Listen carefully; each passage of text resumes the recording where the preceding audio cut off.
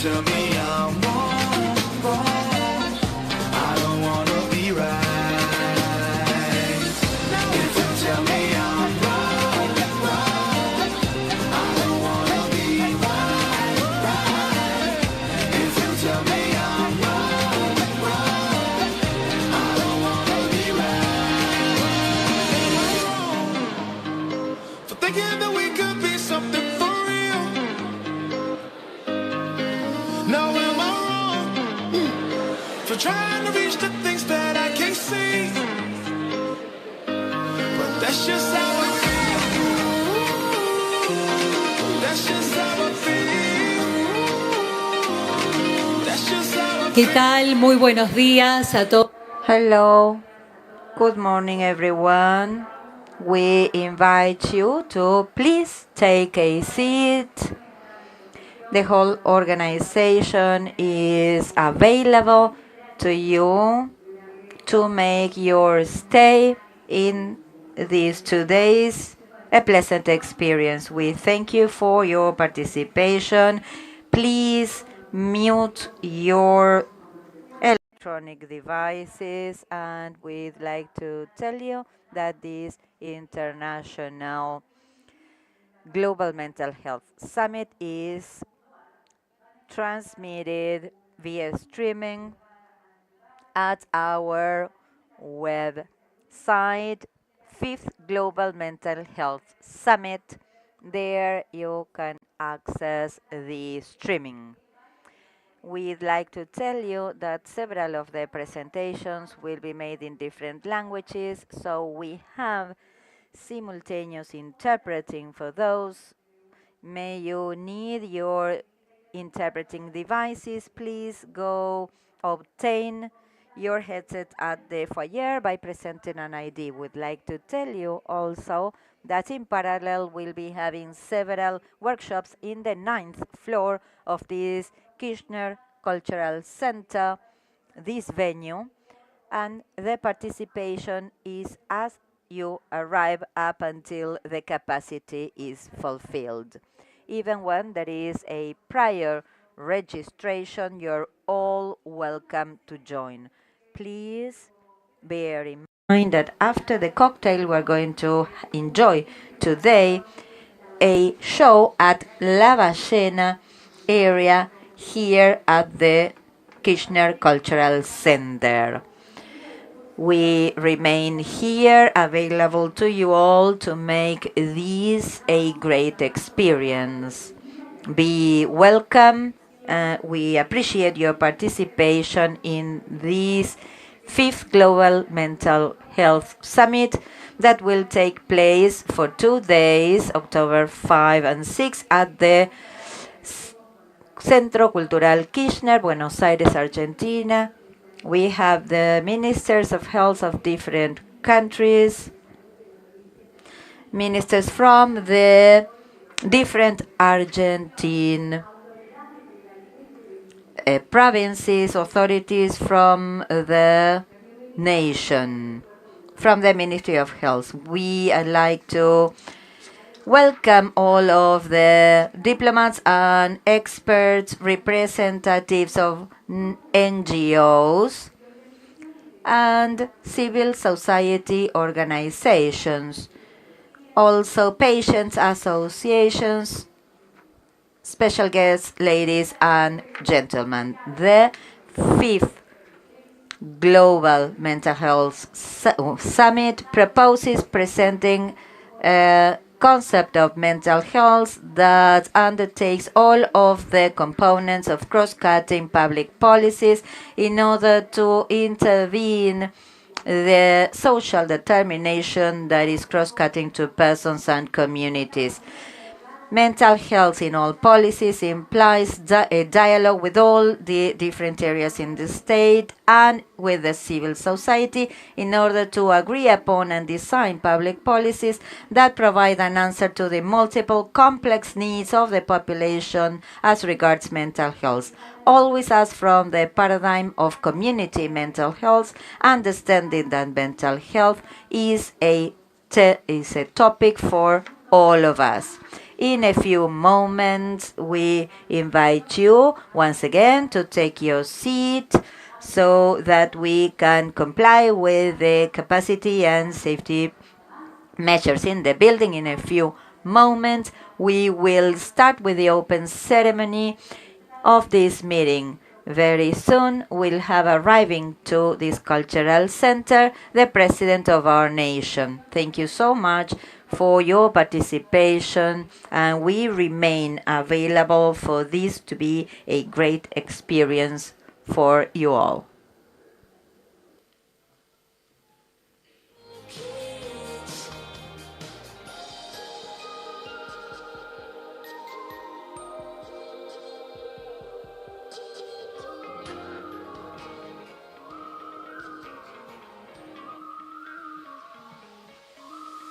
I have been crazy, but that's just alright, alright. I have been lonely, but that's just alright, alright. My feelings, I don't hide 'em, hide 'em, hide 'em. Inside they keep on burning, burning, burning. Your feelings, you should hide 'em, hide 'em, hide 'em. Oh, me. Not, not, not, alright. Come and get it if you really want it. Come and get it if you really need it. Come and get it if you really want it. Come and get it if you really need it. Come and get it if you really want it. Come and get it if you really need it. Come and get it if you really want it. Come and get it if you really need it. I would be so unfortunate, but that's just alright, alright. I get be treated so badly, baby, but that's just alright, alright. My feelings, I don't hide 'em, hide 'em, hide 'em. 'Cause inside they keep on burning, burning, burning. Your feelings, you should hide 'em, hide 'em, hide 'em. Oh, me. Not, not, not, alright. Come and get it if you really want it. Come and get it if you really need it.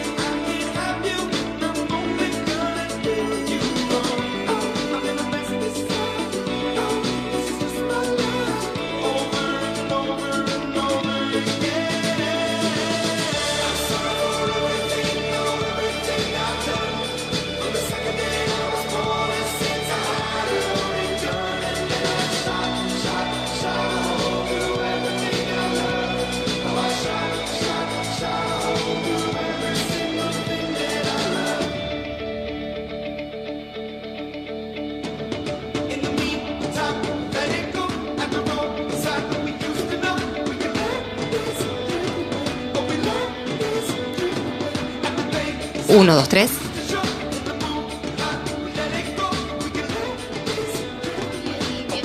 Sienten. Señoras, señores, por favor solicitamos. Ladies and gentlemen, please take your seats. Thank you.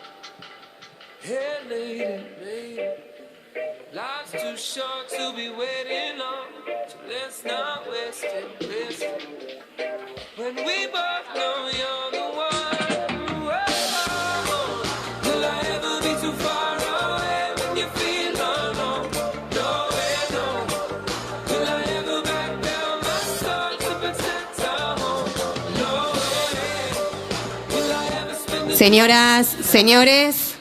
Ladies and gentlemen, we receive now the President of our nation, Dr. Alberto Fernández.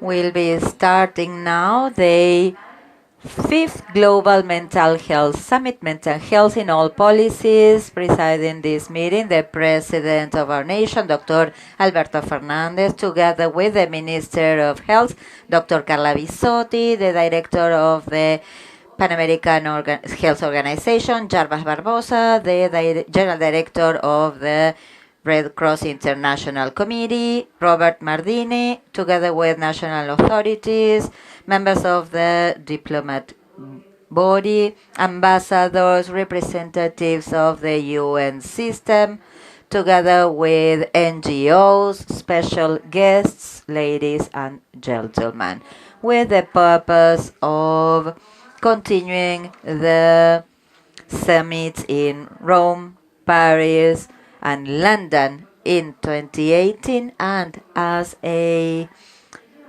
proof of our commitment with mental health, we are having this summit, the Global Mental Health Summit in 2023, is to present a cross-cutting component in all public policies in order to intervene in social determining factors with people and communities. Mental health in all policies implies a dialogue of the different parts of the state and the civil society with the purpose of agreeing upon and designing public policies to answer the multiple needs of the population as regards mental health, always as from community mental health paradigm, understanding that mental health is a subject of us all.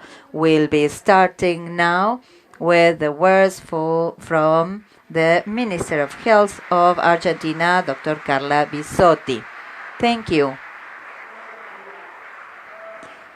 Good morning, everyone. Mr. President, Director of the PAHO, Director of the Red Cross International Committee, ministers from other countries, not only health, but there are ministers from our provinces, Argentine provinces.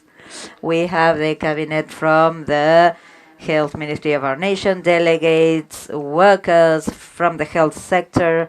We are proud that it is an honor to welcome you all to Argentina, to Buenos Aires City for this 5th Global Mental Summit, mental health in all policies, not only as health minister from our country, but as a general worker in Argentina.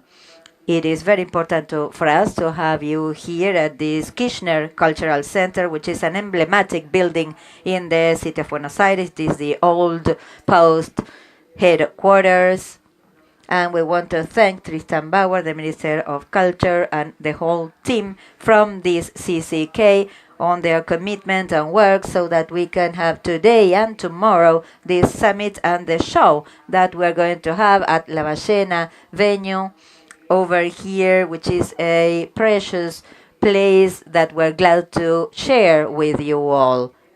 Actually, having the opportunity of sharing this summit with international colleagues in a presential and virtual manner, we want to greet all of those connected virtually as well.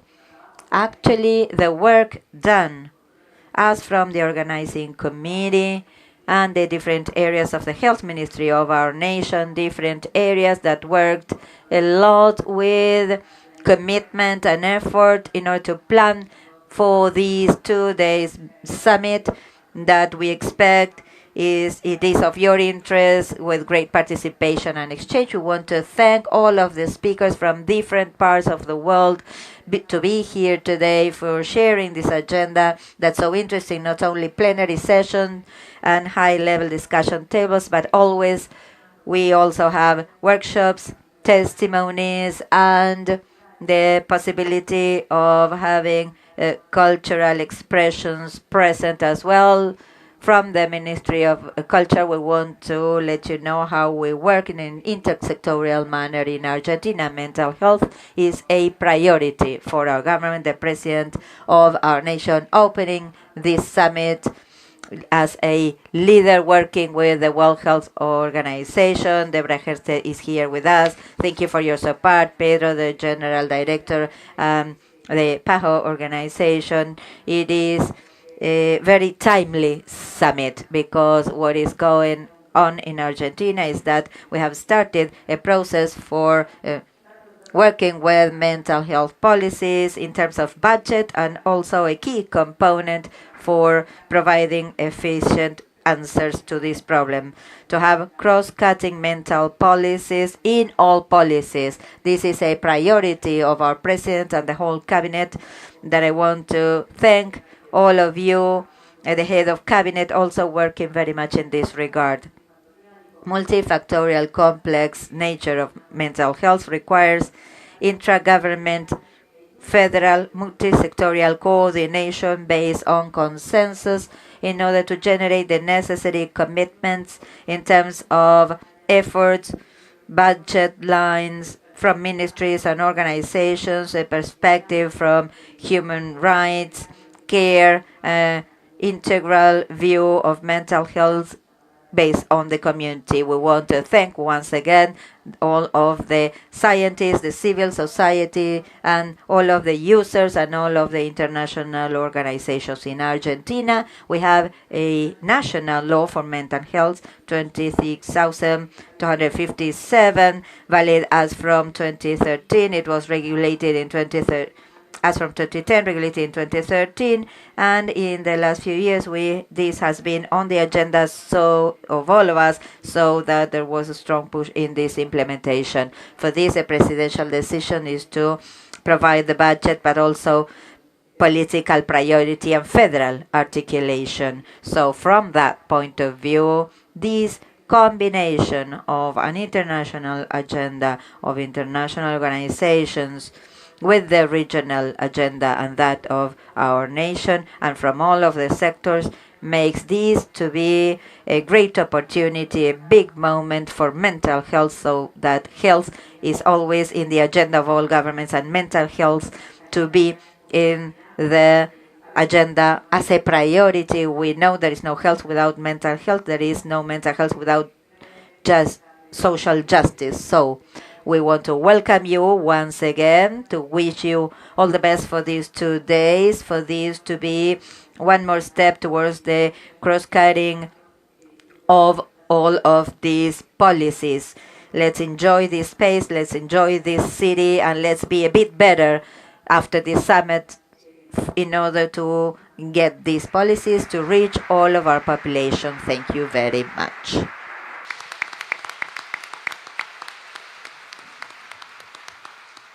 A continuación, las palabras. So next, the President of the International Federation, International Committee of the Red Cross. Dear Carla, on behalf of the International Committee of the Red Cross, the ICRC, it is a real honor and a pleasure to address this 5th Global Mental Health Ministerial Summit here in Buenos Aires.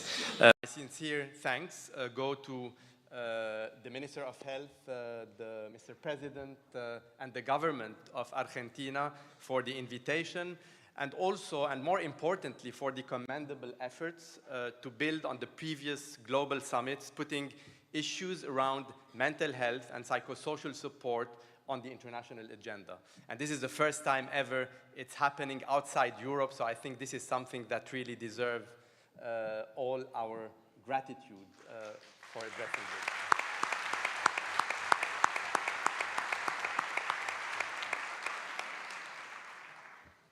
Mental health affects all of us everywhere. It is an integral part of our overall health, but as we all know, some of us are at much higher risks than others. And this is often down to where we live, to what is happening around us, and to how easily we can access the help we need.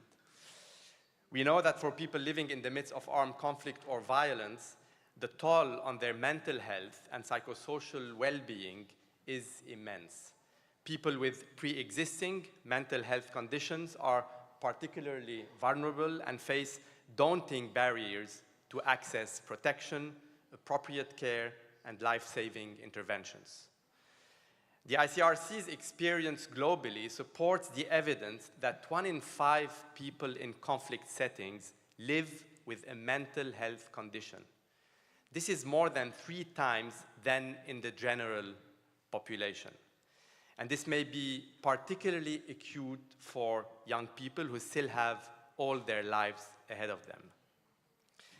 I have seen this firsthand in all the conflict-affected places I've been able to visit over the past month and years, places like Afghanistan, South Sudan, Gaza, Mali, Ukraine, and the list goes on and on.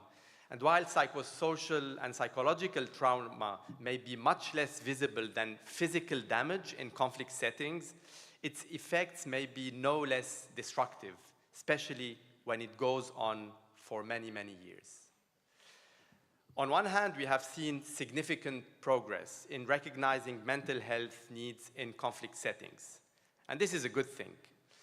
And we have come a long way from crude notions of shell shock. But on the other hand, there is still a striking lack of investment in national mental health and psychosocial support, or MHPSS, capacities. The issue continues to be, unfortunately, a low priority on humanitarian agendas at national and at international levels. So bridging this gap requires simply investment. It requires funding, it requires training for MHPSS staff, those who can provide quality support along the full spectrum of MHPSS services, from one-on-one specialized care to peer support. For now, MHPSS professionals are still few and way fewer in conflict settings.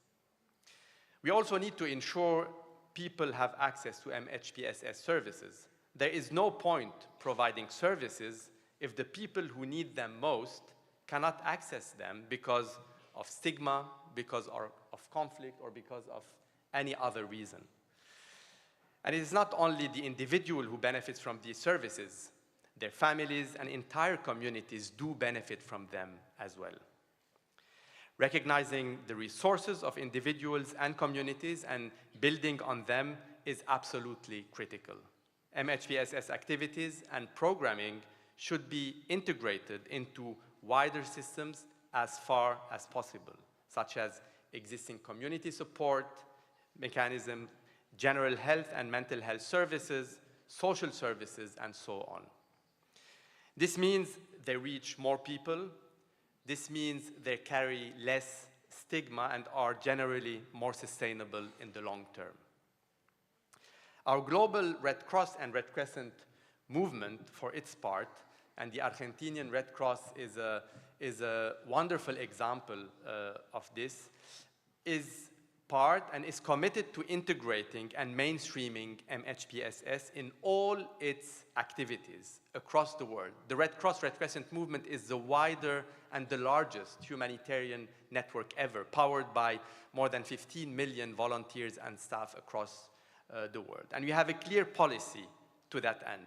This builds on the resolution adopted at the 33rd International Conference of the Red Cross and Red Crescent in 2019, addressing mental health and psychosocial needs of people affected by armed conflicts, by natural disasters, and other emergencies. Going forward, it is crucial that we all walk the talk when it comes to translating our respective commitments in the policy and the resolution into meaningful and concrete action on the ground. The real work begins with the actual implementation, beyond words, beyond intentions, and beyond commitments.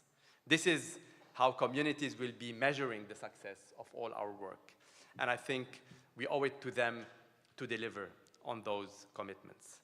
For the movement parts, we would be pleased to report on our progress and our challenges in implementing this policy and resolution at the upcoming 34th International Conference and the Council of Delegates in 2024 in Geneva.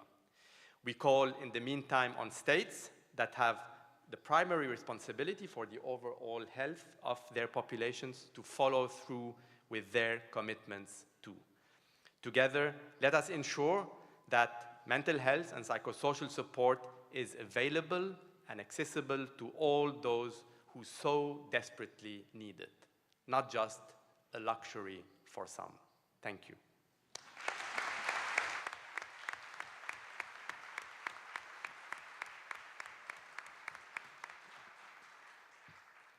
Seguidamente, Now we will listen the words from the UNICEF, the Executive Director, Catherine Rousseff, through a video.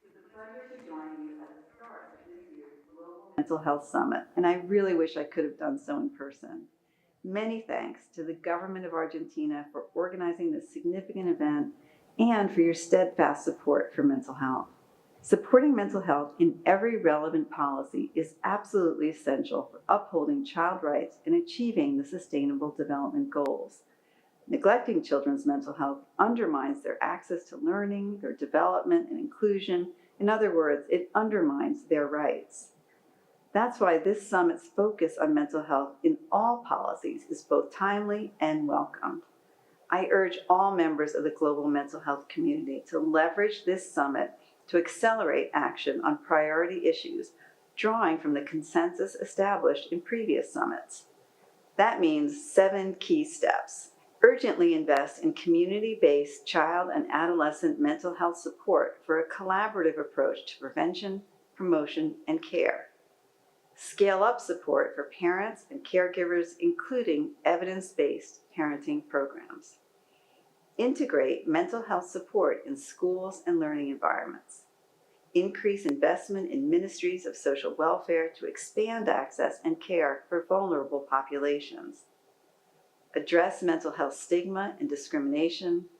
Improve data and research on child, adolescent, and caregiver mental health. And ensure full inclusion and leadership of children, youth, caregivers, and those with lived experience in mental health policies and programs.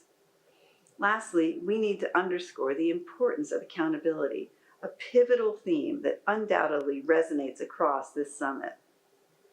UNICEF is resolutely committed to establishing a transparent and effective accountability mechanism for progress in child, adolescent, and caregiver mental health. And we look forward to collaborating with you in advancing a more impactful mental health landscape. Together, we can make child and adolescent mental health a priority in every community, in every policy, and for every single child and young person. Thank you.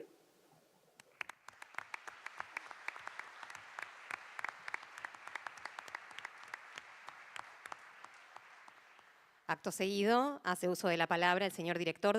Now we will hear from the Health Pan American Organization Director, Jarbas Barbosa. I am thanking the President of the Argentine Republic and the General Director of the Red Cross. We want to thank Carla Bisotti, the Minister of Health of Argentina, ministers, delegates, colleagues from the PAHO and the World Health Organization, and guests. It is an honor to be present here today at the 5th Global Mental Health in all policies. This is truly a transcendental occasion as we are gathered together as a global community to reaffirm our commitment to transforming mental health.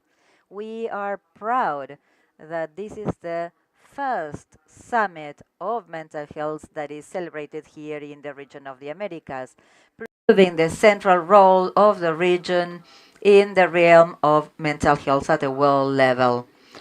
COVID-19 pandemic had no precedent and took the life of almost 7 million people around the world and 3 million here in the Americas. And humanitarian crisis, climate change, conflicts and violence, and growing inequalities present a global socio-political field that is already unstable. We are in a timely moment to gather together in this World Summit. The region of the Americas is under burden of years of life and these mental health conditions. We are the only region with an increase in the suicide rate in the last 2 decades. Many people living with mental health conditions, in particular those in vulnerable situations, lack access to the necessary care in their own communities, and they are subject to stigma, discrimination, and marginalization. Nevertheless, it is important to acknowledge that the region also has a significant history of reform around mental health, in particular, the reorganization in many countries of mental health care services towards community-based care after the historic declaration of Caracas in 1990.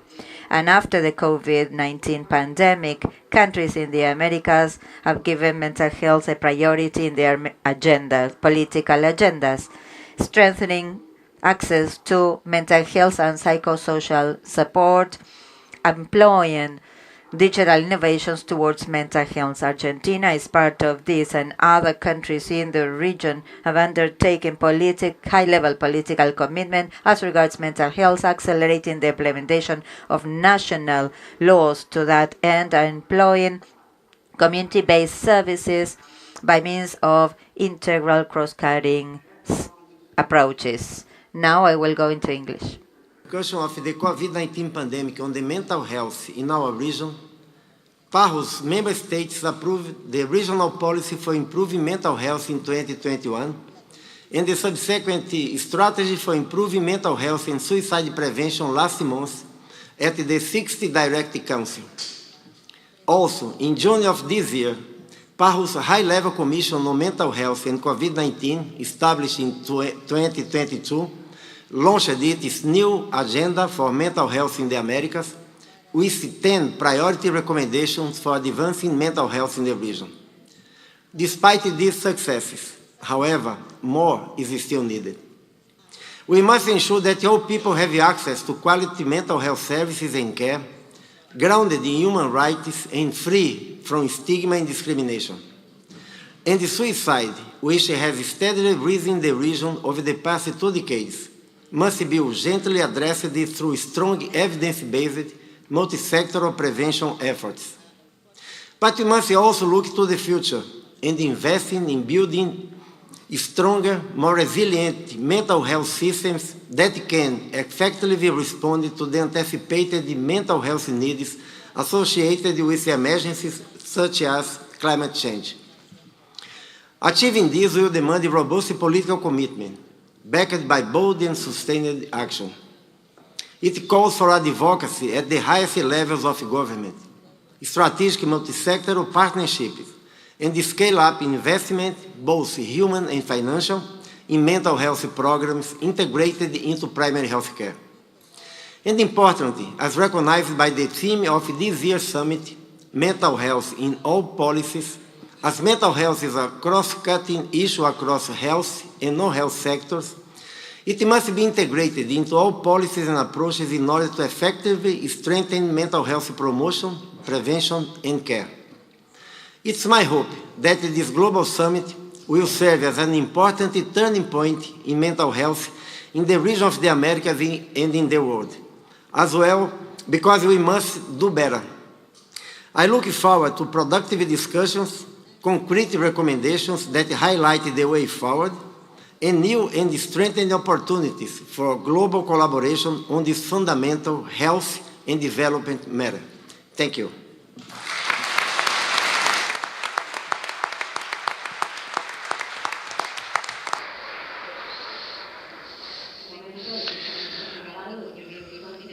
Now will come the recording of the President of the World Health Organization, Pedro de Jesus. Su Excelencia Presidente Alberto Fernández, Honorable Ministra Carla Bisotti, mi Director Regional Jarbas Barbosa, Excelencias, queridos colegas y amigos. Buenos días. Buenos días. Este año marca el aniversario 75 de la fundación de la Organización Mundial de la Salud. Desde el principio, la salud mental ha sido parte de nuestra misión. La primera línea de nuestra Constitución define la salud como un estado de completo bienestar físico, mental y social. Hoy, aproximadamente 1 de cada 8 personas en todo el mundo vive con un problema de salud mental y, sin embargo, la mayoría no tiene acceso a los servicios de salud que necesita. La OMS insta a todos los países a que amplíen el acceso a los servicios de salud mental como parte de su viaje hacia una cobertura universal. Esto incluye servicios a nivel de atención primaria, así como atención especializada, capacitación del personal de atención primaria, que es fundamental para prevenir, diagnosticar y tratar las afecciones de enfermedad mental en una etapa temprana. También instamos a que todos los países integren el abordaje de salud mental en diversos sectores, incluidos los sistemas educativos y de capacitación, la vivienda, el empleo y los entornos laborales, así como servicios sociales y legales. Esta cumbre constituye una oportunidad para fomentar la colaboración, compartir conocimientos y adoptar la innovación. Juntos podemos construir un mundo en el que la salud mental no sea un estigma social o un sufrimiento, sino una fuente de fortaleza y de resiliencia, ya que no hay salud sin salud mental. Thank you very much.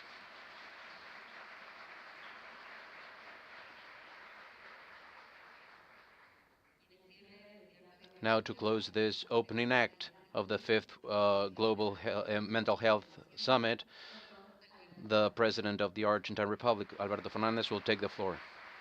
Thank you. Good morning, everyone. Thanks to those present sitting at the table, and thank you, all of you who are visiting us. It is very good to know that the first time that a summit of this kind is held outside Europe, Buenos Aires is chosen as the seat. In previous years, you were able to be delighted by the beauties of Europe, and now you will enjoy the beauties of Latin America. So welcome to my home, and let me give you my warm welcome to the region, especially because you're here to address an issue that I believe is very important. It's not a minor subject. It is an issue that is rather worrisome in our time. It's a growing problem of our times, but it remains a taboo in our society. As Pedro's just said, he was speaking about the stigmatization of people suffering from mental disorders.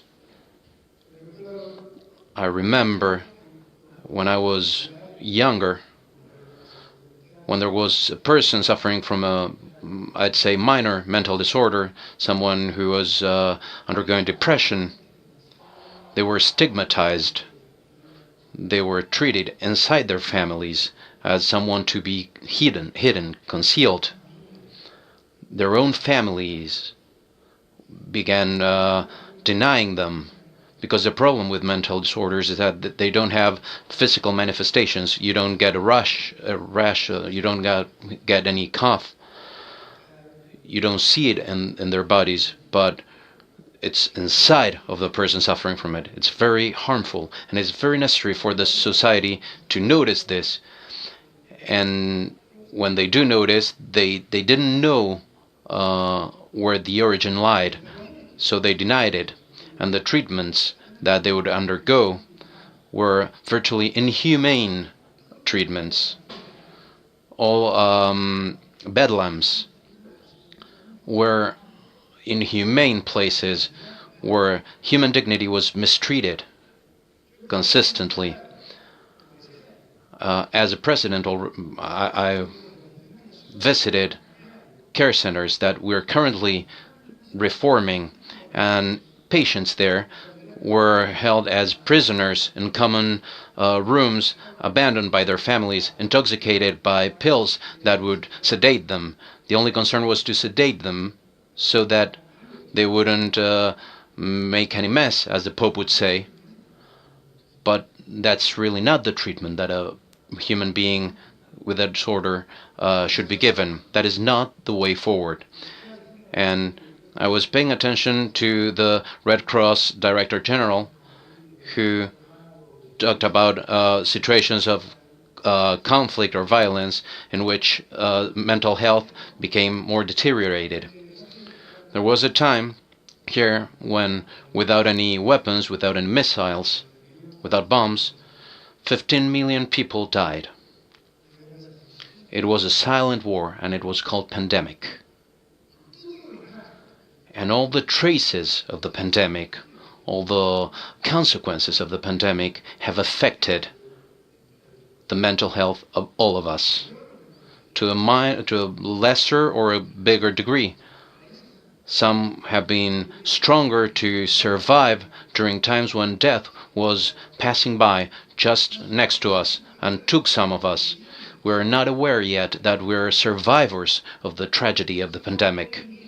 We are survivors of a tragedy that took the lives of 15 million people. In a debate yesterday in a business forum, I showed a chart that the causes of death in Argentina were displayed. All of the causes of death. The Spanish flu, the avian flu, the war against Paraguay, the Triple Alliance War, the disappeared by the dictatorship, the Argentine genocide. All of that combined equals the number of dead people sustained by Argentina as a consequence of the pandemic. So how can this not affect a society psychologically? How does this not affect psychologically a person, an adolescent?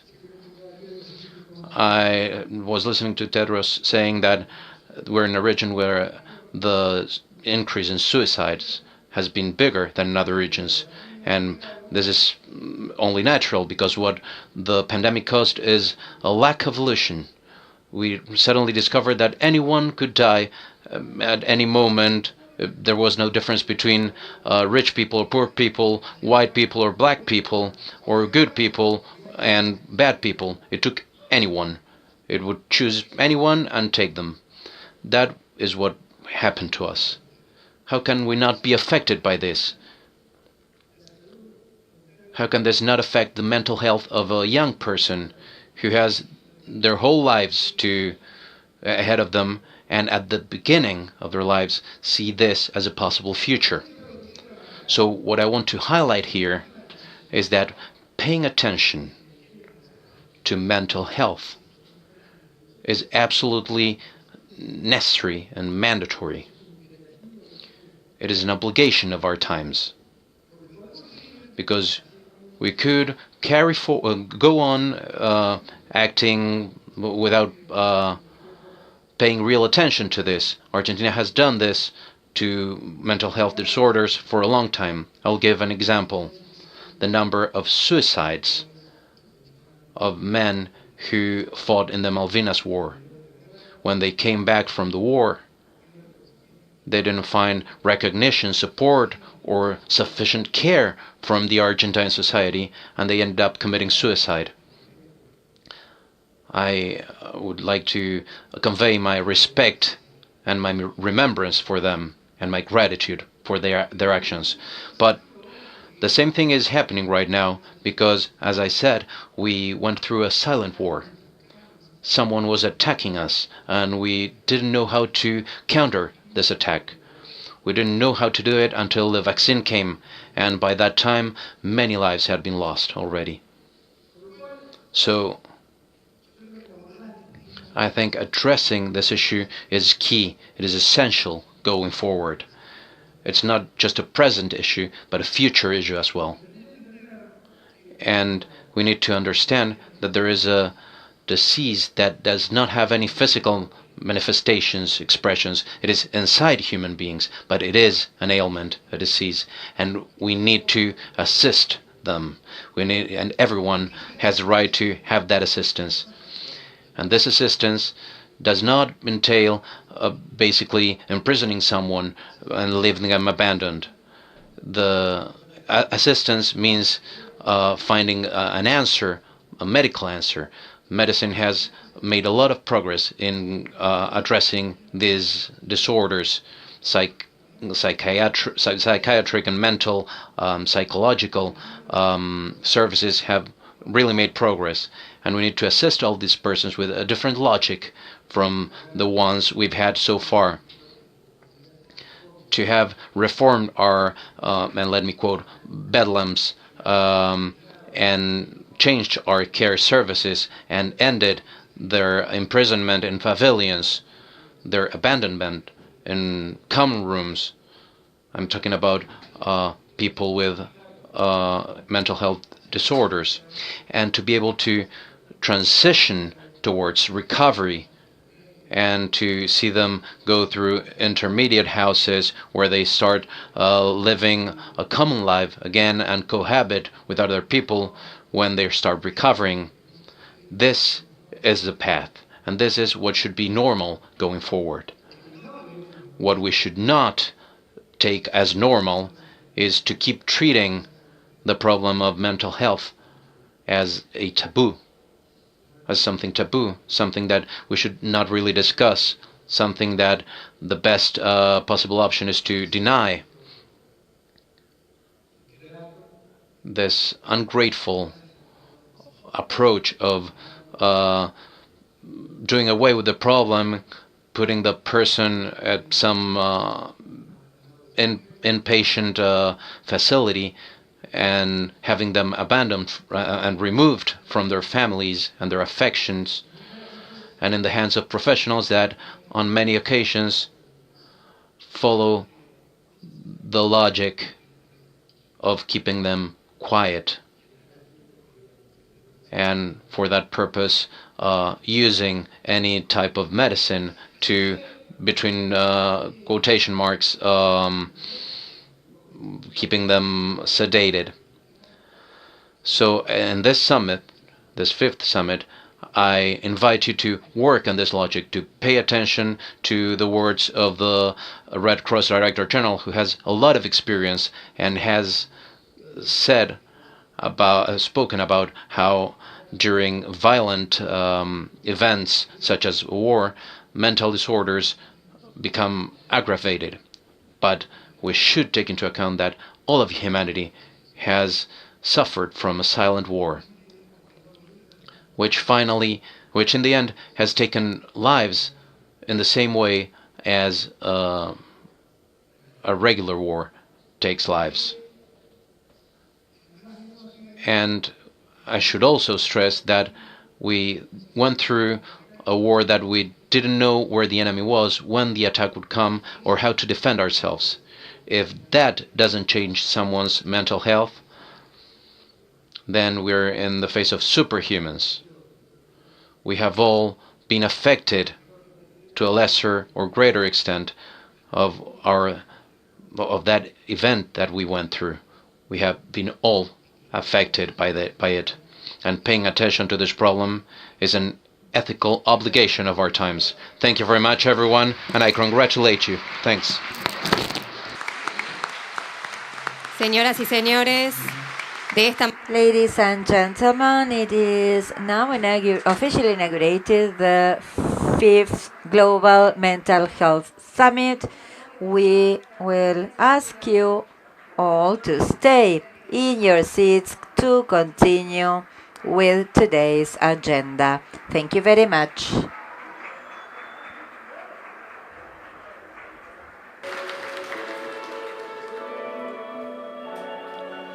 Nuevamente, nuestro agradecimiento. We want to thank once again the authorities that have participated from this inaugural ceremony. Now please stay in your seats. We kindly remind you to silence your devices because we will be starting with the first activity, mental health in all policies. We would like to introduce now this first activity, the presentation transition between summits from London to Buenos Aires. We'd like to invite now Tim Kendall, Carmen Valle Travadelo, Frank Bellivier, and Ms. Deborah Kestel up to the stage.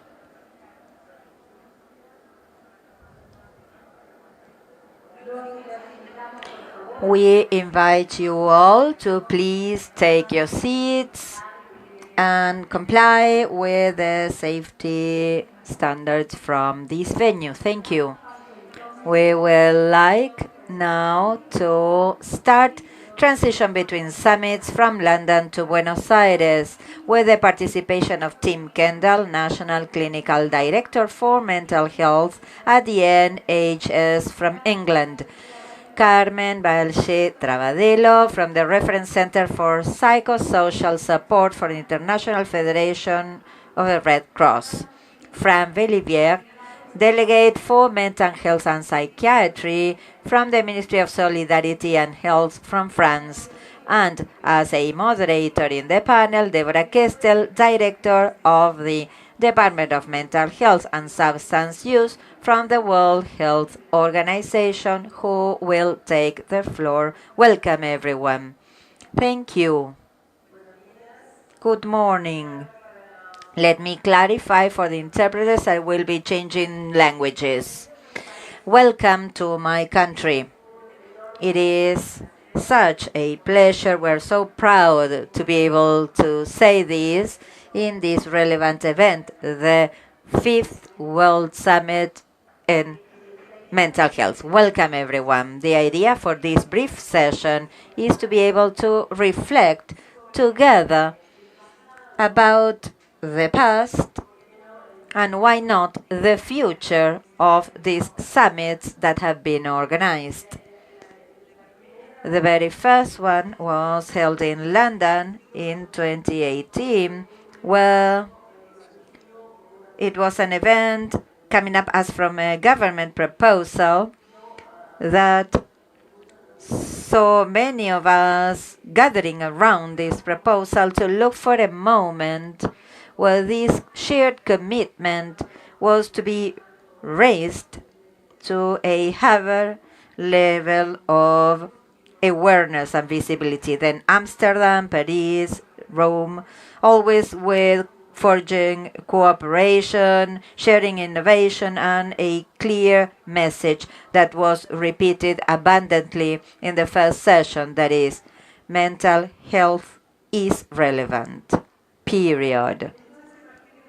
So here we are to discuss a bit, as from Buenos Aires, which are the progresses achieved, the alliances that took place, and how to move forward. There's a report prepared with the vision and the teachings from this summit. You can find it at our website for this event in the ministry. You can find it at the United for Global Mental Health website, and also the World Health Organization Mental Health. At some point, I don't know if we can have the chart to be shown on screen with all of the websites. Thank you for helping me out. I couldn't get to hear you, but you'll see it today or tomorrow at some point. Please go through this summarized report, but the idea is to see how to move forward. What's next? We have heard already from those that preceded us. Now we have 2 questions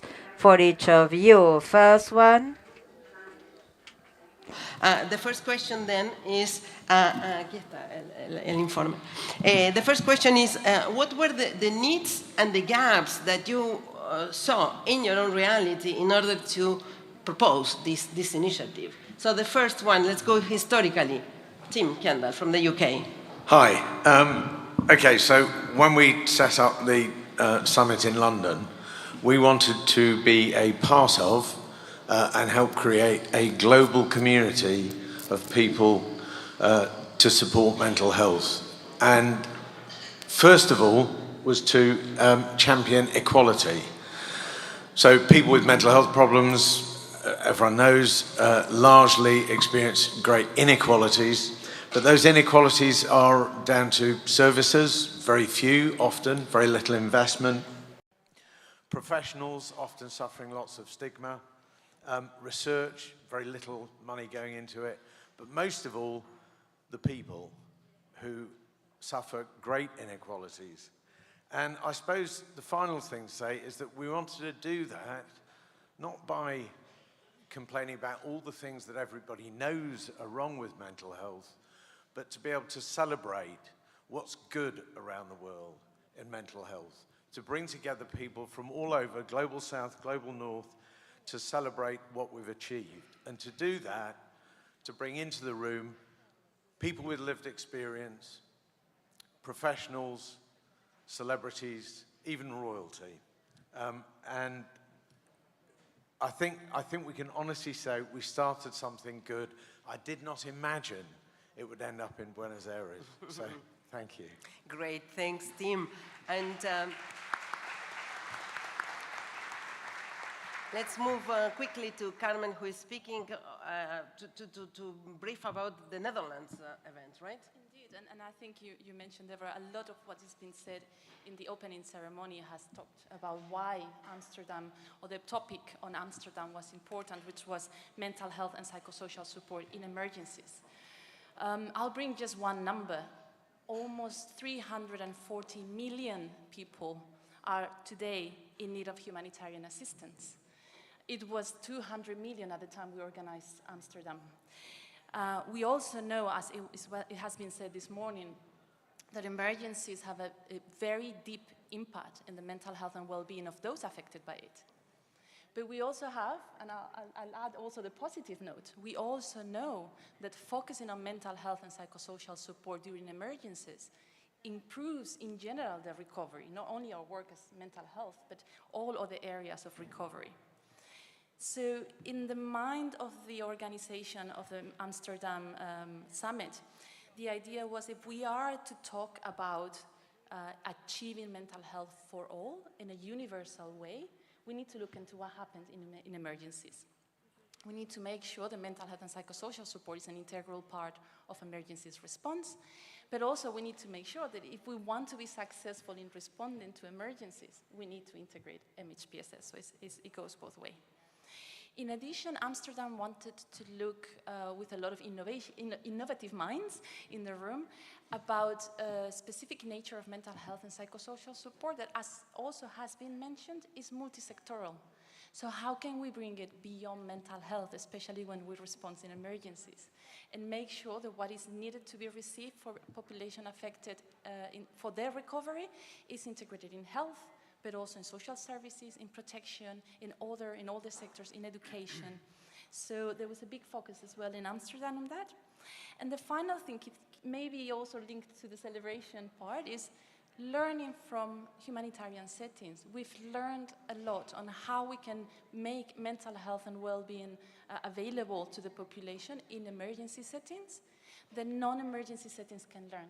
And I think the key word that I will leave with is preparedness. Can we make sure that we integrate mental health and psychosocial support in the preparedness plans of governments, so when the next emergency, the next pandemic, the next earthquake or conflict comes, we are ready to also respond to the well-being and the mental health needs of the population. So that was Amsterdam. Thanks for the summary, Carmen. And then we were hit by a pandemic that we heard earlier about it, and then with a year of delay, but Paris came. Yes, then about the Paris meeting at the very outset, just to remind you, back in 2019, when Minister Agnès Buzyn proposed France's candidacy, as Tim Kendall said, the ambition was to commit an international community towards progresses in mental health. And at that time, the summits were seen as a unique occasion to bring together decision makers, persons with lived experience and professionals. And to share experience, France wanted to be part of it. The promotion of rights is a core component, is a priority in our mental health reform since 2018, but we observe resistance and slowness in changing practices towards more right-oriented practices. And so the choice of our theme was therefore first and foremost guided to push things forward in France. Of course, rights is a global issue, and we received strong support from our international colleagues for this topic. The promotion of rights is also an interesting angle for promoting multi-sectorial approaches, which is one of our leitmotiv. Given the pandemic context, a second theme emerged for the Paris meeting to promote mental health in global health, with learning from the mental health services who were also hit by the pandemic, and also to share experience. Finally, the priority was to maintain the mobilization after the first two summits. And you should remember that a summit once, it's chance. Twice is a coincidence. And it's only after the third occasion that it may become a theory. Nice. So here we are. Yeah, yes. Here we are. Thank you. We will soon hear from Italy that couldn't make it to the room, but before that, can we very brief, each one of you say why do you think it is important that this continues, and what is that we need to look forward to in the near future? Each global summit, the theme is chosen by the country that hosts it. And as you can see, it's gradually built up to a set of universal needs that we have to make mental health better. So what I think is that if we keep doing this, we will build a global community, and we'll build a global community from the bottom up. So fingers Great. crossed. Thanks, Tim. Carmen? I think similarly, there's never been a moment in our history where things have been stable and not changing. We're constantly in flow. We sometimes experience a lot of wealth, and sometimes we have financial crisis, emergencies or non-emergencies. The actors keep on changing. The needs keep on changing. So what we decided in one summit is going to have more and more additional needs that we need to continue to review. My final word is accountability. We really need to be accountable of the decisions and commitments that we did in previous ones, and to make sure that we continue threading and hopefully continuing into the future too. Thanks, Carmen. Frank?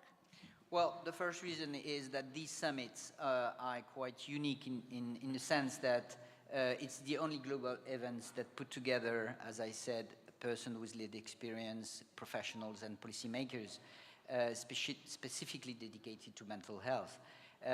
This international mobilization and experience sharing are likely to leverage national policies and encourage investment, which remains a priority. To continue these summits is also key because leading changes requires long-lasting efforts.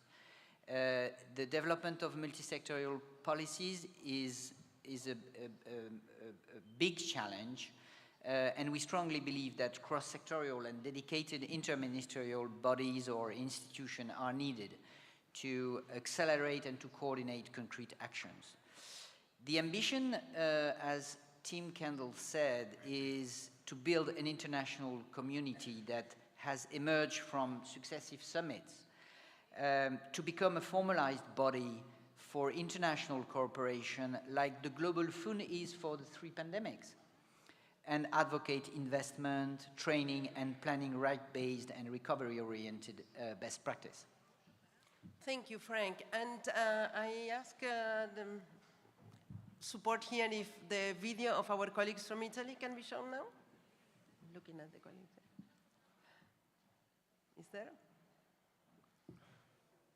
We have Sergio Iavicoli from the Ministry of Health in Italy.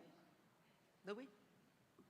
Yes. Excellencies, honorable ministers, ladies and gentlemen, esteemed colleagues, dear organizers, distinguished delegates.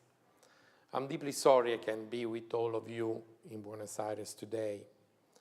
I didn't want to miss the opportunity to report back from the 4th edition of the Global Mental Health Summit that was held last year in October in Rome. The main theme of the summit was skills, right, and care.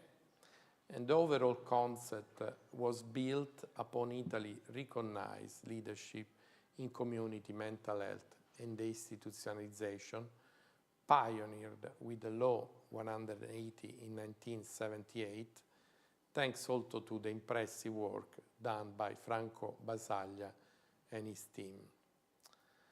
The key message of the Global Mental Health Summit 2022 was released to the need of recognizing the central role of a community-focused approach to mental health. The promotion of mental health through activities and intervention performed in the community rather than in large institutional setting is an evidence-based approach that fits the need to provide care where people get on their lives. In fact, in line with the roadmap launched in London in 2018, I believe that the different edition of the Global Mental Health Summit showed an increasing interest on mental health at international level, making the summit a unique opportunity for politicians, policymakers, experts, civil society, and people with lived experience to discuss the best ways to guarantee commitment and promote community awareness to mental health issues. I would like also this effort to be properly monitored over time in order to show accountability of what is being promised and recommended, thus that the impact of Global Mental Health Summit could be appropriately measured and communicated effectively. I'm glad that the current edition of the summit is being hosted in Latin America, and I would like the global remit to be kept and fostered over the time. Let me conclude by thanking the Argentinian organizers committee for their impressive work. Italy will keep supporting the relevance of mental health issues at the international level, and we are looking forward to supporting initiatives that will promote mental health in all policies. Thank you. And thank you to Italy, to Sergio Iavicoli, maybe he's connected listening to us. And to conclude, really final remarks, the future of these global mental health summits lie in our commitment to inclusivity, innovation, and the belief that every individual deserves access to quality mental health care. I will switch language again. We should continue mobilizing resources. This is just for you to make some exercise, to do some exercise, right? So that you can move and I can see everyone putting their headsets on. So what I was saying, we should continue mobilizing resources and harnessing all of these possibilities to reduce and to bridge these gaps in access for mental health care so that no one is left behind. Together and learning from these previous summits and the one that we are spearheading here in Buenos Aires, and I would like to thank Minister Carla Bisciotti and her team because they have done magnificent work in organizing this event. 1 year ago when she announced it, we were all scared a little bit. It was just a little time ago, but now we are all here. Thank you, Minister, again. Together, we have the power and the capability of changing the story of our mental health so that a person who have needs for mental assistance so that they can find the proper answer, the required answer. And we'll continue learning from these communications. We'll continue learning from sharing experiences, from everything that we have learned from the previous summits to actually promote the change that is so needed across the world, in every corner of the world. So this concludes this panel. Thank you very much, and we'll continue now. Thank you.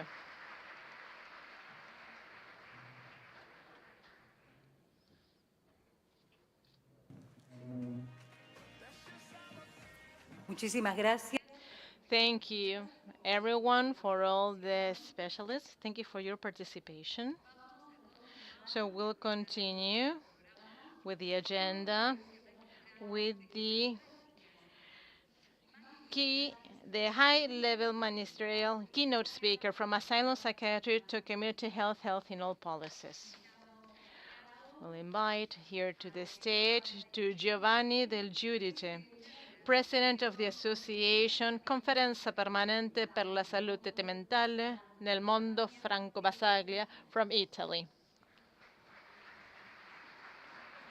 Benvenuta, signora. Bienvenida, cuando usted quiera. Buenos días a todas y a todos. Good morning, everyone. I apologize. Now I will speak in Italian, okay?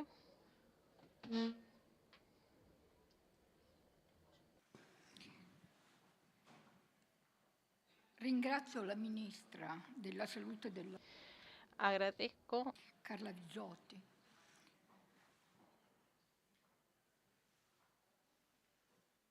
¿Hay la traducción?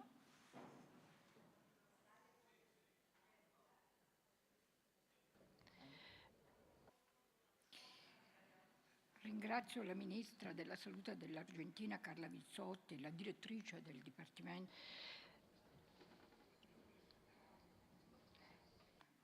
and all the representatives from the WHO for the opportunity that I have here to speak in this forum. Hello, the ministers and everyone, and all the people who have lived experience of mental health, all the participants present here. I will address the issue of the transition from an asylum psychiatry to a community health that challenges all policies, starting from the experience of this institutionalization developed in Trieste in the early 70s by Franco Basaglia.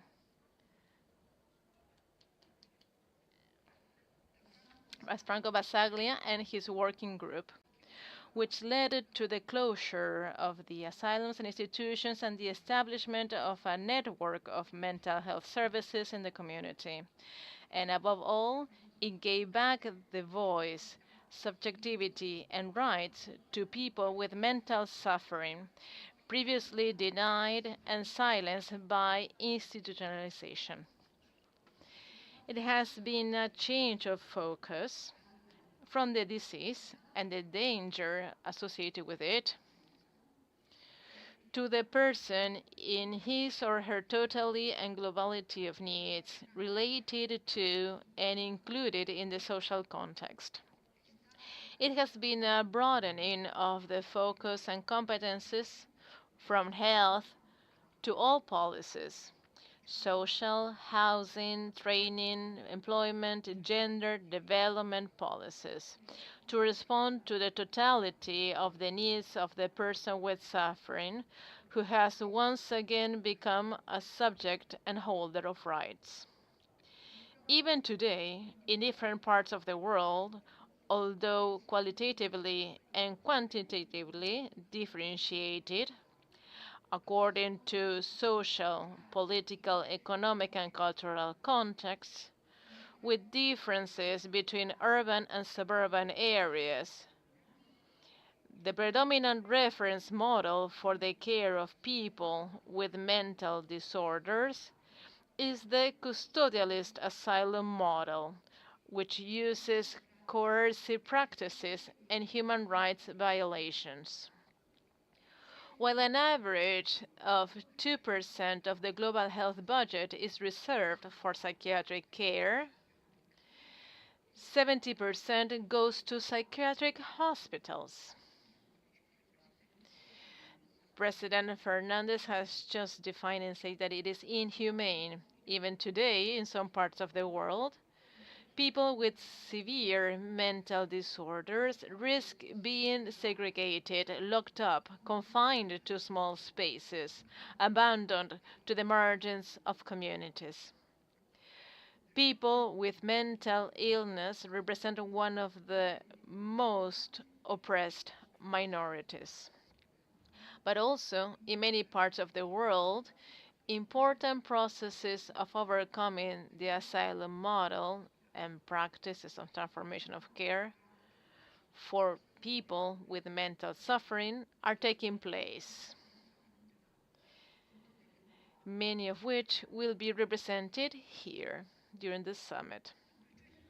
The process of deinstitutionalization in Trieste, in which I have participated from the beginning, has been a theoretical and practical questioning of the cultural, scientific, and legislative paradigms that support the asylum, a place of custody and segregation, of deprivation of rights, generator of chronicity and annihilation of the subjects, both patients and operators, and has had an urgent and necessary objective, that is what Basaglia used to say, to destruct it. And at the same time, psychiatry was questioned as an ideology that became a reality through the asylum. It was not the proposal of a new therapeutic model, but the proposal of a new way of understanding and living social relations between subjects and institutions, between knowledge and power, between health and disease, between subject and collective, between individual and the social. It was a radical, complex, and multi-level commitment. The system of values and the founding paradigms of psychiatry were modified. The care arrangements for people with psychosocial disabilities were changed. A reform law was implemented, Law 190 of 1978, was sanctioned at the end of the insane asylum, voluntary care in the community as the norm, the end of the equivalence between mental illness and social dangerousness, the exit of the mentally ill from a special status at the entry into social citizenship. In Italy, in 1971, when Franco Basaglia took the direction of the Trieste Psychiatric Hospital, where 1,200 people were hospitalized and institutionalized out of a population of 51 million inhabitants in Italy, more than 100,000 people were hospitalized in 83 asylums. A law of 1904 enshrined the dangerousness of the mentally ill, who after 30 days of confinement, segregated and excluded from the social contract, lost their civil and political rights. In Trieste, the dismantling of the asylum was a collective work, which began with the abolition of the means of containment and coercion, the opening of doors with the end of segregation, including gender segregation, and the questioning of power in the care relationship and of institutional hierarchies, and the contrast of the process that transforms natural diversity into social inequality. It blocked the transition of patients from acute to long-term care wards, with the interruption of the moral career of the mentally ill, This was described by Goffman. The person, after a period of treatment, returned to their living environment, supported by the asylum workers who began to work in the community. For people with a long history of institutionalization, it was restitution of civil and political rights, reconstruction of histories and links and bonds, restitution of objects, relationships, exchanges, training to live in freedom, return to community supported by workers also released from asylum. It should be emphasized that while the misery and contradictions previously sequestered in the asylum were returned to the community, the operators were there to deal with them, to discuss and confront them with families, neighbors, citizens, institutions, to build alliances, new cultures and practices towards the development of a community of solidarity, of a city that heals. When the asylum was dismantled, a territorial projection was immediately launched in the conviction that the person with mental suffering must be found and cared for in the territory, in places of normality, through a circuit of services to replace the asylum, based on human rights and commitment against all forms of institutionalization. It was the mental health center with 24-hour beds that was invented as a part of a circuit of services in the community.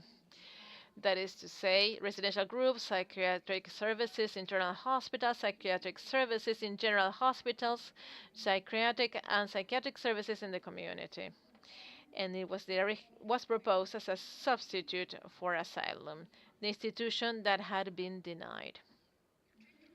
The mental health center opened every day, a low threshold proximity service close to people's places of life, responds to the demand for care of the inhabitants of a defined territory.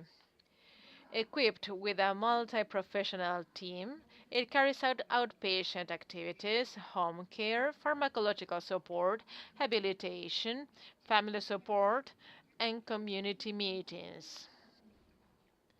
It promotes exchanges, relationships, support for daily life, interfaces with health and social services, the judicial and legal system, work cooperatives, associations, cultural and productive groups. The center is equipped with several beds for temporary day and night care for people in crisis, in a community setting that reduces stigma and promotes recovery. In Trieste, the territorial circuit of mental health services based on the 24-hour center with beds led as early as 1980 to the definitive closure of the asylum, to the reduction of involuntary medical treatment, to overcoming the referral of people with mental disorders to the criminal justice system, and to the reduction of economic and human costs, while increasing the number of people accessing treatment and the number of quality care places. In the dismantling of the asylum, with the recovery of rights and freedom, in the return to the community of former inmates in an active role, even if only as consumers, needs and rights emerge that were previously covered by the disease, violated and denied by institutionalization.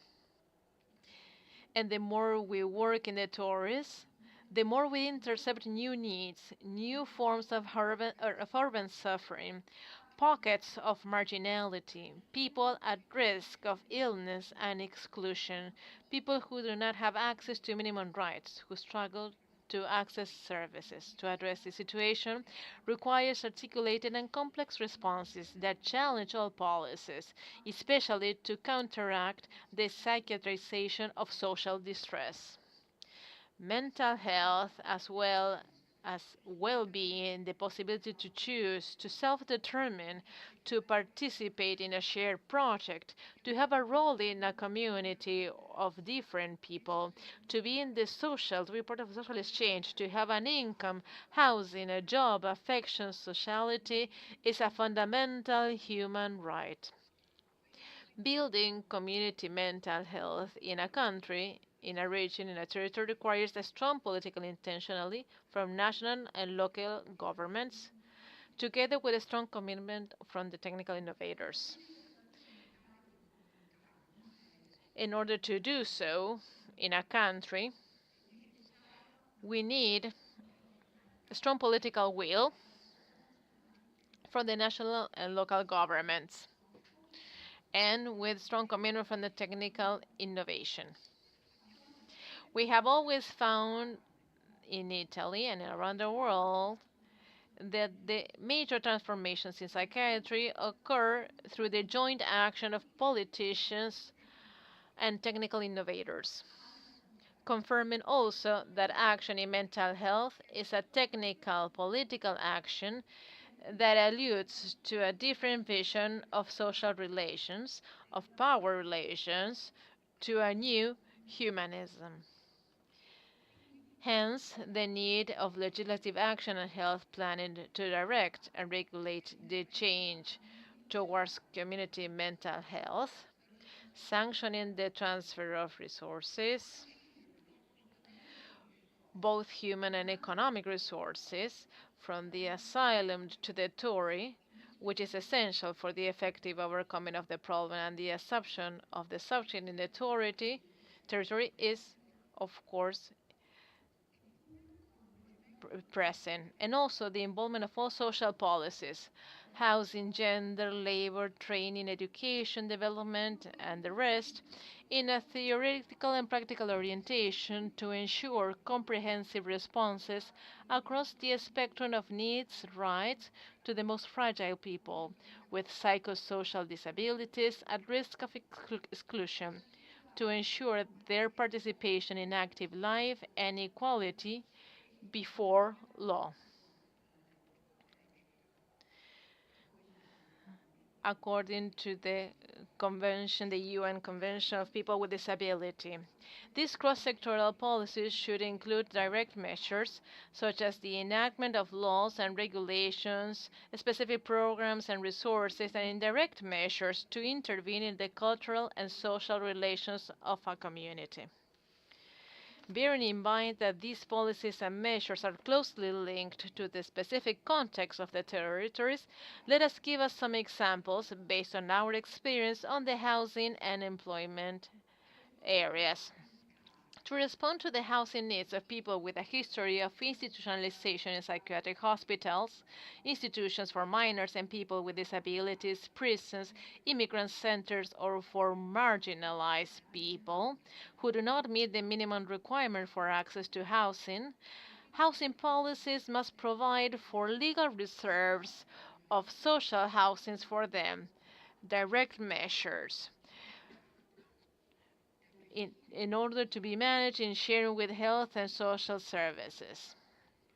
Then, to combat ghettoization, social and cultural abandonment, and to ensure quality and safety, it is necessary to activate specific projects, that is to say, indirect measures, that promote the formal and informal resources of this community, also enhancing the residual resources of the subjects, develop links and social cohesion, and the capacity for self-help in the neighborhood, in the street.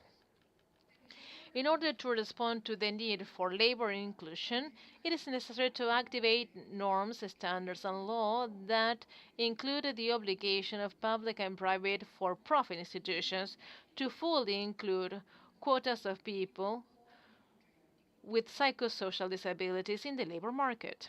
It is also seems necessary to support social entrepreneurship entrepreneurship initiatives in various forms that produce labor and social inclusion. But initiatives must also be promoted to review the organization of work so that the employment of fragile subjects is real and not a parking lot, and return as quality and value for all.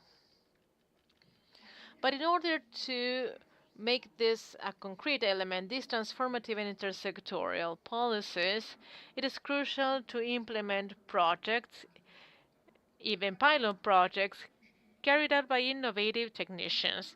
A concrete bottom-up action based on global, continuous share and recovery-oriented care for people with psychosocial disabilities.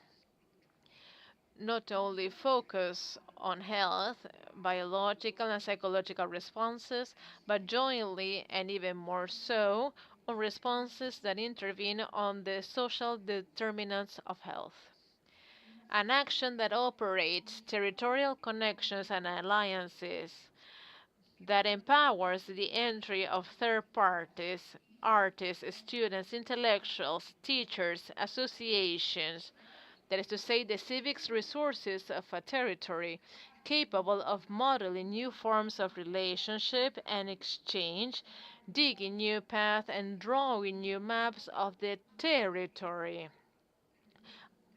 for a mental health of all and for all. Transformative practices are always collective actions that go beyond specialized areas and involve the resources of the community as a whole.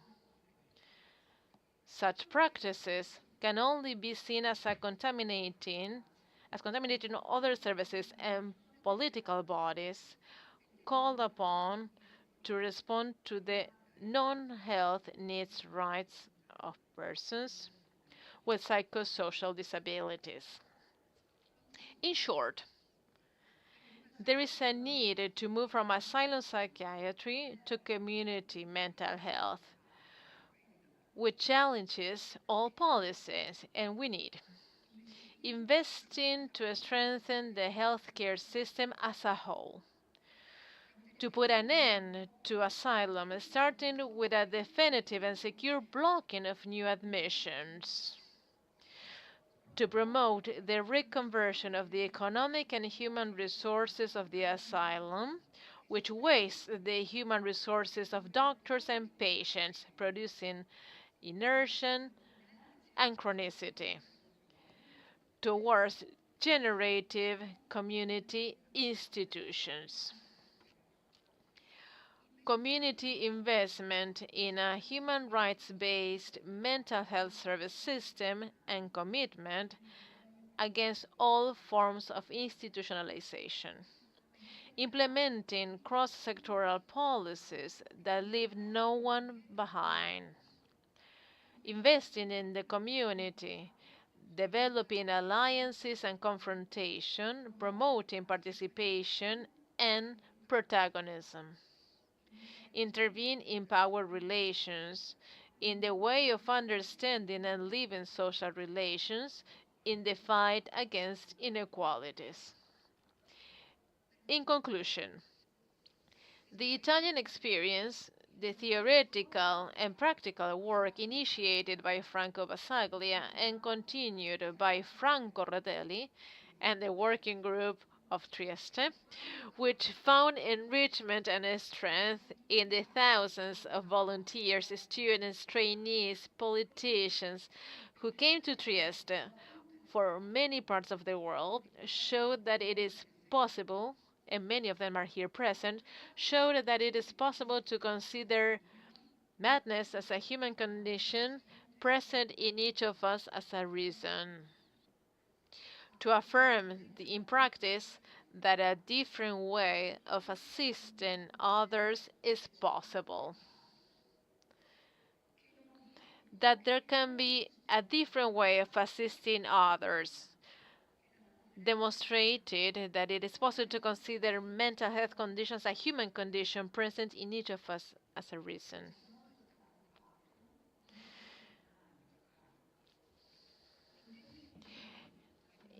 But although much has been done, much parts remain to be done. In dark times we are going through, in many parts of the world, it's important not to lose our way, not to lock ourselves in sterile defensive positions, not to lose the optimism of practice, where hope and utopia are not the realm of the impossible, but of what is not yet possible, according to what Basaglia said in a conference.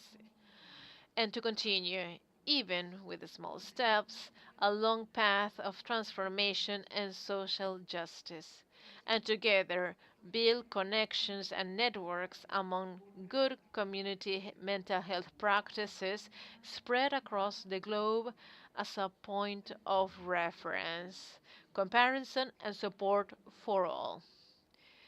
This is very much needed. Thank you very much.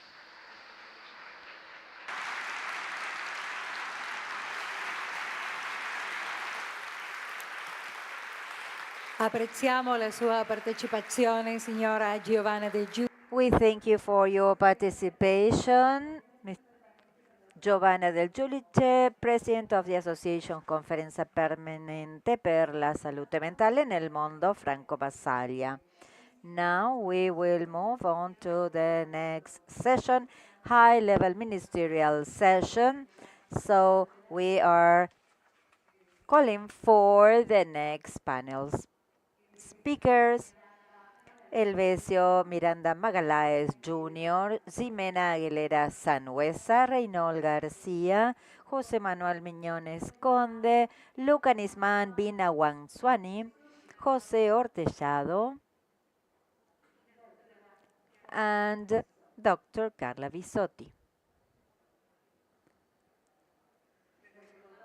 We want to remind you that by means of miargentina.gov.ar at the link for this international summit, you can access the live streaming of these 2 days. And in parallel, there are going to be workshops that have been pointed out in the agendas in different areas in this Kirchner Cultural Center, in particular on the 9th floor, for which you can access by means of 2 lifts that would take you from this floor, underground floor, to the 9th floor. Now we introduce the high-level ministerial session with the participation of Elvisio Miranda Magaláes Jr., Secretary for Specialized Healthcare from Brazil, Ximena Aguilera Sanhuesa, Minister of Health from the Chilean Republic,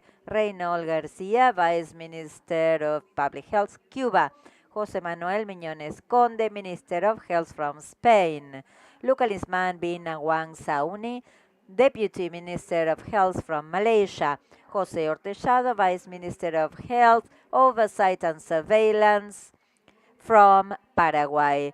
The moderator is the Minister of Health from the Argentine Republic, Dr. Carla Bisotti. We hear you. Thank you so much. Good morning once again. Let me apologize, as Latin Americans are so happy to have the summit in our region, but we are not always that much on time, but we have our charm. So actually, to have this high-level ministerial session with countries from the Americas, Asia, and Europe is so important to us, and the topics to be discussed and your views to be shared will be very useful. So if you agree, we will start with a video from the Secretary's side for Health and Social Care from the United Kingdom, Steve Barkley, and then we'll start the debate in the table. Let's hear the video. Buenos días. Ministerial Mental Health Summit, and our mission was clear, reaching global parity between mental and physical health. Since then, significant progress has been made around the globe. Mental health services have grown rapidly, and the stigma around treatment has been eroded. But we still have a long way to go. We're recovering from a pandemic that placed unprecedented pressures on people's mental health, and this conference can drive progress, and I very much welcome our focus on putting mental health at the heart of policy making, because we must take a proactive approach, supporting people's mental health throughout their lives rather than just offering crisis support. Today I'd like to share how the UK is doing this. The roots of many mental health problems lie in childhood. Around 50% of mental health conditions arise before the age of 14, and that's why in the UK we're setting up family hubs across the country to support parents and give children the best possible start. And it's why we're introducing dedicated mental health support teams in England's schools and colleges. We're also empowering people to take control of their mental health throughout their lives. It's why Student Space, an online platform for mental health support, is now available to every university student in England. And it's why more than 1 million people are starting talking therapy on the NHS, which was the number last year. And it's also why 2 million people across England have been referred to our social prescribing services, getting them into activities like gardening or conservation, building connections with the community and helping to protect our planet. What's more, we're investing in mental health care for the longer term as well. So over the next decade, our NHS long-term workforce plan is almost doubling training places for mental health nurses. We're building 5 new dedicated mental health hospitals, and we're delivering a new fleet of mental health ambulances. We're also taking this long-term approach to our greatest mental health challenges. Take the suicide prevention strategy we launched last month. It sets out how we use data to provide more targeted support to those at the highest risk of suicide, and how we'll tackle its biggest causes like addictions, gambling and domestic abuse, including by opening new addiction clinics. And through the landmark online safety bill that will soon become law, we're cracking down on online content encouraging self-harm and suicide. We're recognising the strong connection between physical and mental health. So through our major condition strategy, we're also introducing cross-cutting policies, and we're investing millions of pounds to understand that link between mental and physical conditions and to develop new treatments for both. More broadly, we're exploring how government can work with businesses to promote good mental health in the workplace. And my department is developing a tool to help teams across government assess the impact of their policies on mental health and well-being. So I'm sure this will be another constructive conference.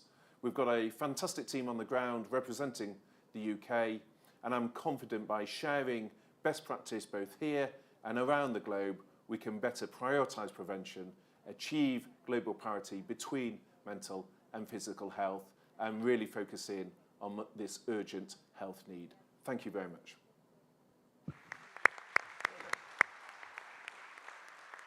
Muchísimas gracias al secretario de Salud y Atención. We want to thank so much Steve Barclay, Secretary of State for Health and Social Care from the UK. Now we will start the round for this high-level ministerial session. Now Chile, Jimena Aguilera, Minister of Health from Chile. The question is the same for all panel members. Which are the priority areas in mental health that you believe are being tackled in this summit, and if there is something we should consider for the next coming summits? Thank you, Jimena. Hello. First of all, I want to congratulate Argentina for bringing this summit to our continent. We are proud of it to have this event here, besides comments in relation to our Latin feature in not being here on time. It's part of our culture. As a country, mental health for us is one of our priorities. Our president has said that people will never be alone when affected with a mental problem. Even last week, when we were present at the UN Assembly discussing universal health coverage, he presented the challenge we have in mental health, indicating that mental health does not bleed but hurts, and how it hurts. So we have a relevant need to face these needs. In relation to the summit this year related to mental health in all policies. We want to build a society that protects mental health of all citizens and of all persons from when they are born in all of their environments where they work and live in education and work. That's one of the topics we need to try to increase our efforts towards that. We want these topics to be discussed in the summit. Intersectorial work needs to be incorporated in all policies, and it has to do with prevention and protection of mental health, how we do that. And we need the action of all of the sectors for that. It has to do on how we face the challenges of persons with mental health issues and how we support not only health needs but social needs and support to those families and the carers of those persons undergoing a mental health problem. And later on, how to include their inclusion in society so that the stigma is ended and persons can go back to active life even when pathologies around mental health.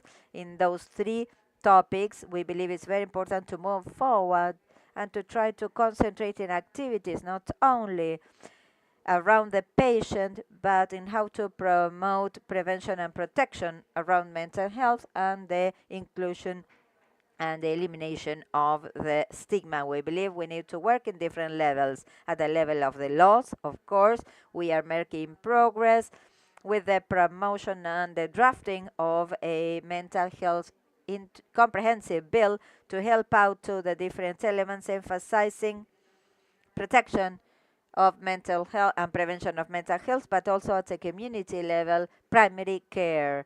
So when our president talked about universal coverage, he discussed mental health. We're implementing a reform where primary care is universal, and in that primary care is where you do the actual intersectorial work, where we need to integrate health services and social services so that the persons are approached in a comprehensive manner, and they need to be accompanied when transiting a mental health problem by means of a comprehensive approach, not only as from health but as from the social sector, housing, work, and all that will allow these people to actually have a fuller life, more included, back into active life by means of rehabilitation services. For this, I have the Undersecretary of Public Health leading this preparedness work, working with different sectors. I believe it's very important for us to discuss what are the actual ways to reach commitments with other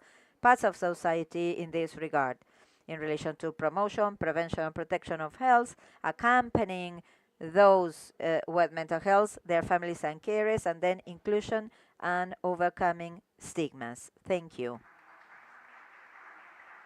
Thank you, Minister of Health from Chile, Jimena Aguilera. Now we will hear Spain, the Minister of Health, José Manuel Miñones Conde. Thank you so much. Thank you so much, Carla. Minister, it is a pleasure, and we are Latin as well, so in Spain we know very well what entails organizing summits like this, so we understand the difficulties with the times and the agenda. It is a pleasure for us to be here with you all to speak not only in the name of Spain, but as we know, we have the presidents of the European Union Council, so we're talking about all of the actions carried out in Europe, in the EU, throughout our presidency. It is a key moment, not only for Spain and Europe, but for the rest of the world. We're talking about mental health and actions that we must start, and the progress that we need to have, and the priorities that are to be set in relation to mental health. We say the stigma, the silence epidemic, and we see that this is coming up to the light in summits like this, where we talk about stigma, taboo, and shame that existed and that we need to take down. Throughout our presidency, we wanted to give priority to mental health in the presidency of the EU. We have done so as from the beginning with work from the working tables that are being carried out and the high-level meeting as well. We know we need to focus on those that are most vulnerable. Once again, as the president said, the pandemic opened up our eyes towards other dimensions, and this pandemic has affected, once again, the most vulnerable collectives. So we need to focus on these areas of work, and we expect a lot from this summit in order to prioritize this need to focus towards the youth, also towards the elderly and the loneliness they experience as from the pandemic. So at the level of Spain, mental health strategy, it has a clear reference to what was understood about the necessary policies to be applied. It was a strategy that was approved in 2012, but that had no action plan related to it for these 11 years it was effective.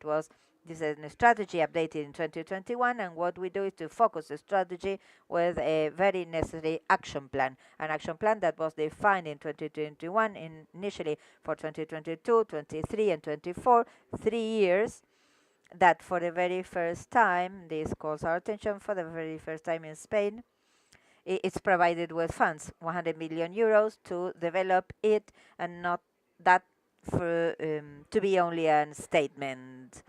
And we are running short now. We need to continue implementing these plans as from 2024 as well. 6 strategic guidelines, 44 specific actions where we have been able to see in high-level meetings that are based in something that's common to all countries, and it's lack of professionals. There is where we have acted upon at the level of Spain, creating a new childhood and adolescent psychiatry specialization, being now endowed with funds focusing on early detection through adolescence and also the loneliness of the elderly. We acted this way. We carry out the plan, and one of the action lines, very successful, we're having with the rest of Europe.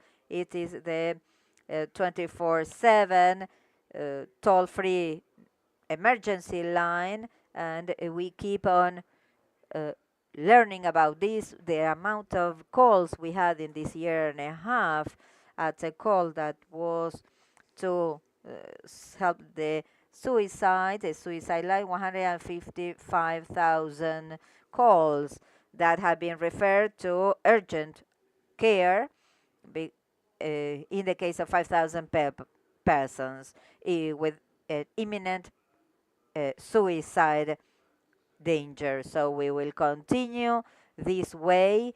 This is a call, a line that can be extended to the rest of Europe, not only to serve those immediate calls, but this is also to be available 24/7 all through the years, with the care of 60 psychologists behind the phone. So thank you so much.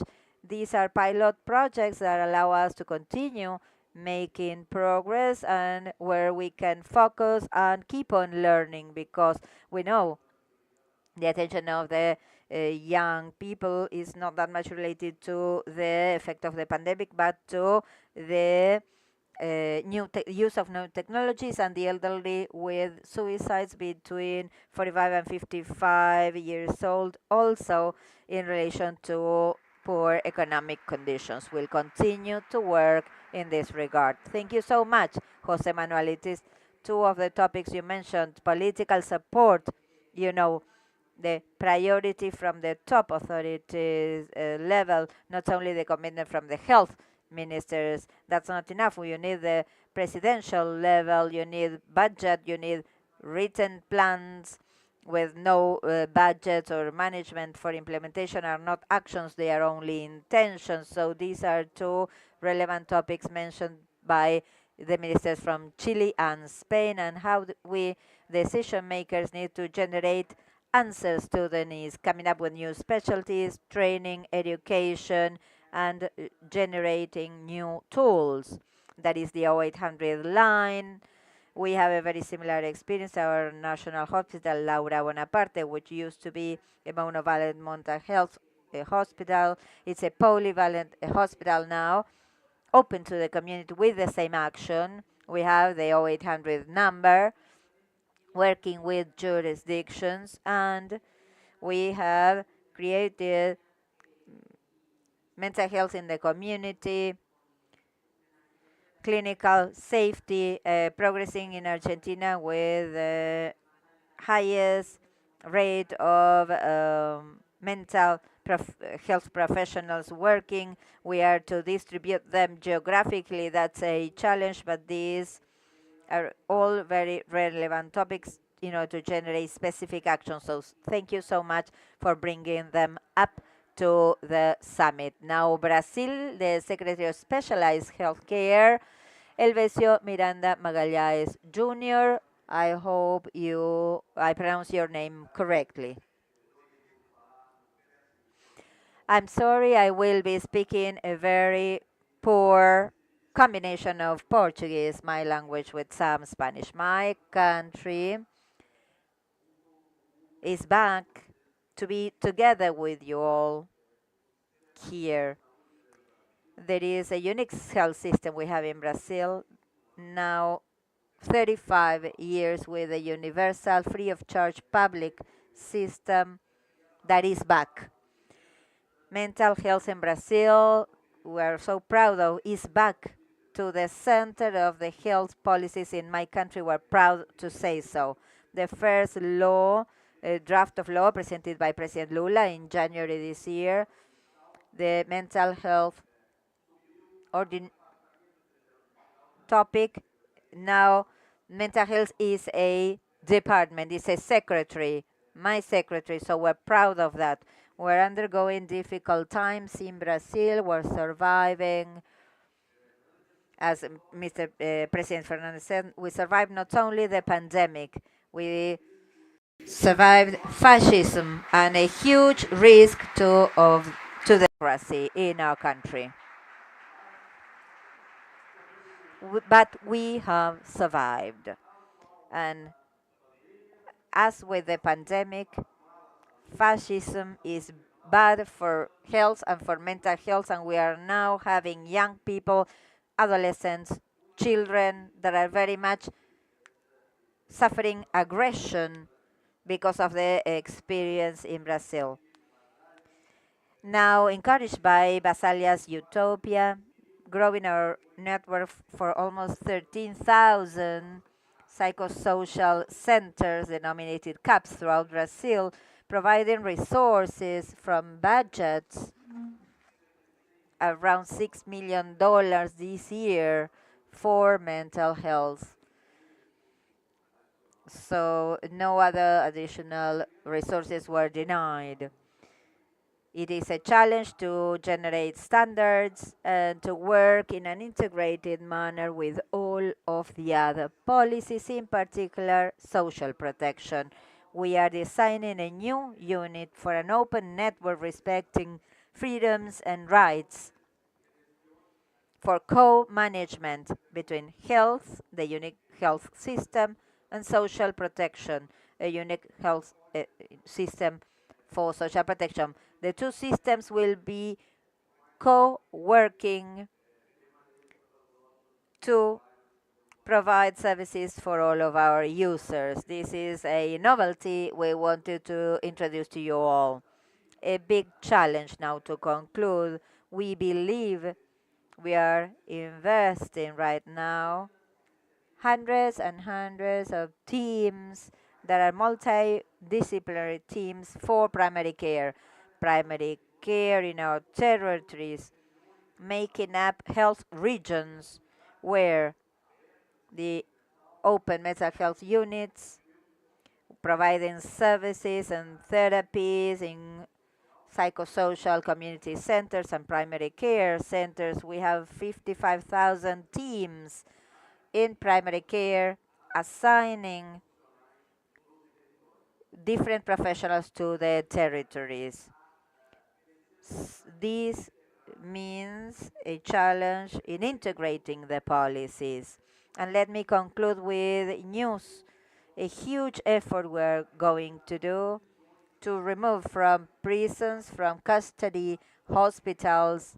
We have signed an agreement with the judiciary in Brazil, the Ministry of Justice and Public Safety, and Human Rights Ministry to remove more than 8,000 Brazilians that are imprisoned under custody of the justice system, to go into a network under responsibility of social assistance and health departments. We're starting this process from these prisons that have huge needs. They are not custodial, to be custodial facilities. I want to tell the ministers that I recognize the challenges that we all have. Let me summarize the challenge. We need to increase the network and to educate and train people. We all of us in the summit and with the next summits, we need to dedicate ourselves to insist in these topics and to share experiences and resources for professionals prepared for mental health. And this means an ideological dispute, political dispute around these topics. Thank you very much. Thank you very much, Elvesio. Welcome, Brazil. Coming back, having Brazil coming back has a breath of fresh air, not just for democracy and for Argentina, but for the region and the world. So, welcome back, Brazil. Thank you very much.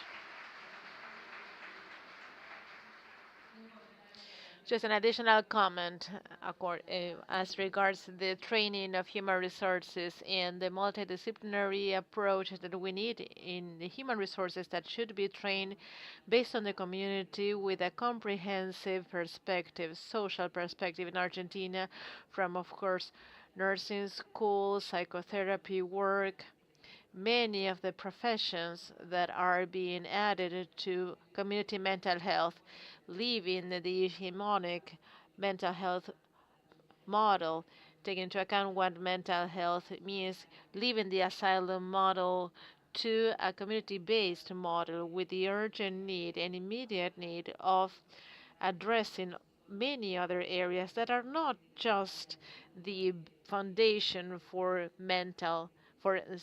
general health, as well as distributing strategically in wide and broad territories as Argentina and Brazil. Argentina is the 8th largest country in the world, so distributing the trained human resources is quite a huge challenge. So thank you for bringing that up. So we'll continue now with the Deputy Minister of Health of Malaysia, Lukanisman Bing Awan Sauni.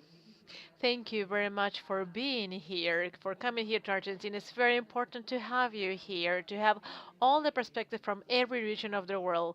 Sometimes we are far away from everyone here in Argentina, so having you here from so far, it's an honor. Thank you. Minister, you have the floor. Thank you, Honorable Minister of Health of Argentina, Carla, policymakers, fellow ministers, and distinguished guests. Thank you for Argentina organizer for having us to participate in this 5th Mental Health Summit and sharing our experience. Malaysia has seen the increasing trend in the burdens of mental health problem and suicidal behavior, particularly among children, adolescents, over the last 5 years. The government has long recognized mental health as an integral part of health, while mental health programs play an important role in general health care, focusing on promotion, prevention, treatment, and rehabilitation. The needs of mental health care to be integrated with the rest of health programs cannot be denied. Thus, it is important that various policies take into account the mental health component to ensure all government activities contribute to mental health and mental well-being. Mental health services alone are not enough. The services need to be interlinked with community support needed by individuals to function within the community, including services to address basic needs. The key concept to include mental health in all policy lies mainly on intersectoral collaborations and community participations. In Malaysia, we adopt a whole government approach focusing on targeted groups such as children, adolescents, parents, working adults, elderly, and immigrants, and settings such as school, workplace, and community that emphasize on integrating mental health across various sectors and government agencies. We would like to see these areas to be prioritized in the planning of mental health services and programs. The role of non-governmental associations supplement Ministry of Health to improve society mental health literacy.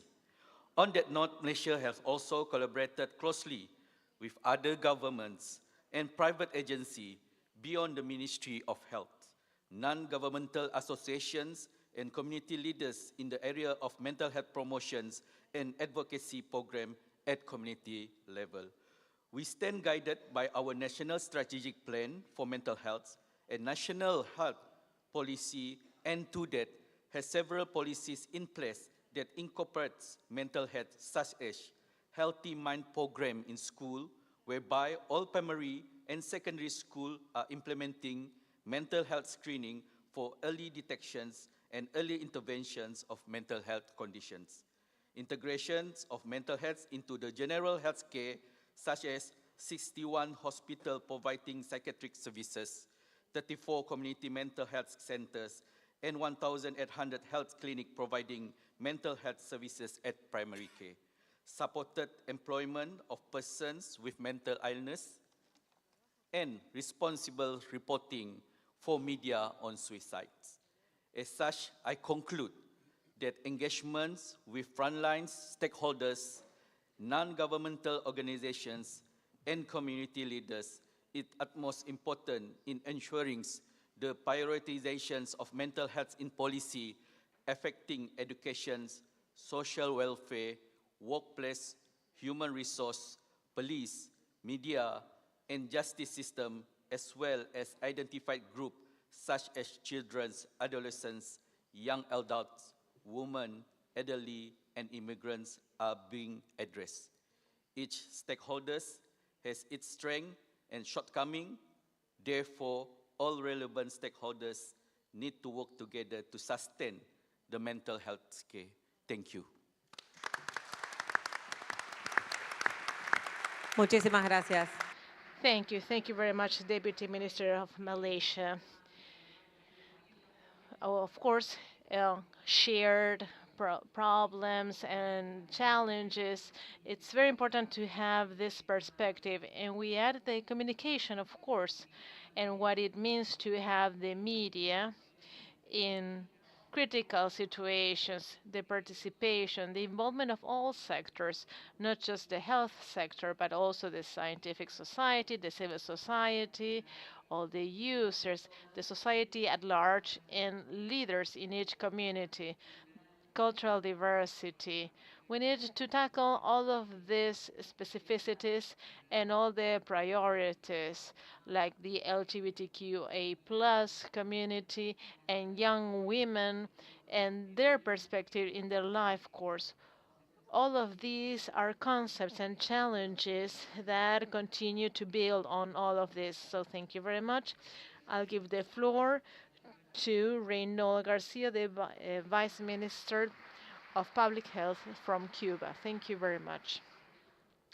Good morning, everyone, guests and colleagues. Thank you for the invitation to the Minister of Health to be part of this major summit from Cuba. And thank you, Minister Bichotti, in hosting this summit, which is quite a challenge for all of our peoples. We hope to incorporate new concepts where science, technology, and innovation are main pillars to reach the innovative transformation that is so needed at the global level for our region, in particular the development of international collaboration and good practices and the lessons learned in different countries, especially deepened by COVID-19, are imperative for the future work. In the recent summit of the 77 machine where Cuba is president of, Mr. Alberto Fernandez, the President of Argentina, highlighted how the change of time, what it meant, because this means change in the future.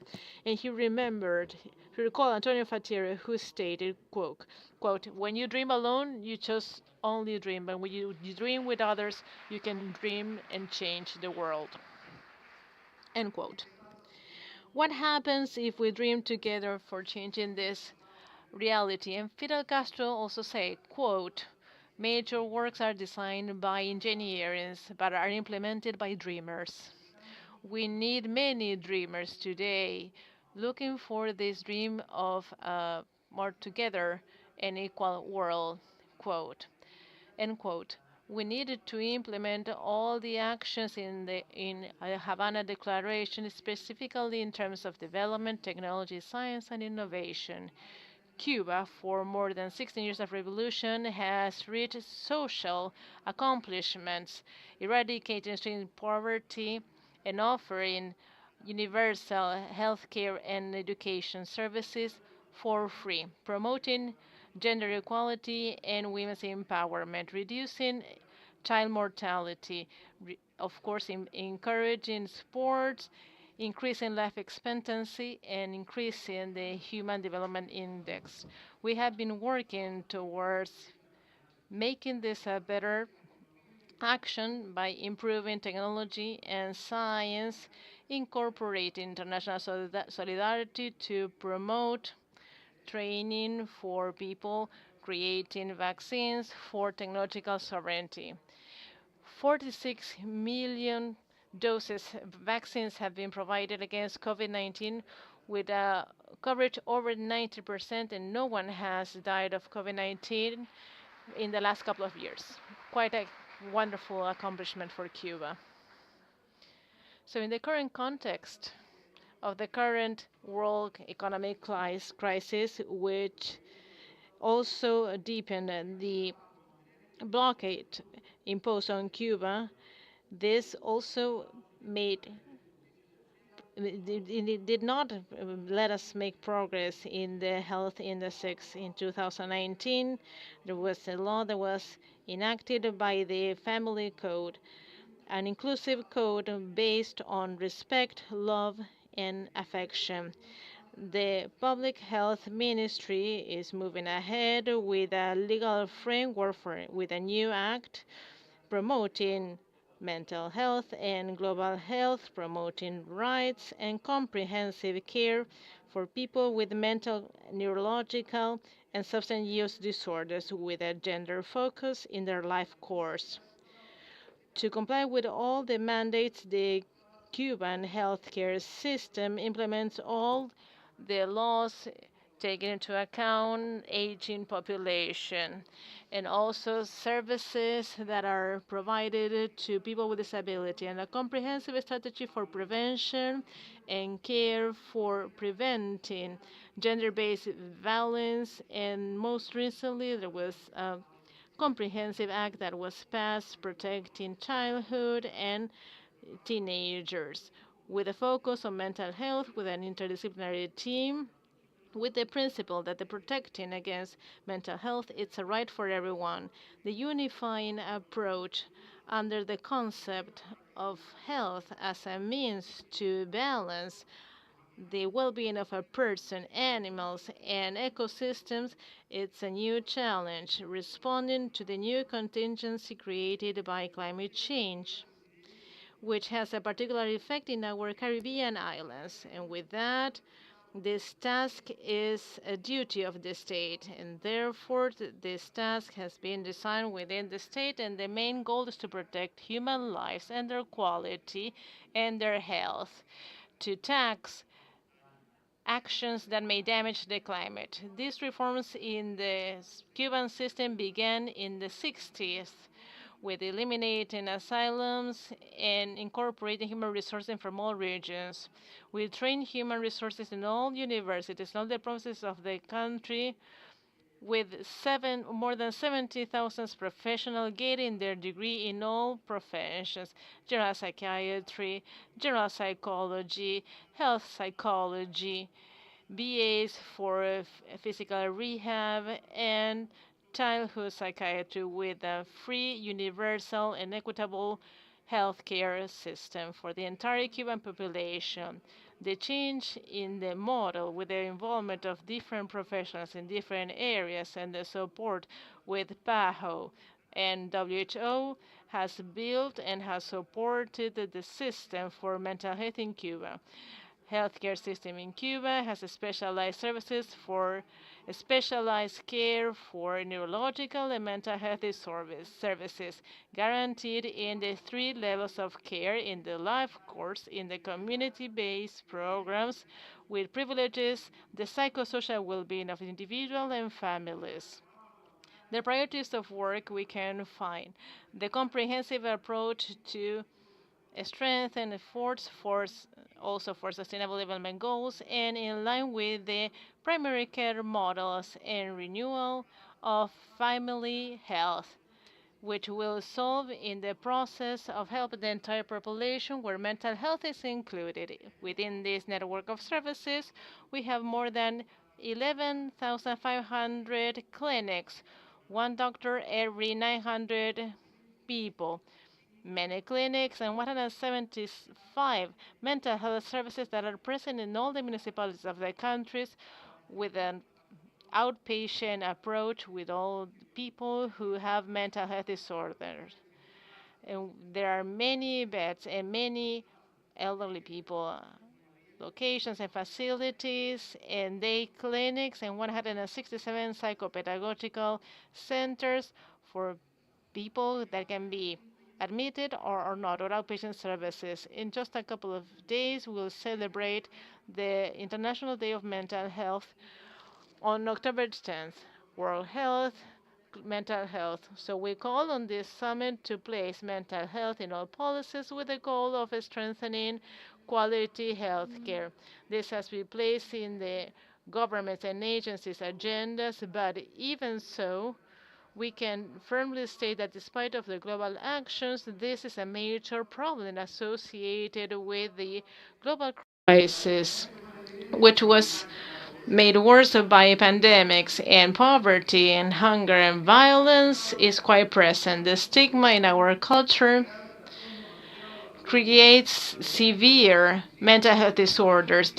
Disorder and suicides increase globally and therefore with negative consequences on the individual, family, and communities and in their life course. In this sense, we are committed to meet the different goals that was proposed in the recent UN General Assembly in the 78th session for the 2030 agenda to ensure the well-being so needed by humanity for a fairer world. So for Cuba, it's quite a high honor to be here with you and share our experience. This invitation ratifies the need to create knowledge by means of research as primary parts of these elements. And this will serve as a bridge to creating new bilateral collaborations. On behalf of the Public Health Minister, I thank you for the opportunity to have us here. So you can count on Cuba. Thank you very much.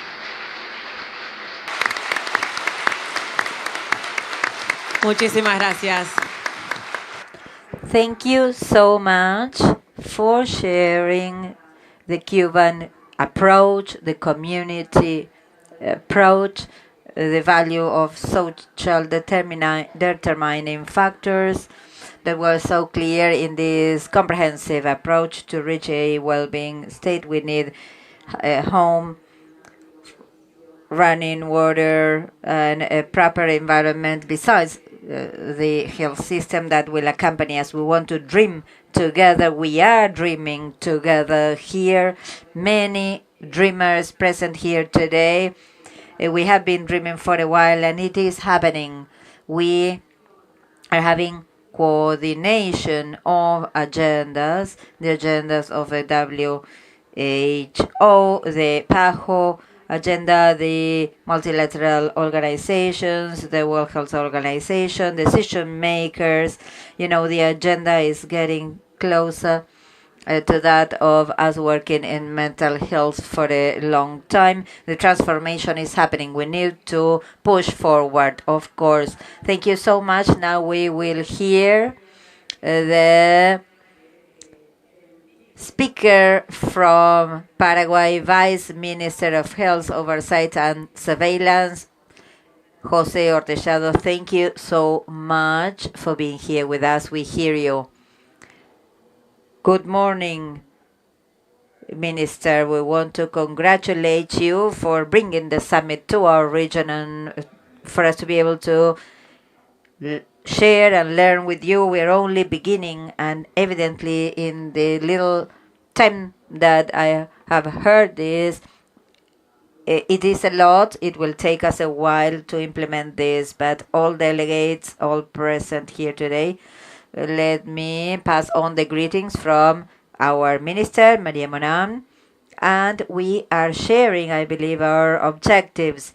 Our policy with the new government is focused around citizens, and we are all citizens. From the point of view of mental health, that does not escape our public policies, our lines of action, and the strategies we're working on in Paraguay. As from that, we do have something we're working on. We are walking and we're trying to run after the objectives as well. Here, let me highlight the progress made that was significant in Paraguay with the passing of the law 7080 from 2022 on mental health in Paraguay, which is quite an advance for improving mental health, and it was regulated this year, and evidently this will have an impact on next year's budget. With this regulation of the law, the Health and Social Care Ministry, with the National Direction of Mental Health and a National Observatorium, which director is here with us for mental health. This law emphasizes the rights of the person with mental disorders and establishes criteria for his health and mental health care. There will be a priority for being outpatients in our country, trying to close down asylums or mental asylums. And next year, once we have the necessary budget, we will make progress in this regard. This law is very current because of everything I was hearing. So we are focusing to all this. And in this law, we're working at a national policy level with the first national mental health plan with a participatory process with different stakeholders, the scientific societies and other health services in Paraguay, to do an integration of joint work to better respond to the citizens or the persons that may need a service may have. We consider governance around mental health. We want to strengthen the governance around mental health to guarantee effective coordination. We want to guarantee early diagnosis. We want to guarantee prevention and promotion of mental health with all of the stakeholders covered by the law.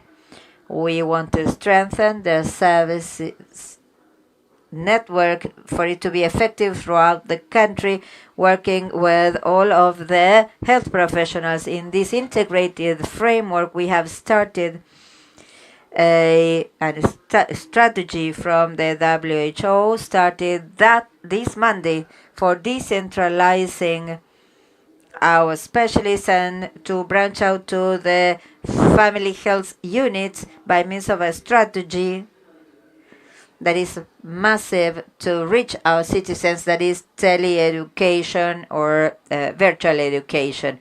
We have some telediagnosis systems, and we will have consultations over the screen.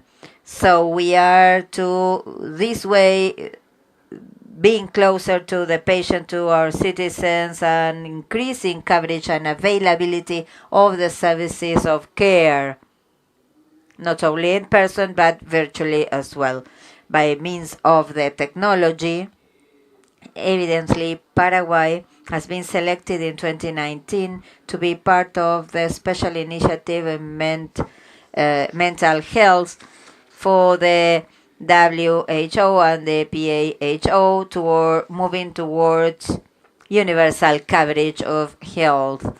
We are strengthening our national capabilities, developing policies, plans, programs, and services to promote mental health, and thus reducing the amount of psychiatric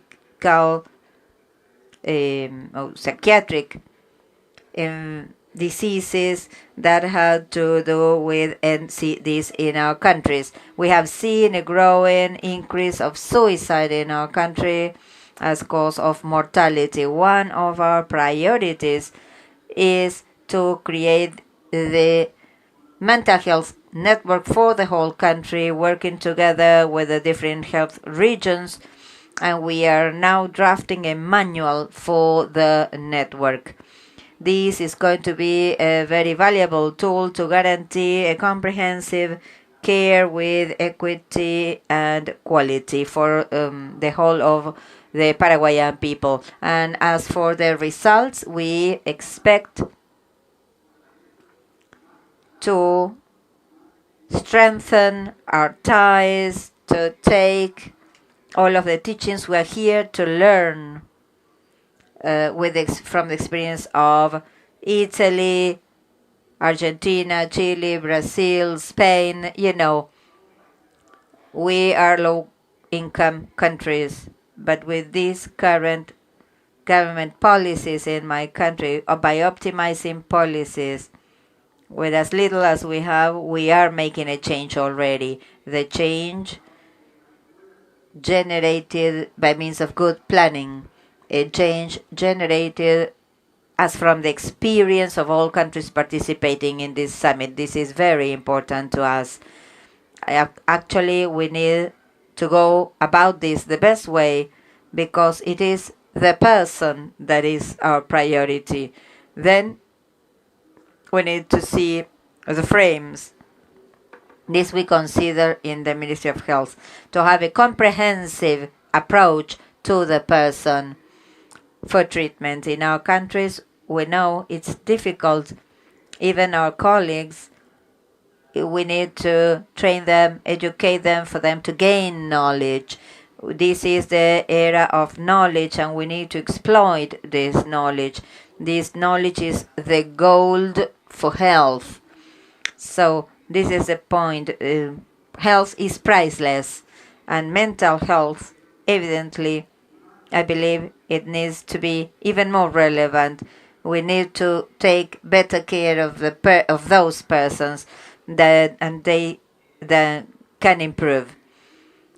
So we insist, and we have an idea for innovating and using something different, trying to convey through music treatment for these people, trying to implement therapeutical innovations not immediately related to what's normally applied. And to conclude, the implementation of mental health and the development of plans and policies commits us to guarantee mental well-being of our citizens. We propose to work together to achieve comprehensive mental health, equitable mental health for everyone. Thank you very much. Thank you so much. Now, digital health is added up, which is quite a relevant tool for mental health access. And Argentina is very proudly working with digital health, and we have reached the bases in the Antarctica. They spend there a year, so we accompany us from the hospital, them, as an example of how far you can reach and how you can favor access. So that's a very relevant point. And the legal framework, the need to have legal frameworks and to ensure the budget in the legal framework and to increase and execute the budget. Our law is from 2010. It was released in 2013, and Article 32 states that there's a time frame of 3 years and 10% of the health budget is to be applied to mental health, and we are complying with that. The law of 10.1, 10% of the whole budget of the nation is applied for mental health, for culture, sports, the Ministry of Women and Diversity, the Secretary of Problematic Consumption, and the Ministry of Production. It's joint work. It's not only to have the budget, but also being able to execute it. So the second question had to do with multilateral, multisectorial actions. It was answered in detail and very clearly. So we want to thank the panel. We want to thank for all of your views, how we supplement each other and we coincide, and add further points, always with a view focus on the community, the person and the family, and with well-being towards the institutionalization and thinking of mental health, health, and world health. Now time for a picture, so we remain for a moment in our seats, and then we'll have a break and we'll continue afterwards with the summit. Thank you, all delegates and everyone present. Thank you so much. Let me invite you to stand up, if you will. Stand up, please, for the official picture for this high-level ministerial session. We want to thank all of the professionals and authorities here with us today. And let me tell you all that we're going to have a very short break.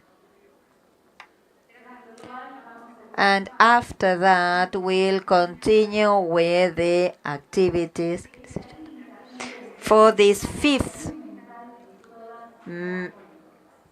Mental Health World Summit.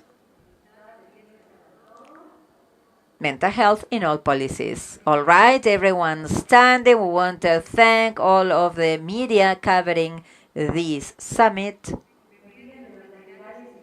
From the sides, if you would be able to move towards the center for the picture.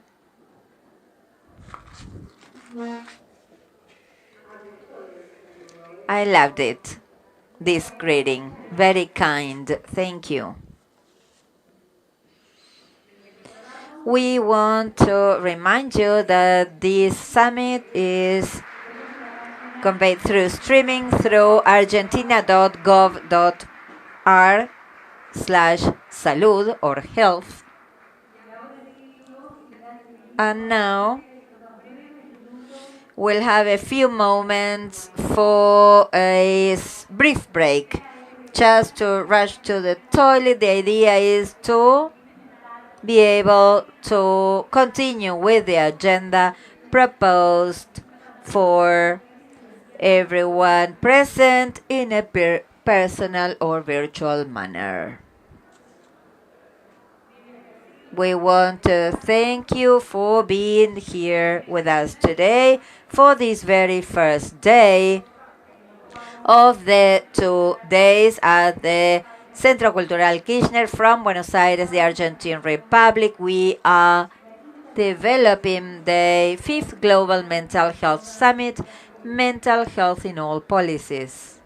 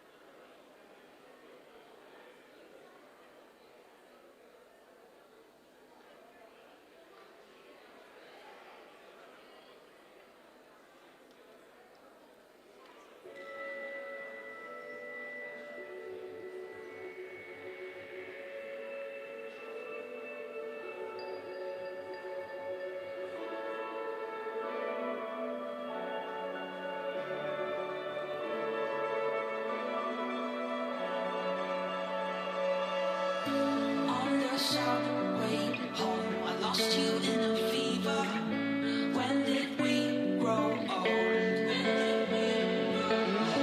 million things we've done. We never stopped at nothing. When did we grow old? Come back to me. Come back to me again. Come back to me. Come back to me again.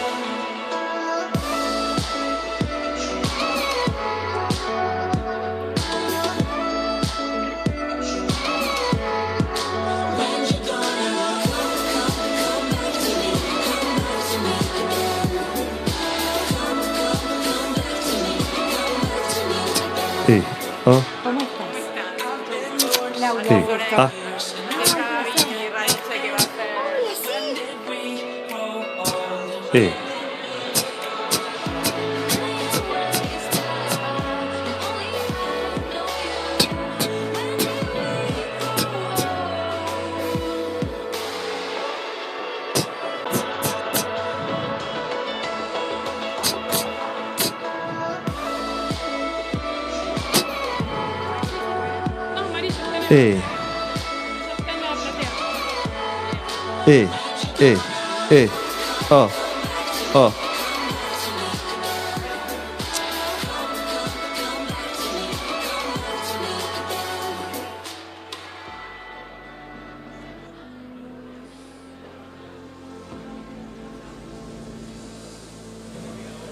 And I know she'll be the death of me, at least we'll both be numb.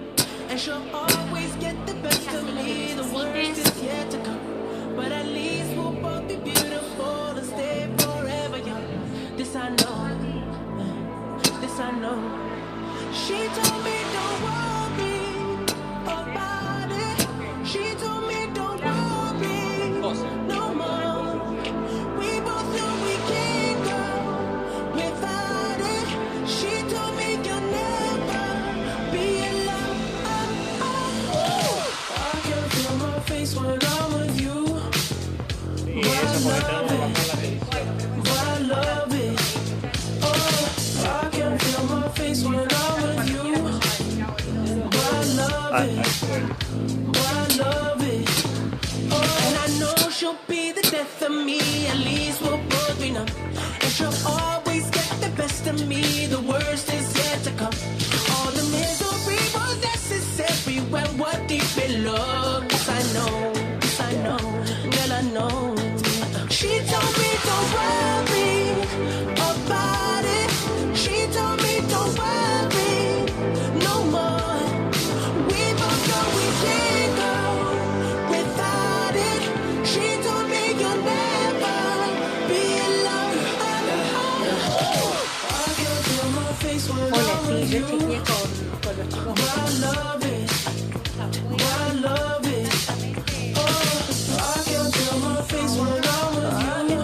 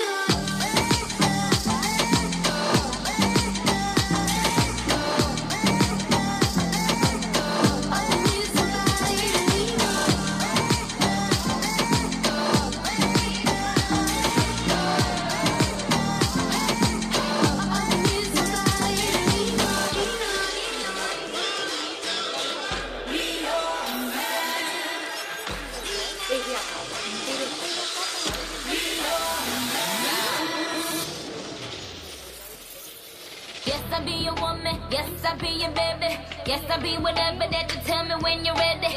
Yes, I be your girl, forever your lady. You ain't never gotta worry. I'm down for you, baby. Best believe that. When you need that, I'll provide that. You will always have it. I'll be on deck. Keep it in check.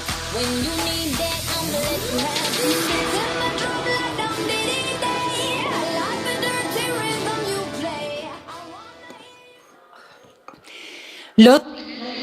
Okay, we invite you to come back to the Sala Argentina. As we said before, it was a very short break. We want to abide by the agenda for all of the participants of this 5th World Summit on Mental Health. In www.myargentina.ar/health, mental health, you can follow this 5th Global Mental Health Summit. So you're all invited to come back here to this session, which is the mental health in all policies. We would like to remind you that in parallel, as you may have seen, we will have several workshops on the 9th floor of the Centro Cultural Kirchner, where we are holding the 5th Global Mental Health Summit in Buenos Aires in the Argentine Republic. We would like to remind you that the participation in the workshops will be in the order of attendance, but each sector has a capacity that we must abide by.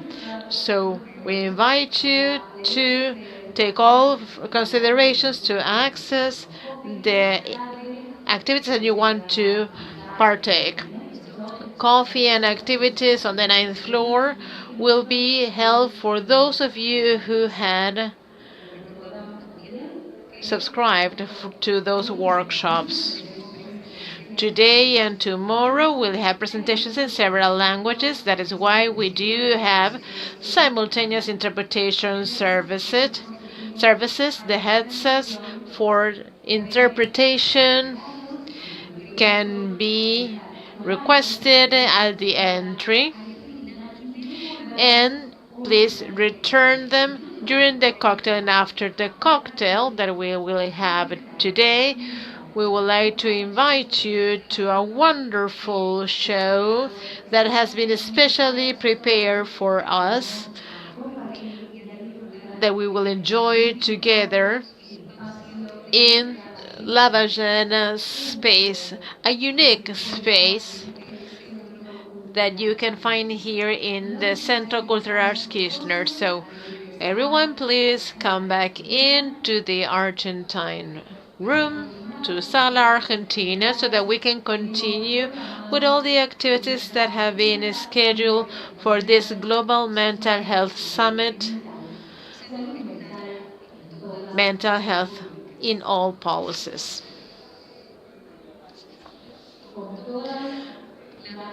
Okay. The next activity,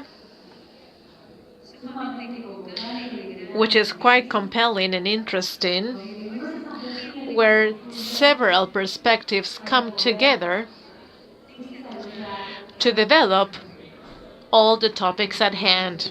We would like to remind you that at the end of today, after the cocktail in Lavagena space, we'll have a musical show, Electronic Piazzolla, headed by Nicole Sorin. So we invite you to come back to this room so that we can continue with the agenda scheduled for today, and also to respect the time that you have allocated for your participation, both in presence and virtually.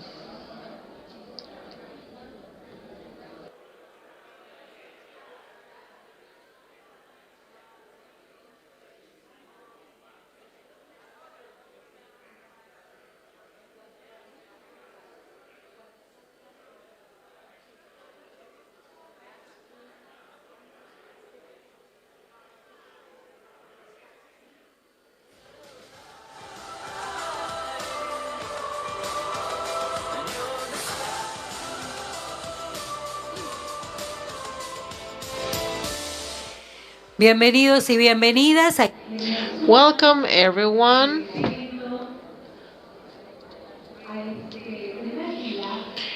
This is the first day today of this 5th Global Mental Health Summit.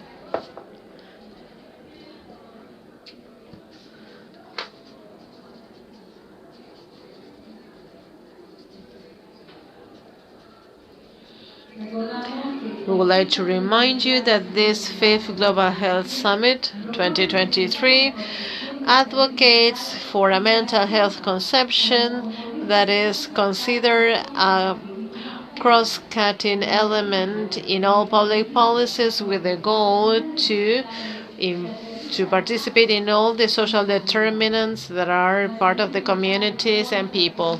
Mental health in all policies entails having a dialogue between all the areas of the state and of the civil society, with the goal of reaching a consensus and designing public policies that can respond to the multiple and complex needs of the population in terms of global health. Of course,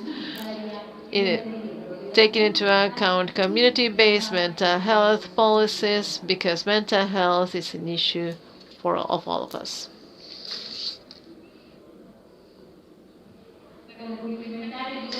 So, to continue with the agenda for today, for this initial meeting here in the Centro Cultural Kirchner in Buenos Aires, the Argentine Republic, and thanking you for all the time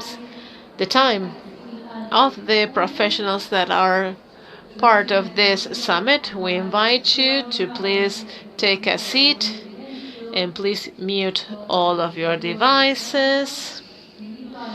So I invite all collaborators to please close the access doors so that we can pay attention and be present and concentrated on the next activity, which of course demands all of our attention, all of our senses. Once again, the entire team from the organization, where we are at your disposal so that your participation and stay in this summit is comfortable and fruitful.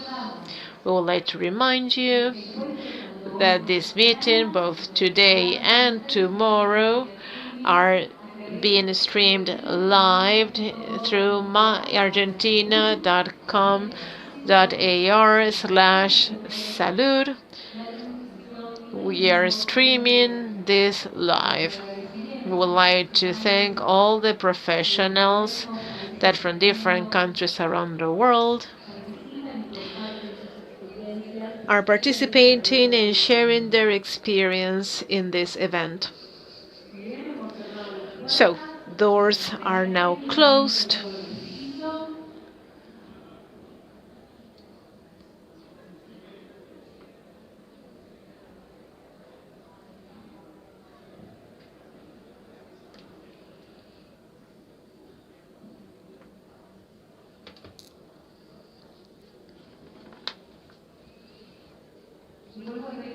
So I would like to remind you that after the cocktail, we are all invited to enjoy in La Ballena room. It's a wonderful room and unique room here in this cultural center, in Centro Cultural Kirchner, of the musical show Electronic Piazzolla by Nicolas Marin, which specially created to welcome and celebrate all of your participation in this 5th Global Mental Health Summit.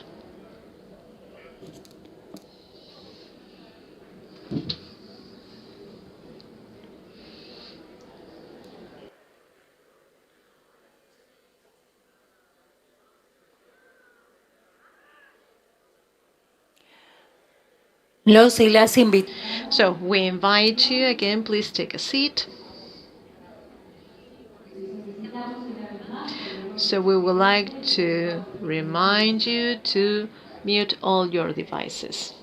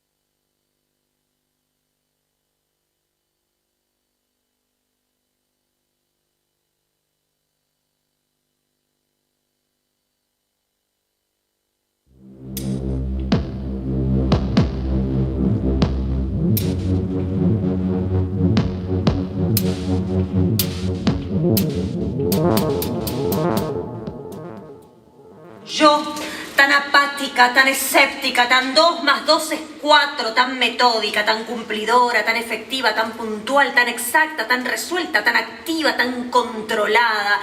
Yo, que no creo en el tarot ni en los arcanos. Yo, que me cago en la lectura de la borra del café y en las runas y en el I Ching. Yo, que no creo en la astrología ni en la magia. Yo, que soy puntual. Yo, que cumplo. Yo, que asumo mis responsabilidades como una soldada en la guerra.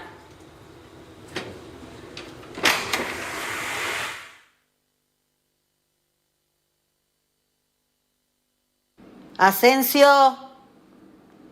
Asensio. Asensio. Hola, hola, hola. Mariela la puta madre, acá, Asensio. acá, estoy acá. ¿Cómo estás? Acá, acá. I'm here. I'm here calling for half an hour. I'm wearing my throat out. I had to teach you for this. But I've been here for quite a long time. I arrived here like 45 minutes ago. Well, tell me what's going on. Now, hold just a second. What's going on with me? Nothing is going on with me, okay?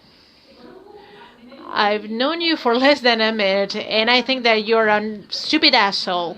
I think about it, but I'm not saying it. I won't cry in front of you. I won't expose myself in front of you. I won't show you my vulnerability.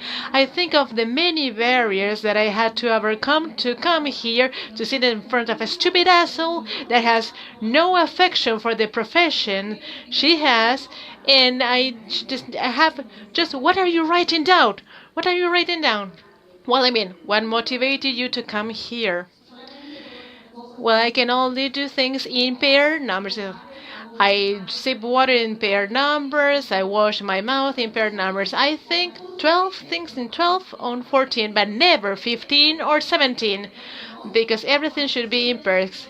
With the exception of checking doors, I do it in 5 times in groups of 3. I check doors, windows, burners, everything compulsively. Sometimes I go in like this paranoid mode, and I believe that they are filming me, or they are going to hack my account, or that they are going to kill me.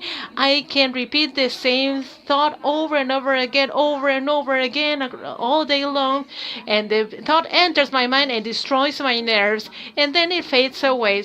so simple as someone presses my buttons and they deactivate those buttons. And in parallel, I can have a very productive life, quite normal, without no one even actually imagining that my mind is hell itself. And that is why my psychologist said that, oh, I need to have this consult with you. What are you writing down? You're driving me crazy. What are you writing down? Do I have OCD? Well, this is what you're telling me. Oh, this fucking girl does not want to work. I mean, she doesn't want to work. You are the one who is expressing this. You don't need me to tell you because you already know.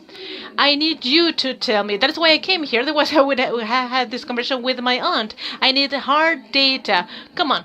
Just give me your license, professional license. I want to know what happens here when I go into a crisis. Give me specific information. Well, look, in very technical terms, I don't remember exactly how to explain it, but it would be something like this. Imagine the brain is an archipelago, which in neuron is an island, and between the islands that connects one neuron with the other are like streams, let's say like little seas, right?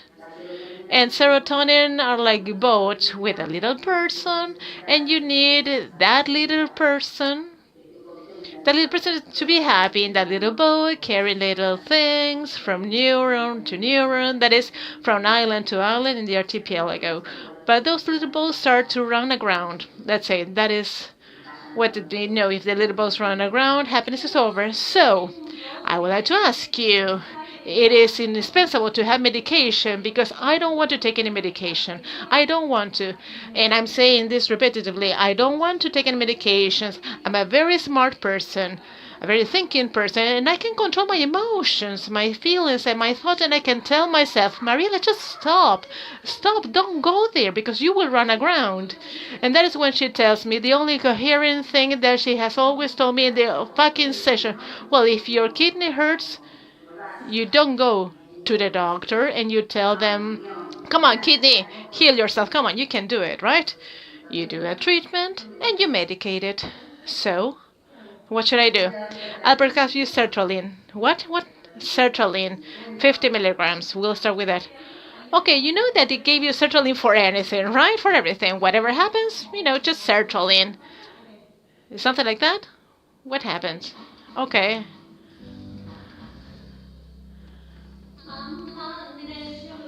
Another day starts. Another beautiful day begins. I will live. A new day dawns, begin, new day begins. A new adventure. Just for today. 5 days ago, everything changed. Today I woke up and I felt better. A doctor told me so. And now I learned the lesson of the doctor. So I take sertraline. It makes me more real. I take sertraline. Now sun shines more. I will live. I will live. This is an antidepressant, a selective inhibitor of the serotonin capture. It is used for depression treatment, OCD, social phobia, dysphoric PMS. When you have PMS and you have like a shoot of hormones, they give you sertraline for everything. Don't read all the indications. Why? Why would you want to know? Don't go there. I love sertraline. Give me more sertraline. I love it. Guys, come on, Mariela took sertraline. You will be perfect. You will be like a robot. You will be extremely happy. They will tell you your grandmother died and you will say, okay. And they will say you want an award and you say, okay. And they will tell you, why don't you go fuck yourself? And you say, okay, I will. And this is all chemistry, pharmacy, the pharmacy, labs, pharmacy, and chemistry.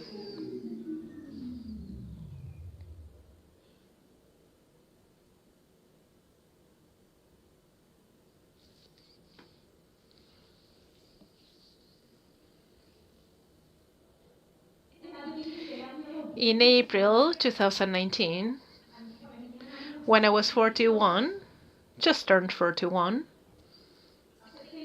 I accepted the fact that I was undergoing and I had OCD, obsessive compulsive disorder. The first thing that I did was I cried. Secondly, I became a person expert in the field. I read everything there is out there. I believe that I know more than you, actually. And then I identified myself with all of the things, and then I cried again. Amidst the road that entails understanding that head is like a kidney or a bowel and that it's not healed itself because of goodwill, I just underwent treatment and I swore that I was never going to talk to anybody about this ever again. But like it so happens in some movies, I found myself writing about my issues and telling them to all the people who wanted to hear. So here I am on this play on my head, on my personal problems, open up the window so that light comes in, trying to light the dark house. Thank you.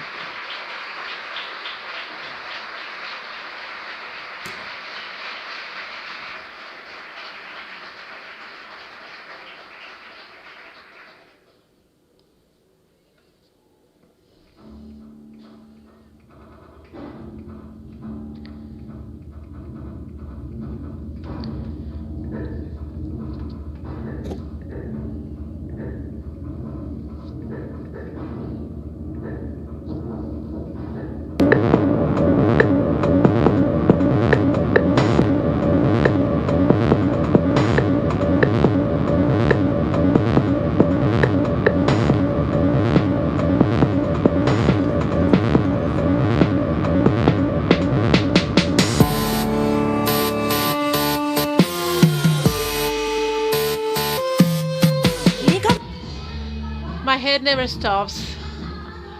I cannot explain what happens with me. This is not a nonsense. Waking up in my bed and looking under the bed that everything is neat, that nothing is wrinkled. I feel like I'm in a big brother. Somebody is spying me and I'm watering the plants and I drown them in the morning.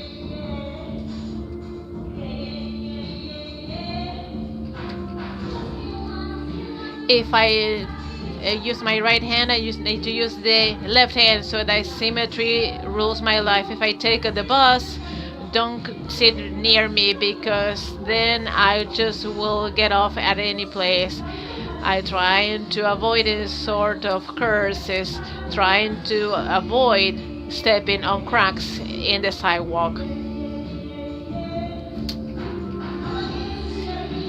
I burned the building down when I was smoking. I take a virus home and I get sick of just thinking about it. OCD, who is this? Did I lock the door? Knock knock, who is this? OCD. OCD, who is this? It's me. Do you know if I turn off the air conditioner, who's there? It's me. I'm in convulsion. I'm disturbed. Yes. I'm disturbed, obsessed, convulsed. I'm sorry. I'm sorry. Distraught, distressed, and shaken. I'm sorry. Knock, knock. OCD. In this scene that would come right now, I should start talking of the affectionate part of my loved ones. It was very difficult to write this scene that I'm not going to perform. And at some point I wrote to say in this part, but when I tried to say it out loud, I couldn't. I want to share with you and tell you that I tried and I really couldn't. When I realized this, I talked to my scene partner, Maruja, who is the one you saw in the videos and who could not be here today, and I told her what happened. She told me to try to connect with love, with tenderness, and I thought that that idea was fantastic. So I talked about it with the director, and she said, "Hello, Mary. Yeah, some things happen. I mean, on the one hand, you obviously you don't have to talk about things that make you feel bad. So definitely, we can change that.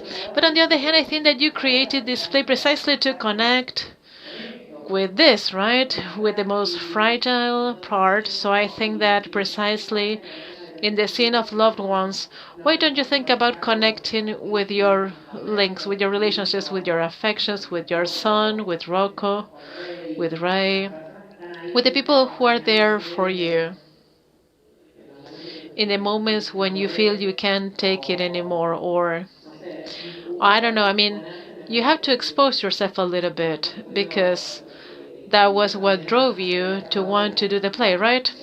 Just, okay. Thank you, Melly. Idolize solemn stages because enthusiasm saved my life. And after thinking, I mean, what was I going to say here? What was I going to talk about? What was I going to tell you? When someone is very emotional, I feel violent. That physical contact overwhelms me. And if someone hugs me, I feel like short of breath. I fixated. I have problems with the affectionate. I don't find it easy to let go. It's hard for me, and I can't help but hold on and to control. When I thought about, doing this plays, you're just seeing a fragment. I didn't think about acting, much less about, doing some sort of catharsis. The only thing that I thought about was writing. Because writing is a curse that saves. It's a curse because it forces you under us like a painful vice, which is almost impossible to get rid of. And it's a way out because it saves you. It saves the distraught soul, the helpless soul. It helps the day that is lived, and sometimes it is not understood unless it is written, because writing is seeking to understand and feeling the utmost consequences. That sensation that otherwise would be completely unsaid. Writing is also a blessing of a life that was not blessed. If you ask me what this is, what this fragment of the play I just did is about, I would tell you that it is a play that talks about empathy. I would tell you that this is a loving speech, but most of all, I would tell you that this is a love story. The end.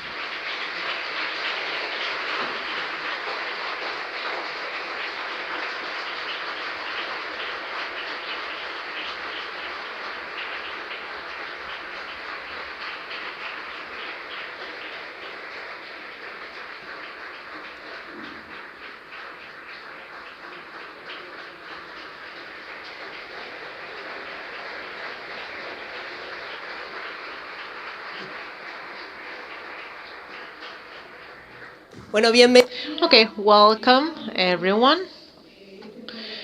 This was the beginning of the cultural insert in this 5th Global Mental Health Summit. What we have just seen is just a fragment of the play The Dark House, a documentary biodrama written and performed by Mariela Asensio. And written and performed by Maruja Bustamante. She couldn't be with us here today, but a big round of applause for her too. This play is directed by Paola Lutina. The Dark House was the first piece that started the cycle Health on the Stage, which is an action performed jointly by the Ministry of Health and the Ministry of Culture. We have the Minister of Culture here, Mr. Tristan Bauer. Thank you, Mr. Tristan Bauer, for being here. During this cycle is about scheduling plays that are directly or indirectly linked to comprehensive health, and at the end of the play there are meetings, discussions, and reflections about health with the audience. So the Dark House, they toured in 7 provinces in the framework of a territorial piece of work. It's an action that is called Federal Strategy of Mental Health and Substance Use.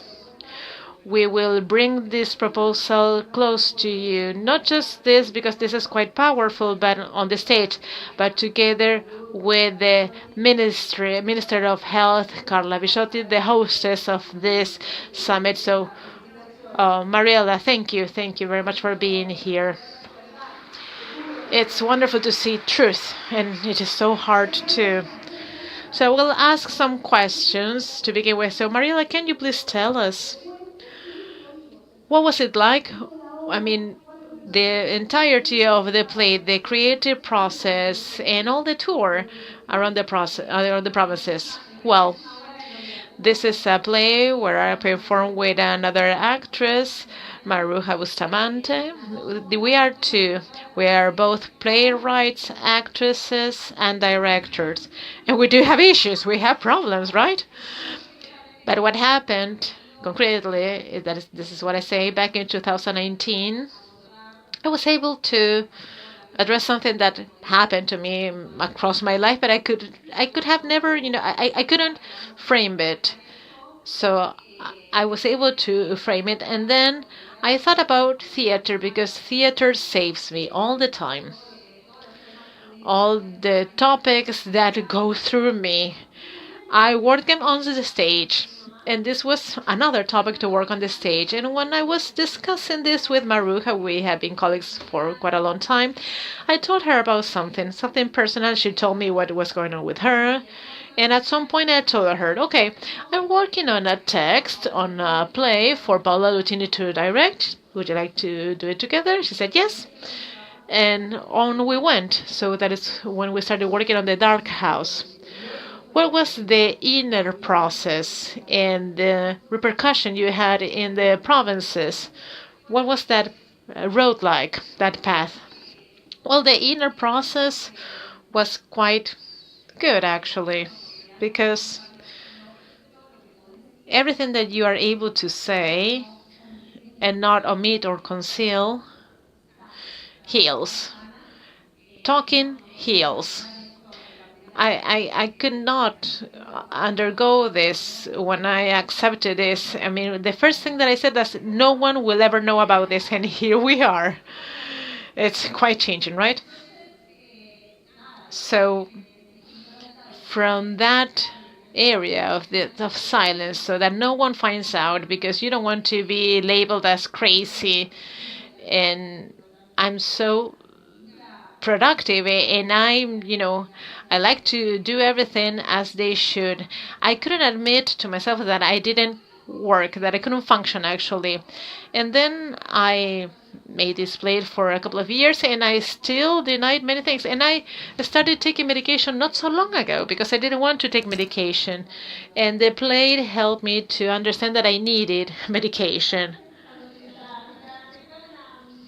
So this is brand new for you to know. So in the provinces, what I realized and what I would like to say is that, whoever does not have any sort of mental order should cast the first stone, right?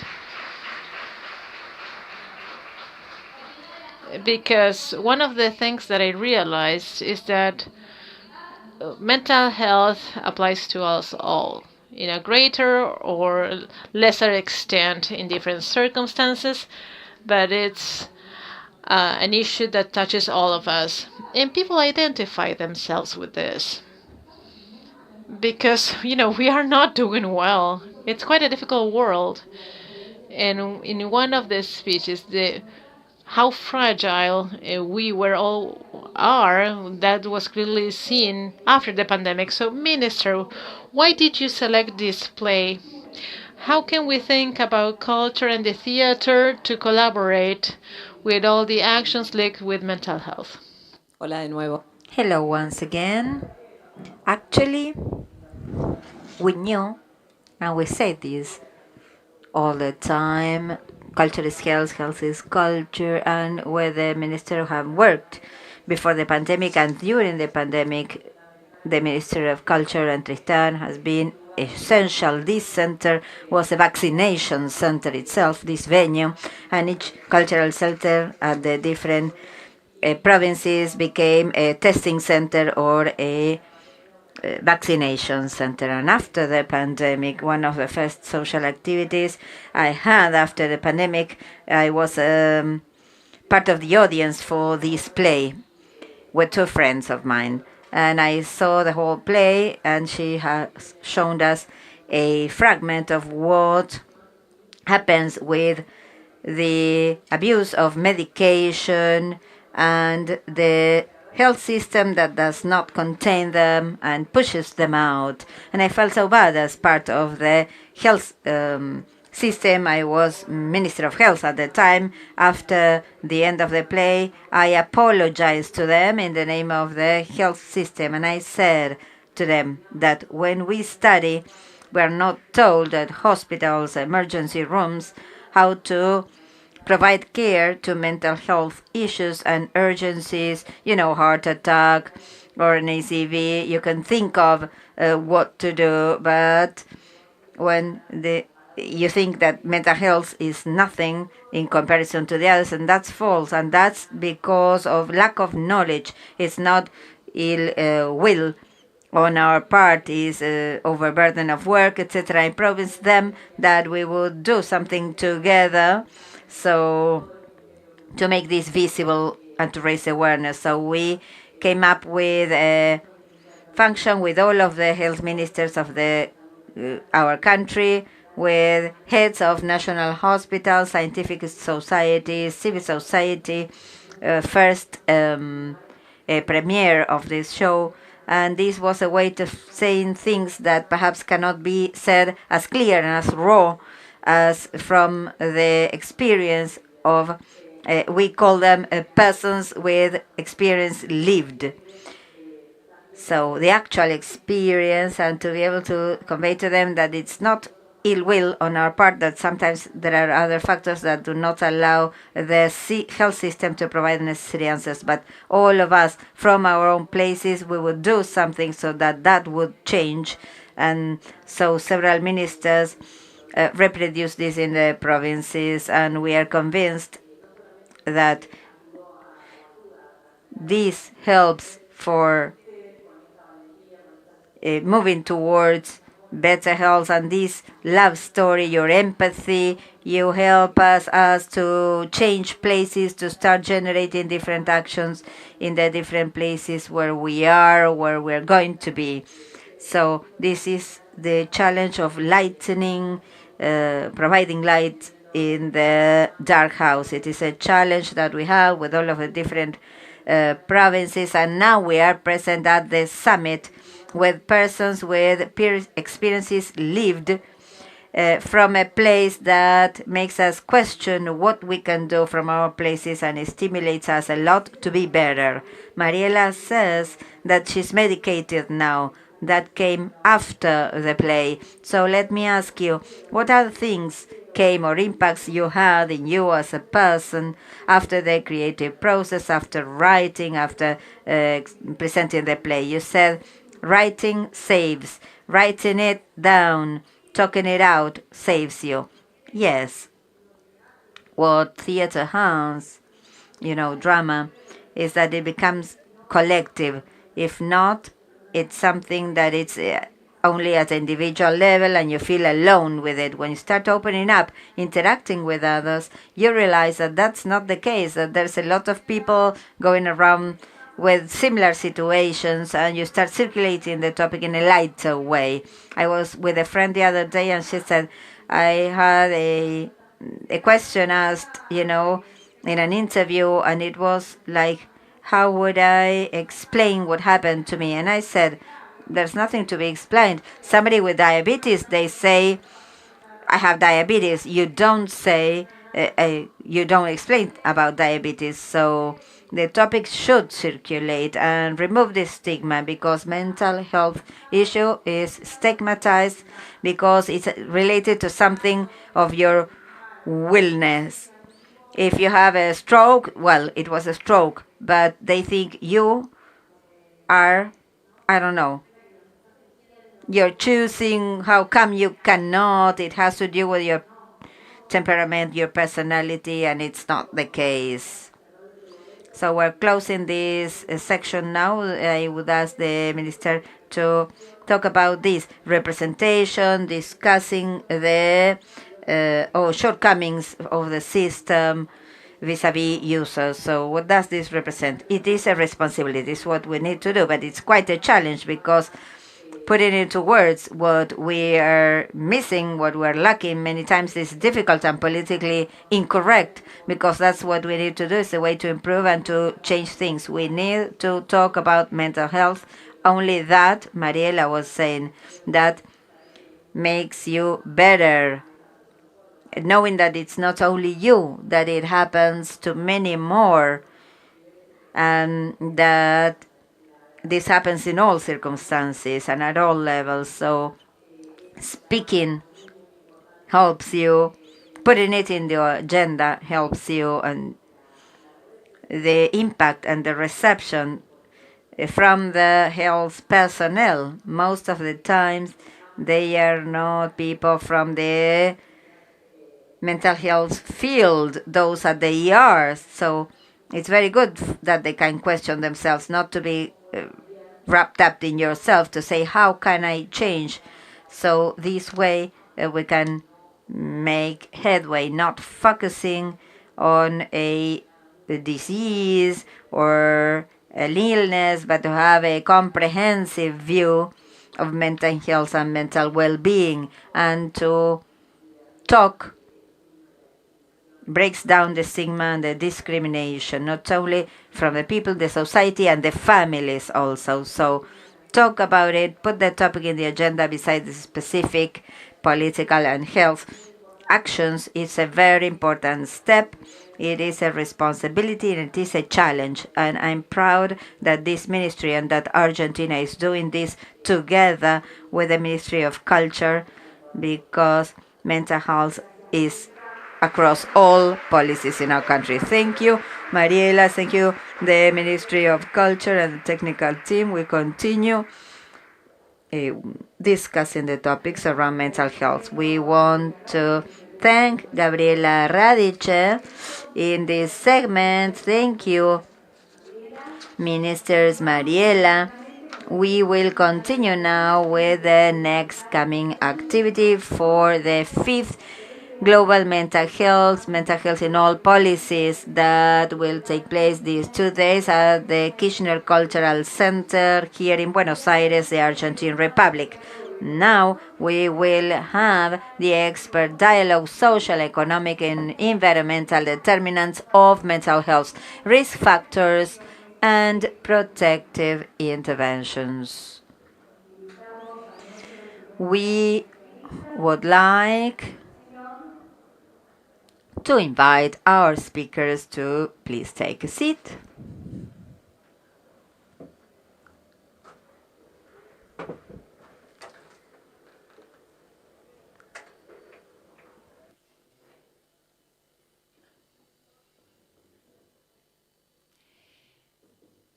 Les agradecemos continuar con. We would like to please keep your mobiles silenced. Expert dialogue, social, economic, and environmental determinants of mental health, risk factors, and protective interventions. We have on stage Stephanie Priest, Director General for Centre for Mental Health and Wellbeing, Public Health Agency from Canada. Ashwin Vasan, Health Commissioner, State of New York, United States. Jamie Carolina Agudelo, Mayor of Kennedy, Bogotá, Colombia. Juan Benítez, Movimiento Alza from Argentina. As a moderator for this panel, Deborah Kestel, Director of the Department of Mental Health and Substance Use from the World Health Organization. Welcome, everyone, Deborah. We hear you. Thank you so much. Hello once again. I hope we are hanging in there with our hunger, and that this is all very interesting so that we forget all about that. We are here to discuss social, environmental and social determinants. I may change languages. We think of prevention of mental health problems, but integrating mental health in different sectors, the topic for the summit, is very relevant from several points of view, not only as from prevention. In order to illustrate the topic, I thought of telling you about the story of Mr. O. More than 30 years ago, I worked for some time at a psychiatric hospital not far away from here in a nearby city. At the headquarters, in the main room for that hospital with 6,000 beds, 100 men lived in 2 large bedrooms. A white-haired man that I met there, 70 around years old at the moment. I thought he was an old man, not anymore. Very gentile, shy, very proper and clean. Mr. O. Mr. O had worked at Remington, which was a manufacturing company for typewriters, international, of course. And at the time he had a psychotic outbreak, he was committed to a provincial hospital far from home. His wife, with 2 small children, could not sustain the situation for a long time, probably at home and with the family. And after a while, she stopped going, seeing him, and all contact was lost. 48 years later, when I met him, 48 years afterwards, 48 years since the psychotic episode, and he lived for 48 years in a hospital with the features described this day by our president, an inhumane place, to define it with one word. And the social worker let us know the story, and we were able to reunite him with his children. Since they were very young, they thought and they were told their father had died. I clearly remember his nervousness when he was prepared to leave the hospital to spend the weekend for the first time at his daughter's home outside the psychiatric hospital. And I remember the anxiety and concern we had on Monday to see how things went and what he had to tell. Besides his family, he was very much impressed with the amount of cars in the streets in the city. And why am I telling you about Mr. O?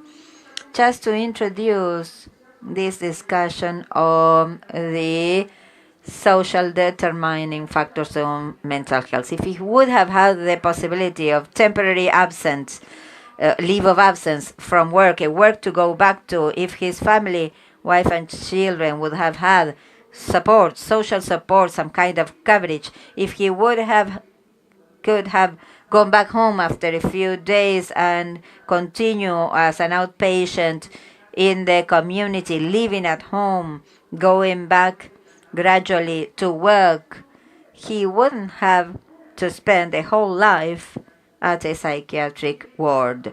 And the state, on top of it all, he wouldn't have been there, and his children would have had a father in the family, and the state would have not spent a fortune in keeping a man, for 50 years in a hospital. We are here to talk about these social determining factors that have a key role in the mental health of our population, the social needing, access to health, poverty, critical factors that impact possible outcomes in mental health. We hope to shed a light on the impact that social, economic, and environmental determinants have on mental health, neurological and substance use conditions, present to you a few examples of positive interventions to strengthen protective factors for mental, neurological, and substance use conditions, and identify some possible recommendations for governments and other stakeholders to reduce the impact of social, economic, and environmental risk factors of people's mental health. With this introduction now, and having the speakers been introduced earlier, I'm moving on to the questions. And the first one then goes to Stephanie. And the question to you, Stephanie, is, well, you've been working on mental health and on this issue of addressing social, economic, and environmental determinants of mental health globally. Can you help us understand and set the scene for the session by giving us an overview of what are we talking about here? Thank you, Deborah. Am I on? Yes? You hear her? Can we hear? Excellent, thank you. It's very much an honor for me to be here. Closer. Oh. Hello? Yes. Yes? We are on. Yes. So thank you. It's very much an honor for me to be here with all of you today. Just listening to the conversations, the discussions this morning, I think we have a lot to learn from each other. I'd like to start by respectfully acknowledging that the work that brought me here today was done in Canada, the homeland of First Nations, Inuit, and Métis people. I'd also like to pay my respect to elders past and present in the lands in which we are meeting, and thank them for keeping and caretaking this beautiful land. So as Deborah said, I've noticed in my own work a number of shifts in the way we think about mental health, and I've heard some of them this morning and was reflecting on them in the break. Shifts away from silos, where we're only looking at medical models. Shifts away from just public health and health promotion models. Building in the voices, inclusion of people with lived experience in a way in which we value that expertise of that lived experience. Moving to more person-centered models. And how we integrate all of this into comprehensive approaches, I think is really exciting.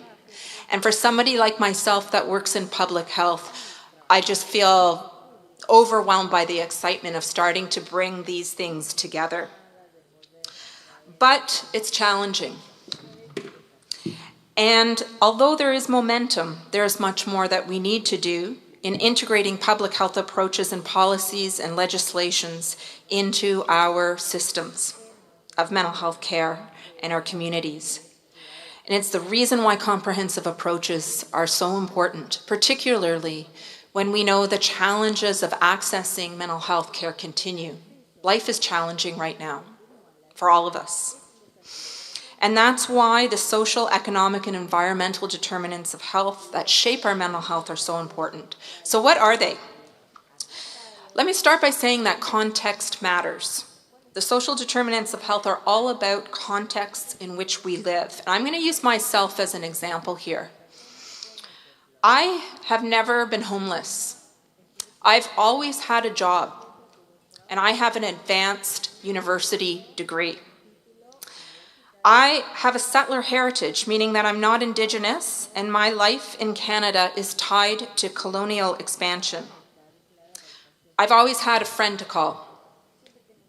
I've never been kept from my cultural identity or my language. These are some of the conditions in which I live, and they are protective factors for me, and they are not distributed fairly in our populations. And what that means is that I have privilege. And my health outcomes are not all of my own making, but they've been influenced by these conditions and many other factors, both for good and for bad. These are some of the social determinants of health. The World Health Organization defines social determinants of health as the circumstances in which people are born, develop, live, and age. These include income, income distribution, employment, education, standard of living and housing, food security, social inclusion and exclusion, stigma and discrimination, health services, social status, and social safety nets. And the social determinants of health impact our health outcomes. In 2014, the County Rankings Project from the University of Wisconsin's Population Health Institute and the Robert J. Wood Foundation suggested that about half of our health status is connected to our physical environments and socioeconomic factors. Half. Mental health and well-being is not created in a hospital, but in our communities. It's why the social determinants are so important if we are going to make progress on the mental health and well-being of our populations. And it's not a new concept. I can go back 37 years ago to the Ottawa Charter, which acknowledged that health was more than treating disease, and that social determinants of health are just as relevant in the conditions, creating the positive conditions in which we live. And that is relevant to mental health as it is to physical health. So, and things have changed over the last 37 years. I just talked about this morning, in fact, and learning from each other. But our thinking about our context continues to evolve. And I can give you some examples, particularly around acknowledging the experiences of Indigenous peoples and establishing rights-based approaches that recognize self-determination, the risk factor of trauma and intergenerational trauma, the value of evidence from different sources, including the expertise of people with lived and living experience, Indigenous ways of knowing, traditional practices, and the importance of culture. The UN Declaration on the Rights of Indigenous Peoples provided a framework for action, and Indigenous leaders and communities are making progress thanks to those foundations.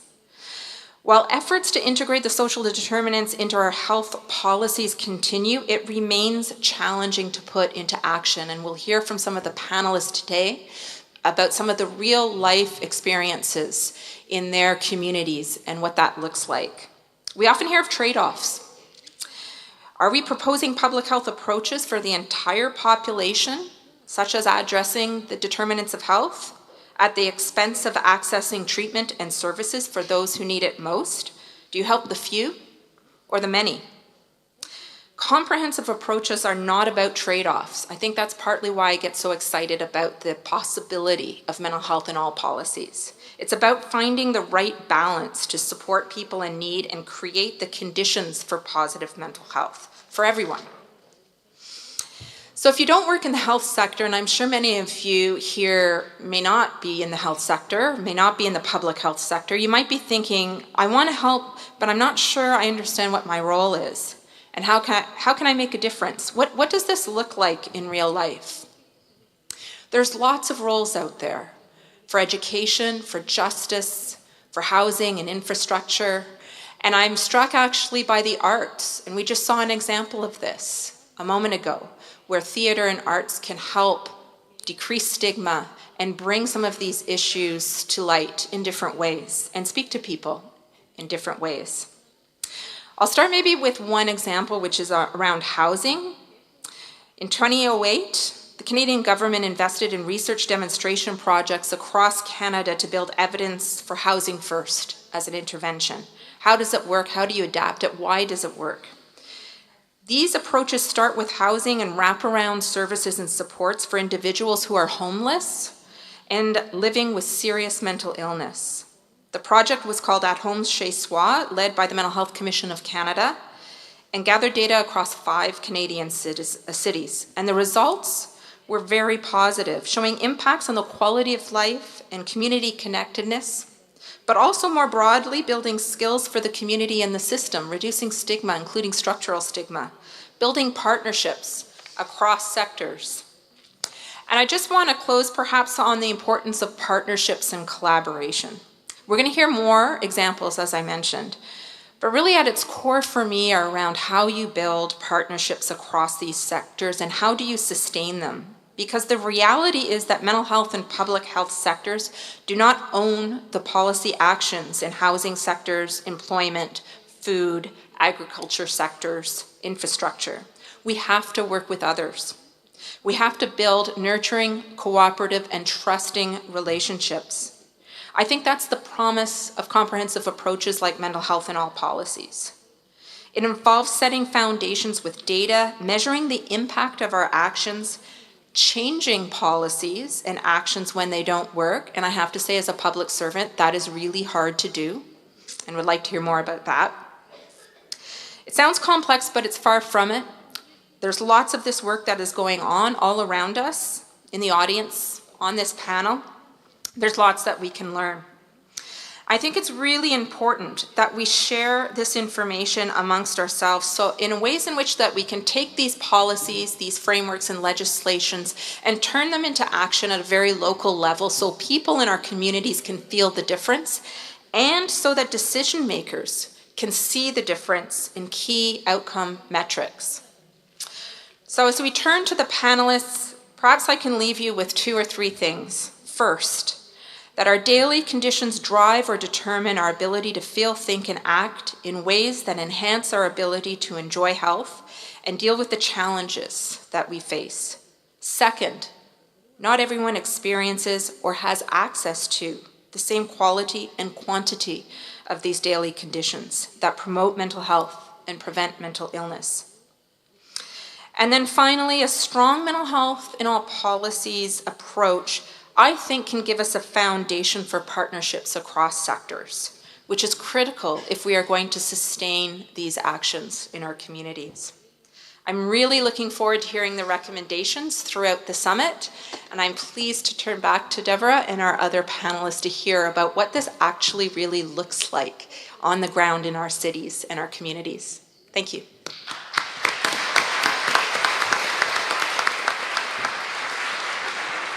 Thank you, Stephanie, very much for precisely setting the scene. I think that without spending too much time in commenting, the partnership concept, I take it as something that we should come back to it over and over again. And now we move to Ashwin, and Ashwin, as we heard, is the New York City Health Commissioner. And I know you have been working intensely to improve health and mental health services across the city, but also to address some of the socioeconomic factors that cause health and mental health conditions in the first place. So what can you tell us about concrete, your experience and concrete or success stories that you have come across during this time? Sure. Gracias, Deborah. Gracias por invitarme. Thank you for inviting me to be here. I speak Spanish, but I have never conducted a formal presentation in Spanish, so I'll switch back to English. So it's impossible to work in New York and not speak in Spanish. Okay.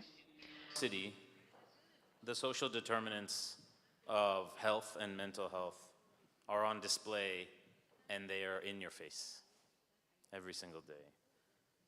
In 2022 alone, there were almost 900,000 New Yorkers in a city of 8.5 million people who experienced some form of serious psychological distress.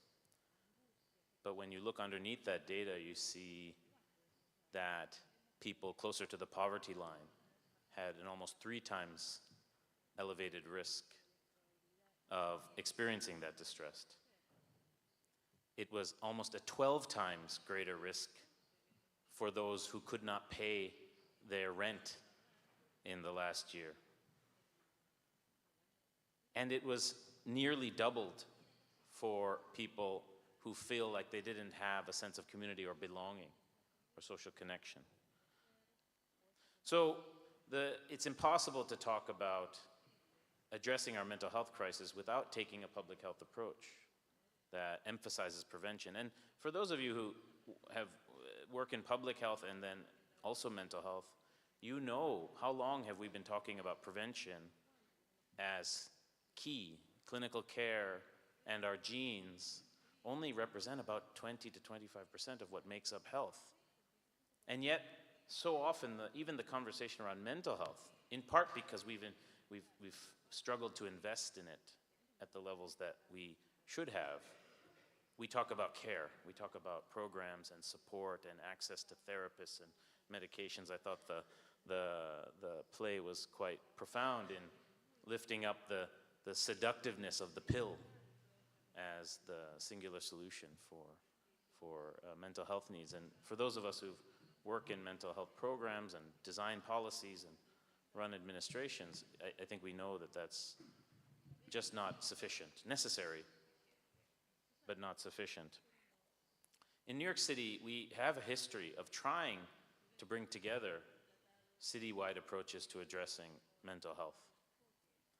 But a few things, and partnership has certainly been a core feature of that. But we have some hard-won lessons from the past, and frankly, investments that didn't pay off as we would have liked, in part because while we may have had partnerships and we may have had good intention and good spirit, we failed to drive alignment through shared data, and we failed to prioritize people most in need. And that's really the challenge we have in mental health. We both want to lift up the entire issue for all of us and make us all feel connected to it, but we cannot forget that it's also an equity issue, and that it is regressive, and that the impacts are felt disproportionately on the poor, the marginalized, and the oppressed. So if we can maintain that balance, and that starts by centering the social determinants of health and mental health, then I think there's a path forward to whole of society change. So let me talk about a few examples in New York of where we are prioritizing social investments, even in sectors that aren't under the direct control of health per se. One example that is more proximal to health is expansion of rehabilitation, community rehabilitation. Before coming and becoming Commissioner of Health in New York City, I ran a mental health nonprofit called Fountain House. Many of you might be familiar with it. There's a clubhouse here in Argentina, in Rosario, and over 300 of them around the world. Community-based, place-based, psychosocial rehabilitation models that break social and economic isolation, that serve as a ballast and an anchor to manage the ups and downs of severe chronic mental illness, and also serve as a crisis preventive, right? When someone looks like they're falling out of care or falling or displaying symptoms of uncontrolled or poorly controlled mental health needs, the community lifts them up. The community prevents hospitalization. In our country, prevents incarceration and prevents falling into homelessness. That's one example. We've doubled our investment into clubhouse programs, and that's just the beginning. Another example is what we're trying to do for the many hundreds of thousands of migrants, asylum seekers coming to New York City, victims of trauma, violence, and great social and economic strain in their home countries, causing them to migrate to the United States. By addressing their basic needs, we create a foundation, a basic foundation, for them to begin to unpack their mental health needs. It's impossible to address your mental health needs when you're struggling to meet your basic needs. And while this is an issue of great political tension and geopolitical interest, my interest is in providing as much care and support for every single person who comes to our city. Recently, we launched a citywide mental health plan, and that brought together all of our agencies. Health was the lead agency, but recognizing very humbly that we cannot deliver on the whole agenda ourselves. But we could organize through sound theories of change and data, using them as convening tools and accountability tools to bring people together. What we did differently from past efforts is focus on three core issues: children, youth, and families, severe mental illness, and overdose and substance use, which is, in our view, extremely linked to mental health, underlying pain and trauma as a driver for substance use disorder. In doing so, we've set numerical goals, often what we perceive to be unattainable numerical goals, in order to drive collaboration and progress. For overdoses, we have said we want to reduce overdose deaths by 25% before 2030. For serious mental illness, for whom about 40% of people in New York City are disconnected from care. We want to reduce that number in half by 2025. And for children, youth, and families, reducing the rate by half of young people who report feeling so sad or hopeless that they refuse to engage in regular activities, anhedonia, but worse than anhedonia. These are just, they are not the full summary judgment of what the problem is, but what we need is data to drive alignment for health and non-health sectors to address the social determinants of mental health. And so we've managed to do that with our housing program. We've made $1 billion investment into supportive housing as, again, a foundation. It's very hard to address your mental health needs when you don't have a roof over your head. We've also started to address the issues of digital media as a social determinant of health. Addressing the digital toxin of social media on our young people's well-being, and using the regulatory tools, the legal tools, and also research and education to mitigate and to empower parents and young people themselves to make healthier decisions about how they engage with digital media and social media. I've created a broad outline for you because, back to what Stephanie so nicely laid out, it requires partnership, it requires a commitment, it requires convening, but what I've learned and what we've learned as a city is that you need leverage. You need something to bring people to the table. You need something to organize around. You need resources to get people interested. And then you need data to hold people accountable and to track progress. And that's how you start to get housing and economic development and youth employment and all of these other non-traditional health sectors engaged in the issue of mental health across our city. So I'm very glad to share more, but this is our commitment in New York City, that there is no path forward for improving the mental health of our city that doesn't center prevention and that doesn't center the social determinants of mental health. Thank you.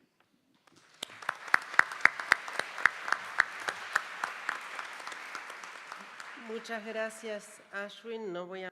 Thank you so much, Ashwin. I will never address you in English. And we know about your passion on mental health and how the background helped perhaps setting up policies that, and the being humble, I like very much, right? That from the health sector, you can't solve it all. You need to reach out to others and get inputs and support, but also accountability as a key component. Vamos a cambiar idioma porque vamos a pasar ahora a... Now we will switch languages. Now we will go more towards the south of the Americas. Carolina, mayor of Kennedy in Bogota, Colombia. She has been, and we know that part of her role has to do with guaranteeing social and economic well-being of those in her locality. So the question is, which are the strategies that you have applied with your team to reach this objective, and how can mental health of the people be improved in the future? Carolina, can you hear me? We have a video. Can we show the video, please?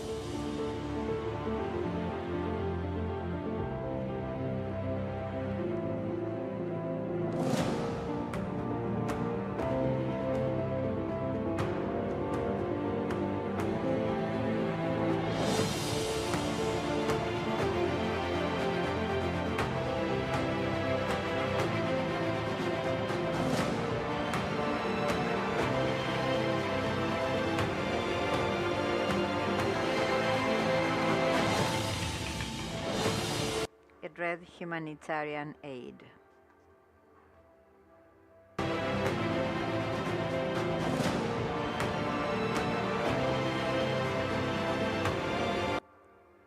on the boxes.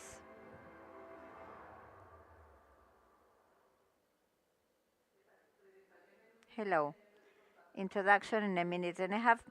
Instead of telling you about Kennedy, greetings from Colombia. We are pleased to be here and thankful.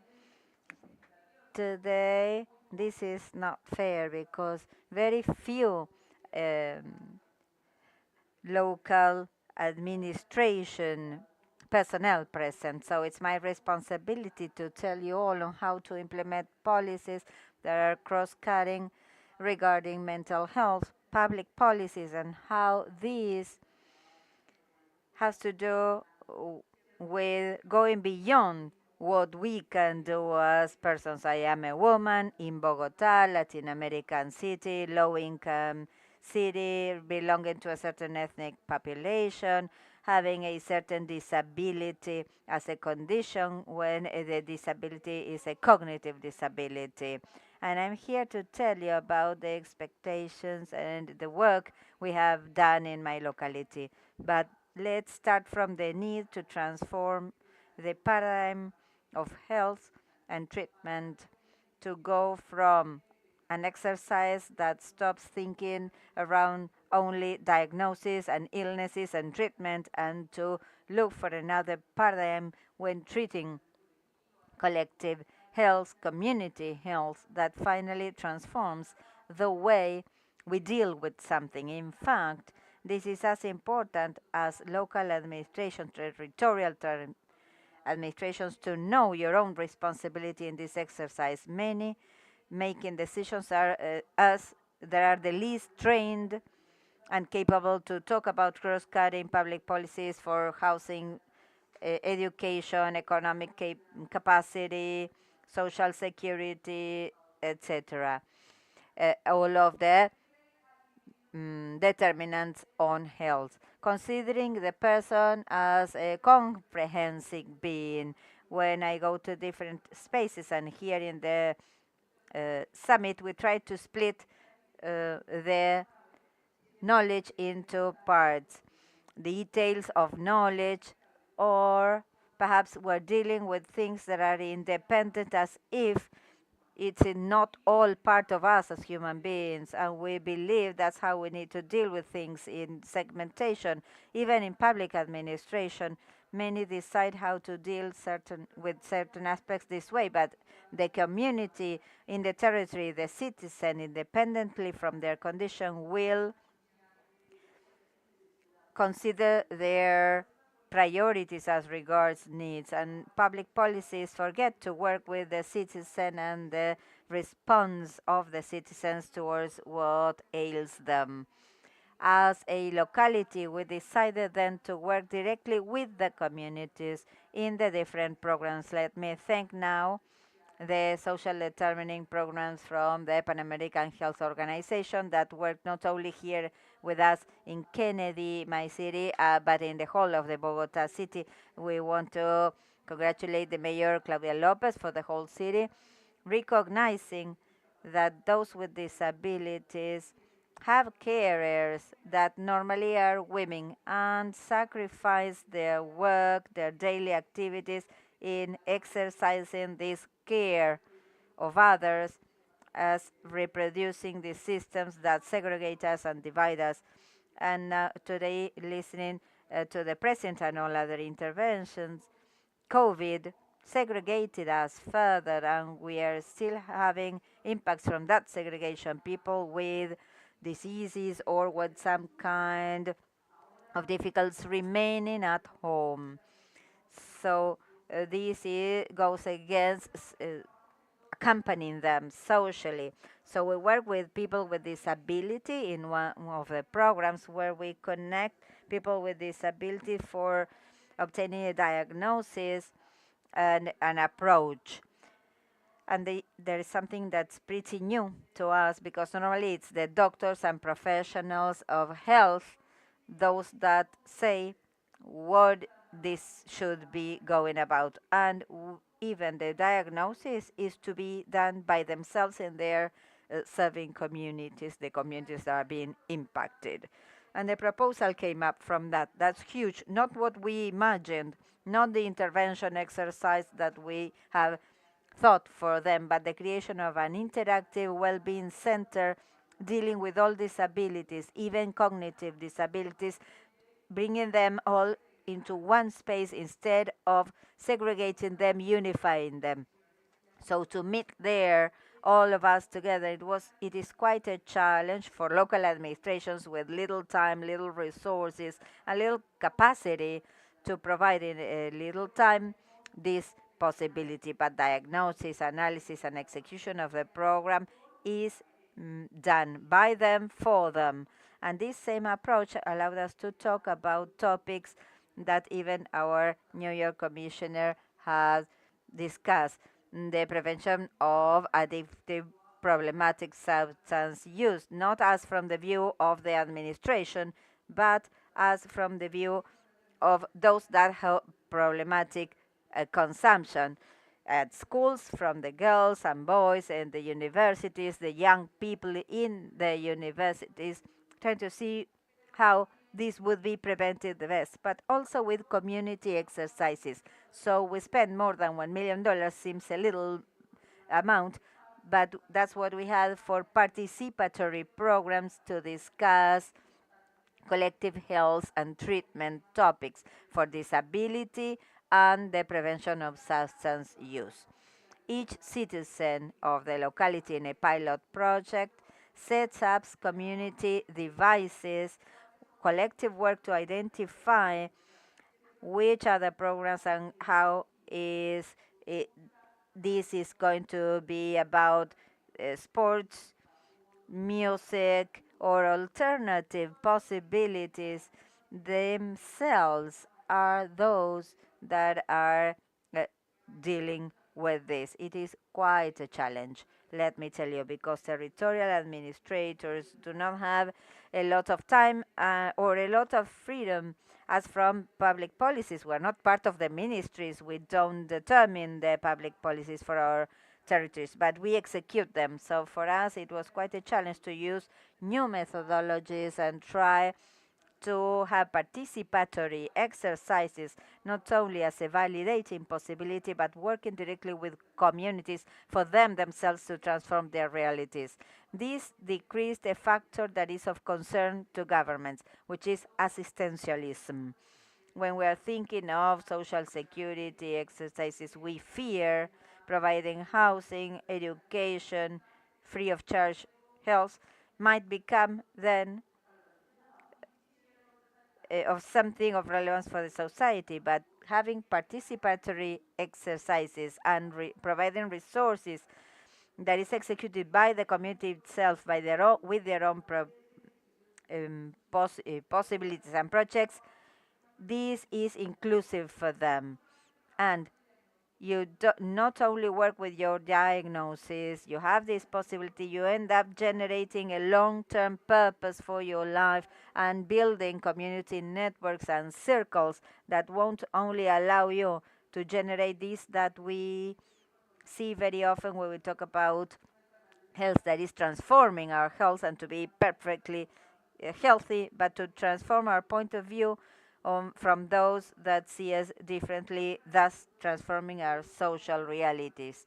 It is very important for us to give themselves the capacity to work on themselves. Thank you so much for giving us the opportunity of sharing our experience from Kennedy, Bogota, Colombia.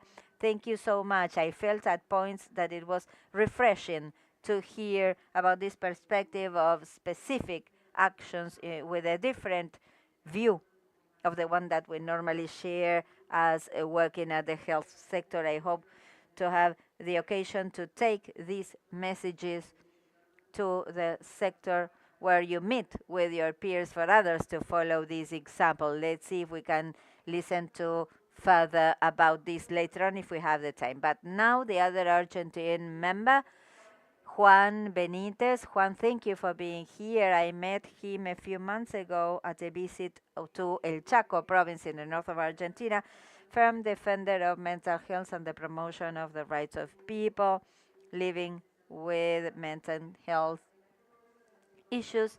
And at the time when I met him, I was impacted by the care to the right to his care about the right of health and housing. Why do you think these sectors are important when we talk about mental health? How can government support you? Hello, good afternoon, everyone. It is an honor to be able to be here. Our president today said we're survivors from a pandemic, and I am a survivor of a mental condition. When your mind breaks down, the first word that comes to your mind, to your broken mind, is shame, fear, discouragement, to find to see a world that you don't know about. You see that you're sailing dark waters, and as colleague said, only if you've been through it, you know about it. If to that you add economic difficulties, everything becomes very difficult. When your mind breaks, it's not like when your leg breaks that you can fix it. When your mind breaks, it's not solved with only a pill or a pat in the back saying everything will be all right. More things are required. Human beings are required to support, to put the head on the shoulder, to cry and say, my soul is hurting, and I don't know how to fix this. And when you never had anything else in your life, you don't expect anything, but at that time, you need anything you may get. Housing, a job. Who doesn't need a house or a job? Who person would not just want to stay in a little room and cry and just let what's inside you come out? And if you live in the street or if you survive on the street, things become very difficult. When there is a state and the state is not present, the disease is much more difficult than when the state has a contribution and is present. There are so many things in our world, such as waste and garbage, things you don't know what to do about, and they could be used recycling to build houses, so you have a place where you can go and cry and rest. Use that so that the person can feel part of its own construction of what's going to be their home, because that's part of the therapy. Besides seeing the doctor and the psychiatrist and the psychologist, arts is healing. The mind cannot be touched, and the art touches your mind and your heart. It might not cure you, but helps you healing. When you get sick, it's not a clinically accepted thing. He went mad. But when you go through that, getting mad means needing everything. Needing a space, a job, people that are outside these environments, because here we speak the same language in spite of the languages that we speak from our countries. We understand each other here, but the one that's outside, the mothers, fathers, the relatives, the people that don't understand the language of mental health, if it's difficult for professionals, you can imagine what it is for these people, your family. So this is what I'm here to convey. Mental health is of all of us. There is no health without mental health. Thank you very much.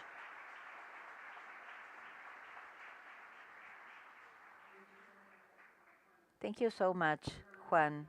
You're extremely clear and with a very strong message. Now, we will continue with our program. And let me switch languages once again.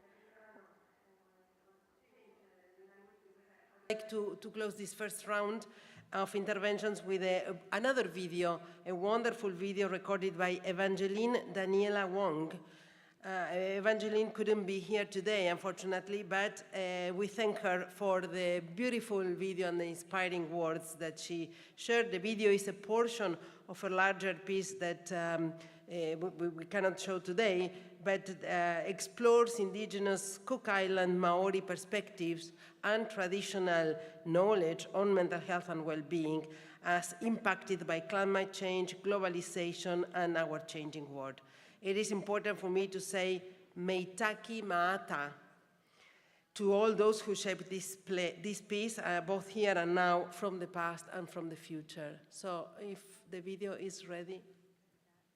The meditative practices, the survival skills of my tupuna, my ancestors, soothing our soul. I dive deep into the silence of the passage.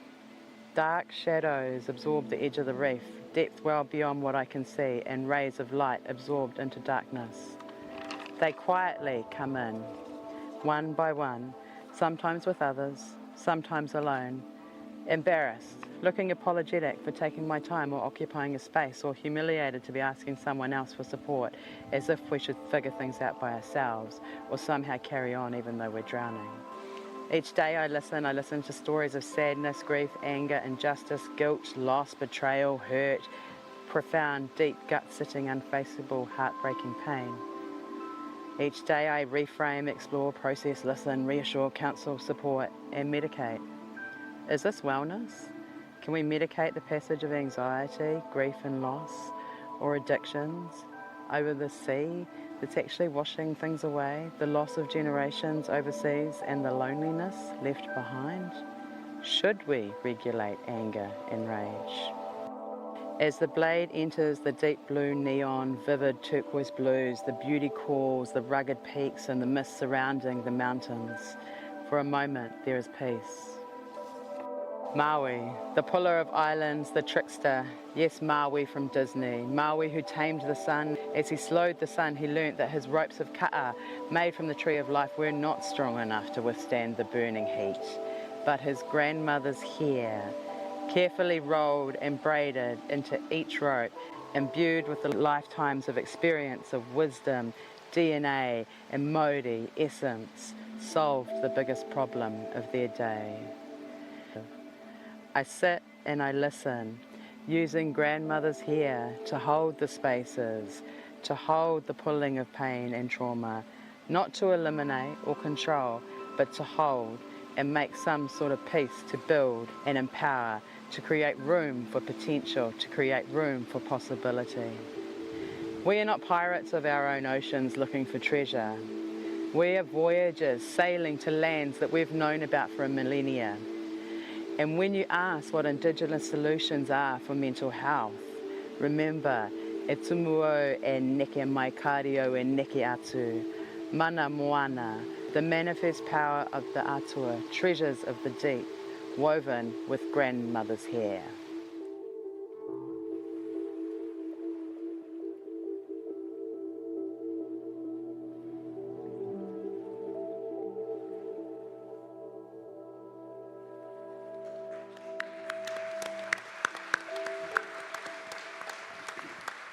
Thank you then to Evangeline for these beautiful images of the Cook Island and the message, and I hope the video will be available, so it speaks very fast, so maybe hard to follow up, and it's worth every single word. We do have then a few minutes, a few only, so one last question to each one of you, and the question is, one top priority if we want to address the social determinants for mental health. And let's go back to the order so you have time to think through. Stephanie. Wow, it's hard to find one priority, particularly when I'm listening to my colleagues here. I think I started with working together and developing the partnerships, but I would say that that's a priority, but gathering the data, as Ashwin was saying, in a way in which that it is inclusive of communities and owned by the communities, I think can really bring people along. I was really struck by how do you keep governments, communities, others, wherever you are engaged in this work. And part of it is gathering the data and measuring the outcomes, but also how we share that in ways and in a language that keeps people engaged. And so my language in public health may not be yours, and there's a language perhaps in education or a language in justice. So we have to reach across and understand how those systems work. That would be maybe my priority. Great, thank you. And Ashwin? I didn't mention this in my remarks, but whenever we talk about social determinants of health, I think we miss one element of this, which is that these are choices. Intentional choices made by people empowered to make choices, either elected or appointed, people like me, people like the ministers of health who are here, and people who are elected by the people. Why do I say this? Is because every successful health movement for fairness, justice, and equity, whether it's HIV, or HIV being the most notable recent example, has a political movement behind it. And to live in a world where the social determinants of mental health are addressed equally, fairly, and in just ways, we need to build out the salient political movement to make it so, which means that in our various apparatus of electing people, we need to make, as we would say in the United States, we need to make mental health a kitchen table issue, an issue that the average voter is talking about at their kitchen table. And I'm eager to work with all of you, and we're certainly working hard to do this in the United States. And we're further ahead than we've ever been. And I'm hopeful that we can do this globally, because we kind of know what works in a lot of these spaces. More housing, more safety, more nutrition security and food security, combating climate change. We know this, we know a lot of the solutions. But do we have a political movement that can drive it forward? Do we truly have the organs of a political movement? I think we can build it, and so I am optimistic. Great, thank you, Ashwin. And Carolina, let's hold it a minute and then, yes, Carolina, please. Kennedy and Bogota in general are part of the movement of healthy communities of the Americas. And behind this, we have a political movement, a little bit of placing this in the public agenda and the ethical agenda, health, mental health policies and decision making, especially in the territories.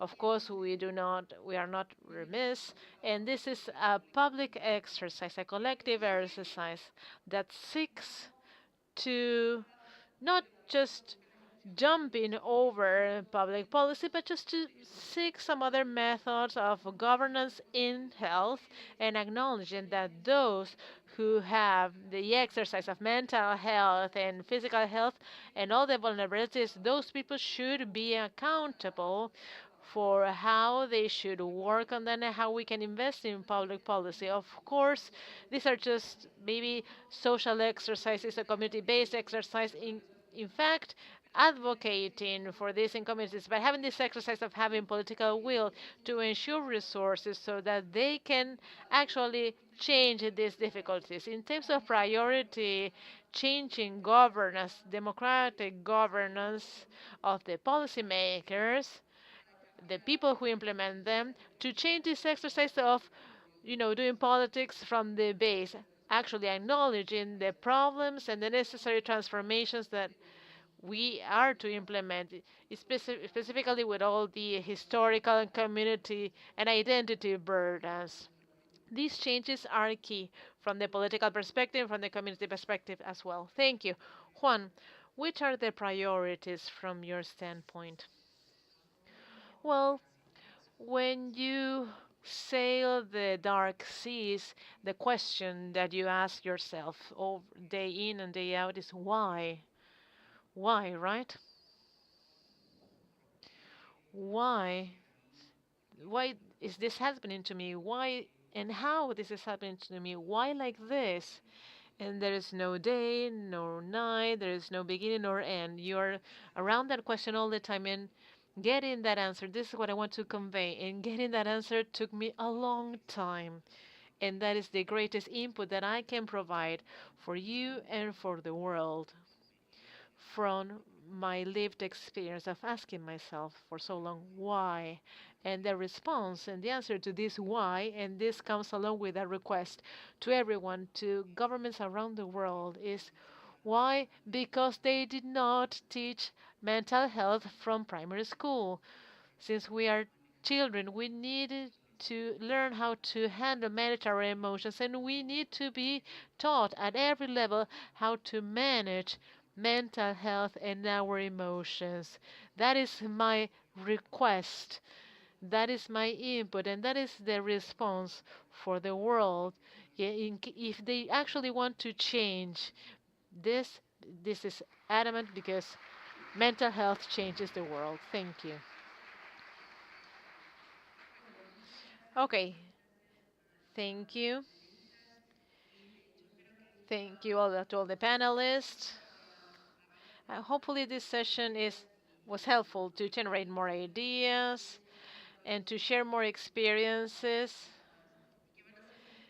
And they will be addressed in different panels, so thank you. And we'll continue having these conversations. Thank you.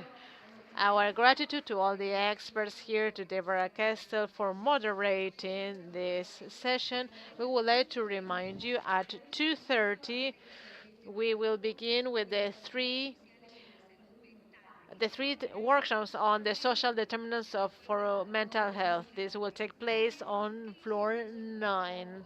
Of course, every seat will be taken in the order of the people coming in, and we need to respect the capacity of each expert.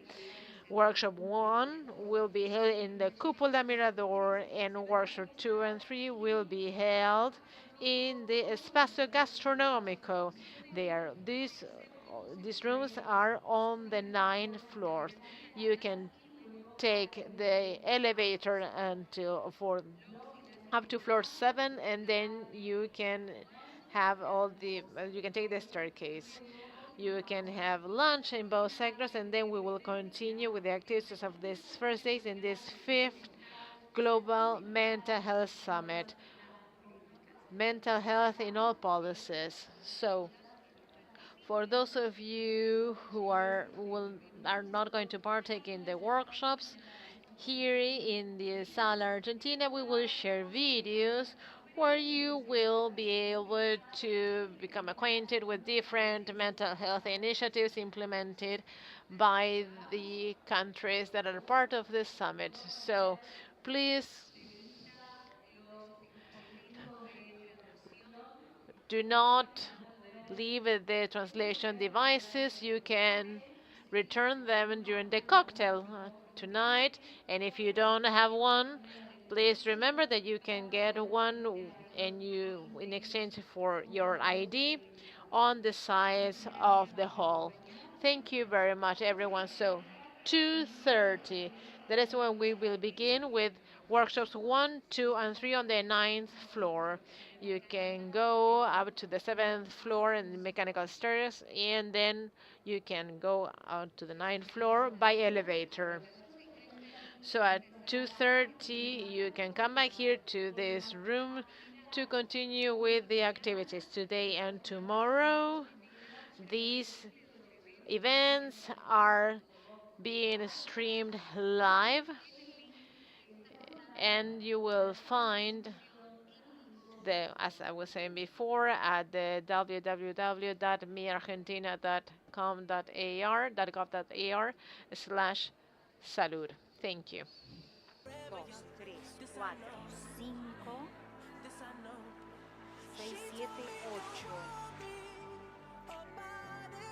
6, 7, 8.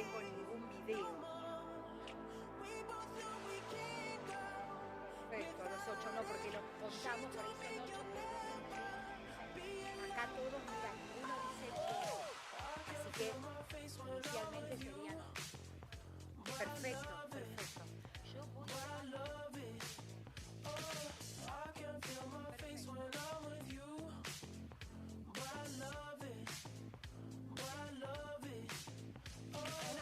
she'll be the death of me, at least we'll both be numb. And she'll always get the best of me, the worst is yet to come. All the misery was necessary when we're deep in love. Yes, I know, girl, I know. She told me don't worry about it. She told me don't worry no more. We both know we can't go without it. She told me you'll never be alone. I can feel my face when I'm with you, but I love it, Oh, I can feel my face when I'm with you, but I love it, I can feel my face when I'm with you, but I love it, I can feel my face when I'm with you, but I love it,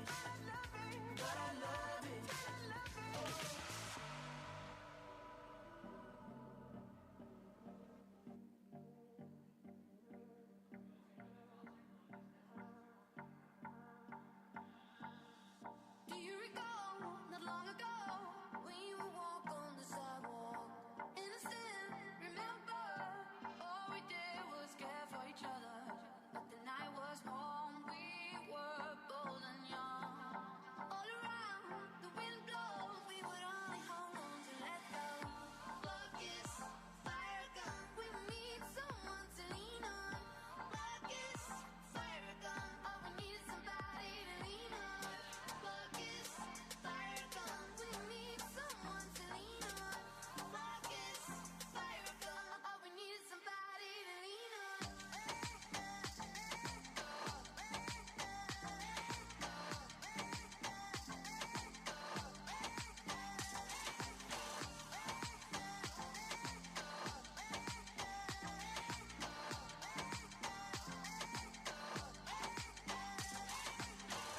What will we do when we get old? Will we walk down the same road? Will you be there by my side, standing strong as the waves roll over? The nights are long, longing for you to come home. All around, the wind blows, we would only hold on to let go. Focus, fire gun, we need someone to lean on. Focus, fire gun, all we need is somebody to lean on. Focus, fire gun, we need someone to lean on. Focus, fire gun, all we need is somebody to lean on.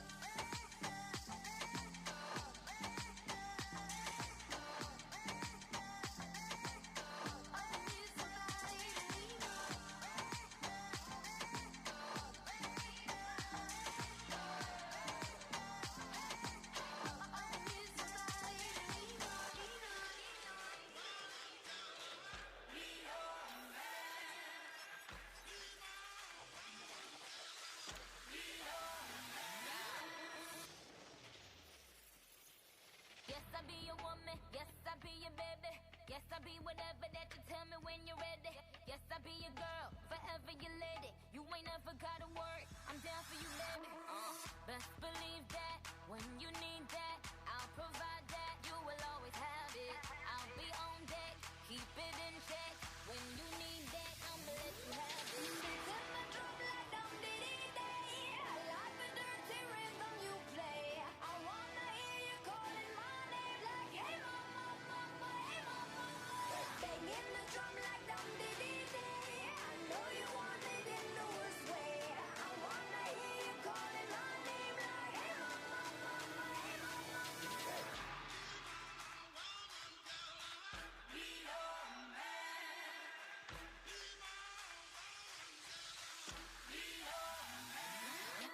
Yes, I do the cooking, yes, I do the cleaning. Plus, I keep the nana real sweet for your eating. Yes, yes, you be the boss and yes, I be respecting whatever that you tell me, cause it's game you be spitting. Oh, best believe that when you need that, I'll provide that. You will always have it. I'll be on deck, keep it in check. When you need that, I'ma let you have it. Beat in my drum like dum diddy day. I like the dirty rhythm you play. I wanna hear you calling my name like hey mama, mama, hey mama, mama. Banging the drum like dum diddy day. I know you want it in the worst way. I wanna hear you calling my name like hey mama, mama, hey mama, mama.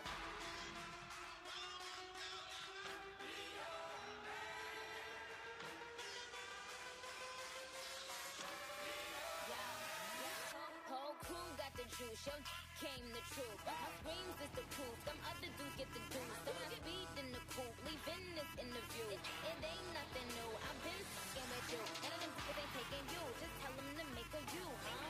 That's how it be, I come first like debut, huh? So baby, when you need that, give me the word, I'm no good, I'll be bad for my babe. So I make sure that he's getting his share. Make sure that his baby take care. Make sure I'm on my toes, on my knees, keep him please, rub him down, be a lady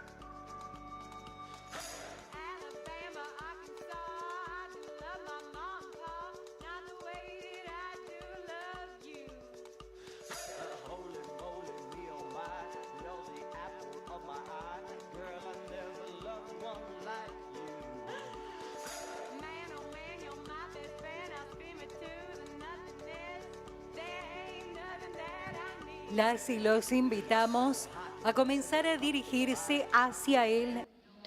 We invite you to go to the 9th floor since the workshops will start momentarily on social determinants of mental health. We would like to remind you that you can take the escalators and then you can take the elevator.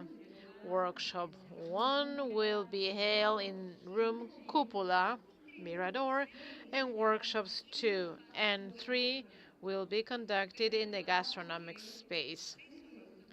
Accessing these workshops is through the order of entry, and we need to respect the capacity of the safety protocols. Thank you very much.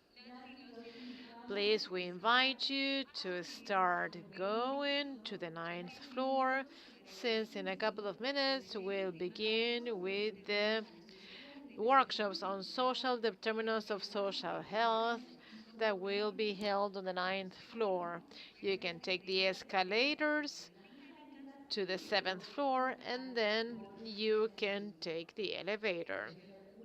Workshop 1 will be held in the Cupola Mirador room, and workshop 2 and 3 will be held in Espacio Gastronómico, gastronomic space. All of these rooms are on the 9th floor.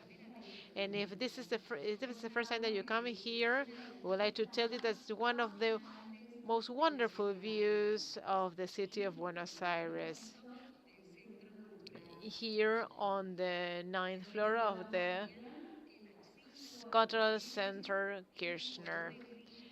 You can access the workshop as the people enter. The maximum capacity cannot be surpassed.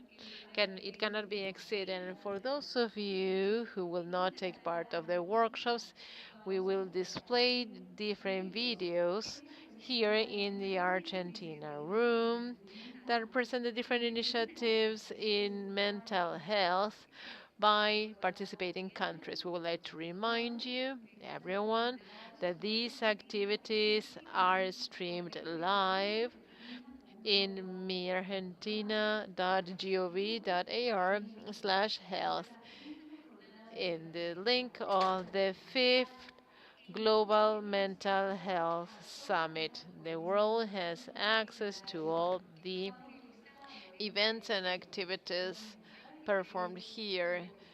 2023 being held here, 2023 in Buenos Aires in the Argentine Republic. Hopefully you can. So for those of you who are part of the workshops, we are going to share a coffee break in the afternoon on the 9th floor. You won't have to move here to this hall. All the members of the organization are at your disposal so that your experience here in the 5th Global Mental Health Summit is as comfortable and fruitful as possible for everyone here. So in a couple of minutes, we'll start with workshop 1 in room Cupola Mirador and workshop 2 in the room called Espacio Gastronómico. Please take into account all the time that you need to go there because you need to go to the 9th floor. And we are here in the 2nd floor, the basement. And we'll invite you to take part of all the activities scheduled for this 5th Global Mental Health Summit, held here at CCK in Buenos Aires, Argentina.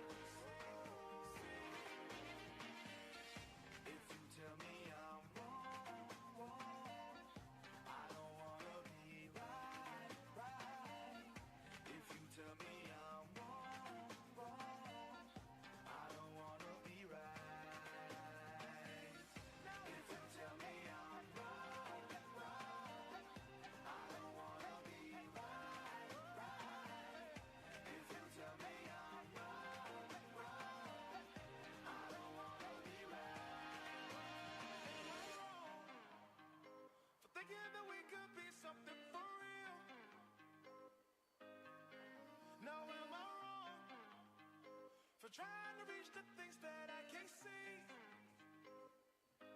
But that's just how I feel. Las y los invitamos a participar. You are invited to participate at the workshops that are about to start at 2:30 in a few minutes. Workshop 1 at the Dome and the workshops 2 and 3 at the gastronomic space. You can go up the electric escalators until floor 7, then get on the lift.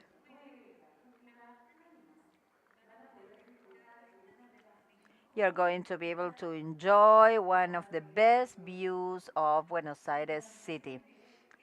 Be reminded that participation in the workshops is by order or arrival, and we are to respect the capacity of the rooms.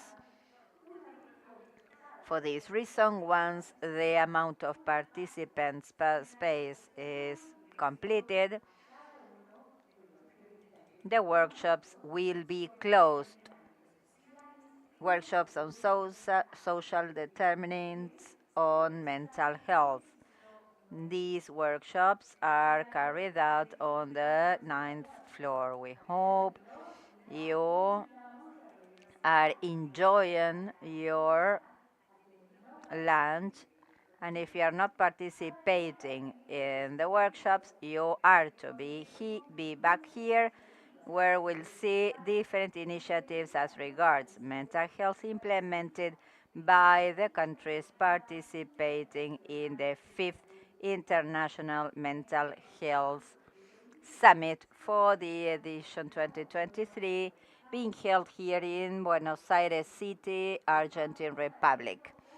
We are sharing this with the world by streaming that you can get access to at miargentina.gov.ar/health in the item indicating the 5th Global Mental Health Summit, and you can have access to all of the presentations live. Second day tomorrow at this very same venue, Kirchner Cultural Center. We are about to start right now on floor number 9, the workshops on social determinants on mental health. Workshop 1 at the Dome, and 2 and 3 at the gastronomic space. Please be reminded that participation is restricted to the venue's capacity. There's a strict safety protocol and it involves a limit. So we invite you to please go to the workshops that will be starting in a few minutes. Social workshops on social determinants of mental health on the 9th floor. We are all available to you, all participants, in order to make your experience in this international summit pleasant to you, fulfilling your aspirations and needs.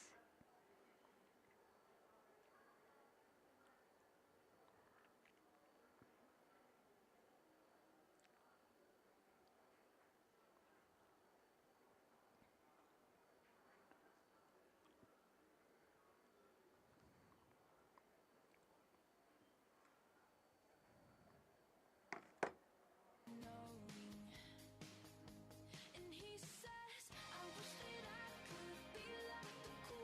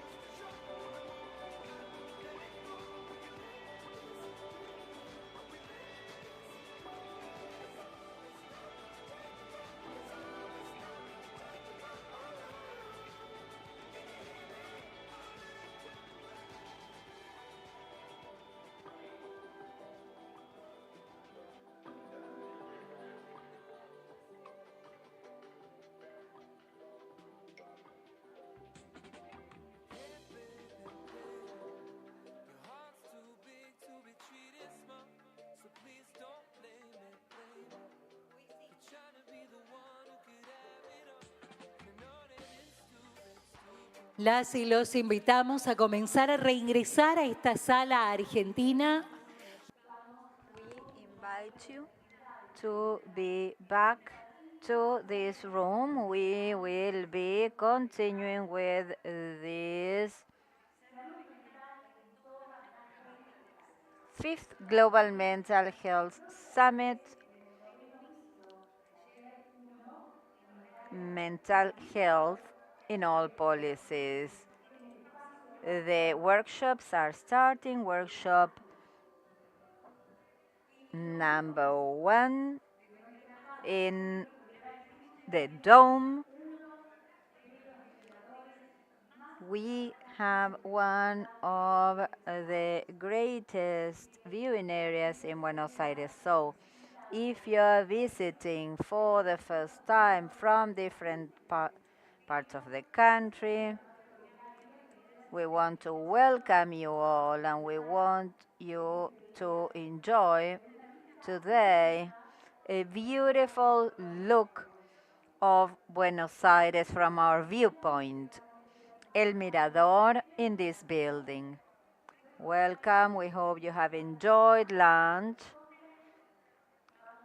After completing the day and after the cocktail, we're going to enjoy from another space, the Blue Whale space, with the Piazzolla Electronic Show.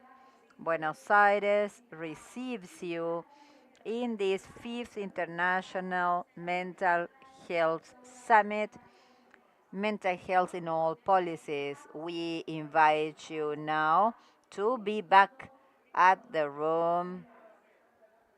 We will reassume very soon.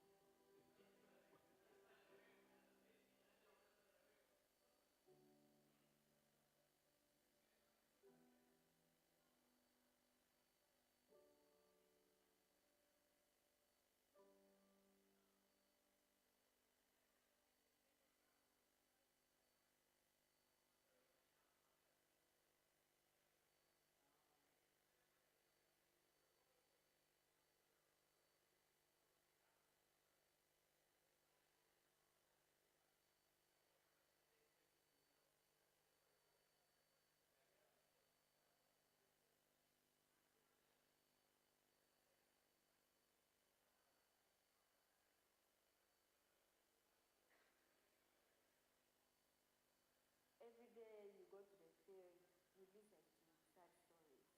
It is hard because some of these stories are too touching. So malaria will always come when a mosquito bites you. So depression will always set in when you get a trigger. I thought I was just going through the normal life. I did not know that depression is an illness. So mirabunga tamno anati kene pego mango manati karabiyeni so baka mioni pego ma anati kereni peti yan kena dana mati ja ke pega na mi ti mo bi mo je na chunya an kira shera shera kimano tinda no mo kan group kan. I believe when someone talks about their grief, they get relief because they feel like somebody is there and someone has also gone through it. We are there to help one another. We are there to encourage one another. But therapy changed me and made me who I am.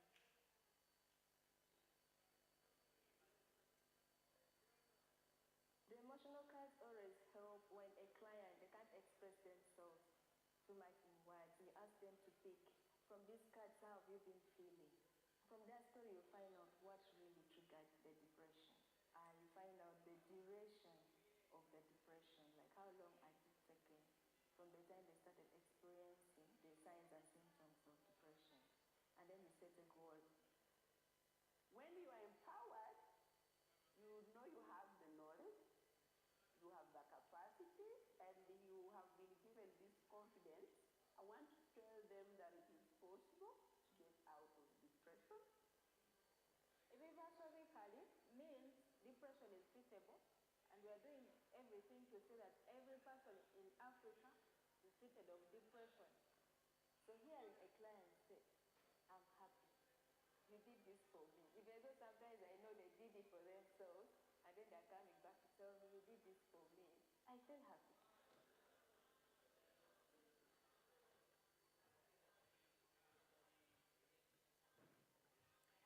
Ya iniciamos las proyecciones en la sala argentina. We have started projecting in the Argentine room of the different proposals of participating countries as regards mental health in the government environment.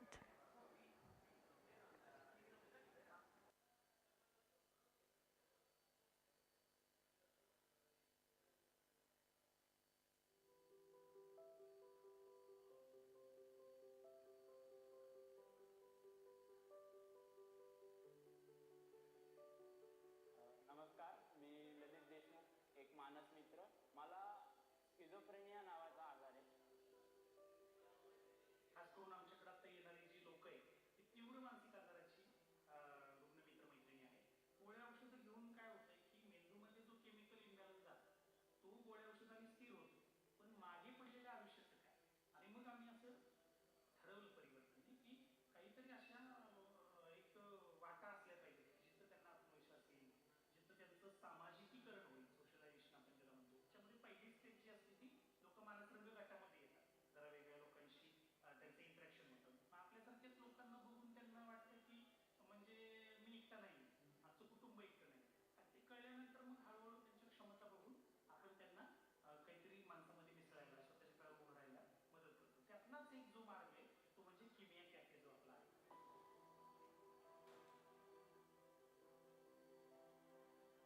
मला घराबाहेर पडण्यापासून त्रास होता. मला बसने प्रवास करण्याला फार भीती वाटायची. कॅफे सुरू केल्यानंतर चहाचं प्रमाण, वडापावचं प्रमाण, या कुकिंगच्या गोष्टी समजून घ्याव्या लागल्या. त्यानुसार चहा बनवत गेलो.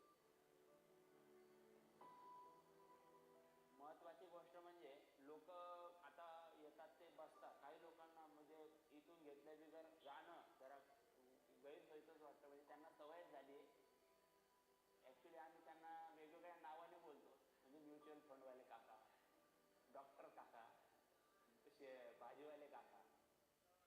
घरामध्ये बऱ्याच वेळेला मानसिक आजार असल्यामुळे घरातल्या व्यक्ती त्यांच्यावर विश्वास ठेवत नाहीत. आर्थिक जो व्यवहार असतो तो कधी त्यांच्या हातात दिलेला नसतो.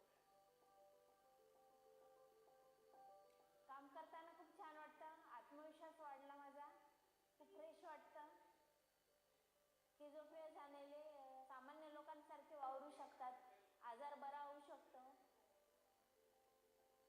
2008 साली मी कविता वगैरे लिहित होतो, पण मला कल्पनाही नव्हती की मी एवढ्या मोठ्या प्रमाणावर कविता लिहू शकेल. मराठीमध्ये मला असं वाटतं की स्किझोफ्रेनियासारखा मानसिक आजार असणारा पहिलाच कवी ललित असावा. स्किझोफ्रेनिया नावाचे जंगल, त्यात असते मोठीच दंगल. मनाचे मनाशीच रणांगण, त्यात उडते मोठी तारांबळ. पण मग गवसले परिवर्तन, जेथे खुलले मानस रंग. पण मग गवसले परिवर्तन, जेथे खुलले मानस रंग. सागरी सापडे बुडत्याच आसरा, प्रकाश बीज जणू उजळी अंधकार.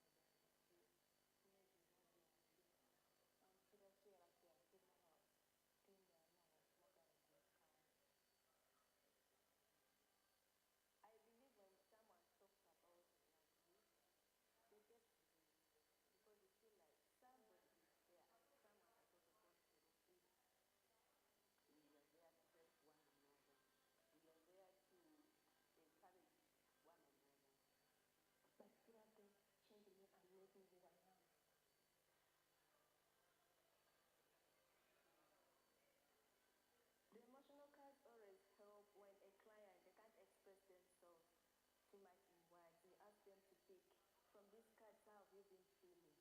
From that story, you find out what really triggered the depression. You find out the duration of the depression, like how long had it taken from the time they started experiencing the signs and symptoms of depression. And then you set a goal. When you are empowered, you know you have the knowledge, you have the capacity, and you have been given this confidence. I want to tell them that it is possible to get out of depression. Reversally means depression is treatable, and we are doing everything to see that every person in Africa is treated of depression. So hearing a client say, I'm happy, you did this for me. Even though sometimes I know they did it for themselves, and then they're coming back to tell me, you did this for me, I feel happy.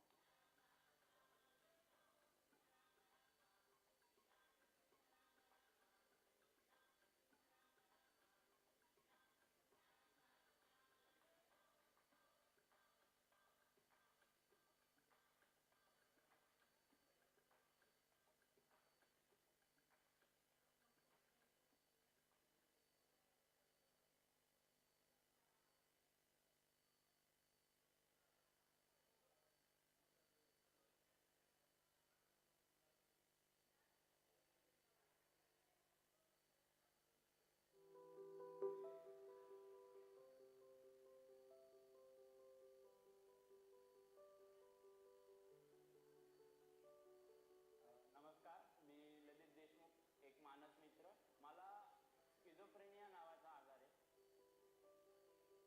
खास करून आमच्याकडे आता येणारी जी लोक आहेत ती तीव्र मानसिक आजाराची रुग्ण मित्रमैत्रिणी आहे.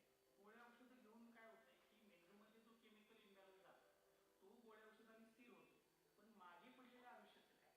आणि मग आम्ही असं ठरवलं परिवर्तन की काहीतरी अशा एक वाटा असल्या पाहिजेत जिथं त्यांना आत्मविश्वास येईल, जिथं त्यांचं सामाजिकीकरण होईल, सोशलायझेशन आपण ज्याला म्हणतो. त्याच्यामध्ये पहिली स्टेज जी असते ती लोक मानसरंग गटामध्ये येतात, जरा वेगळ्या लोकांशी त्यांचं इंटरॅक्शन होतं. आपल्यासारख्याच लोकांना बघून त्यांना वाटतं की म्हणजे मी एकटा नाही, आमचं कुटुंब एकटं नाही. आणि ते कळल्यानंतर मग हळूहळू त्यांची क्षमता बघून आपण त्यांना काहीतरी माणसामध्ये मिसळायला, स्वतःच्या पायावर उभं राहायला मदत करतो. त्यातलाच एक जो मार्ग आहे तो म्हणजे किमिया कॅफे जो आपला आहे.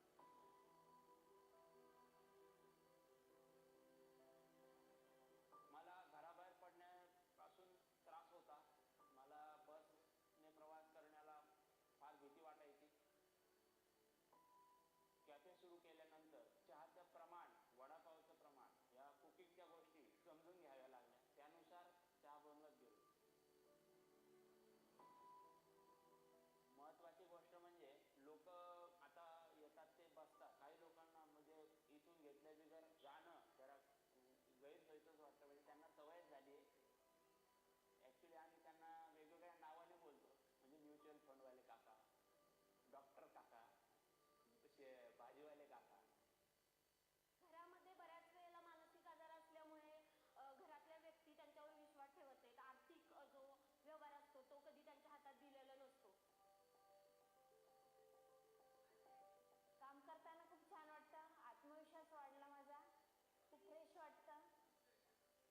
स्किझोफ्रेनिया झालेले सामान्य लोकांसारखे वावरू शकतात, आजार बरा होऊ शकतो. 2008 साली मी कविता वगैरे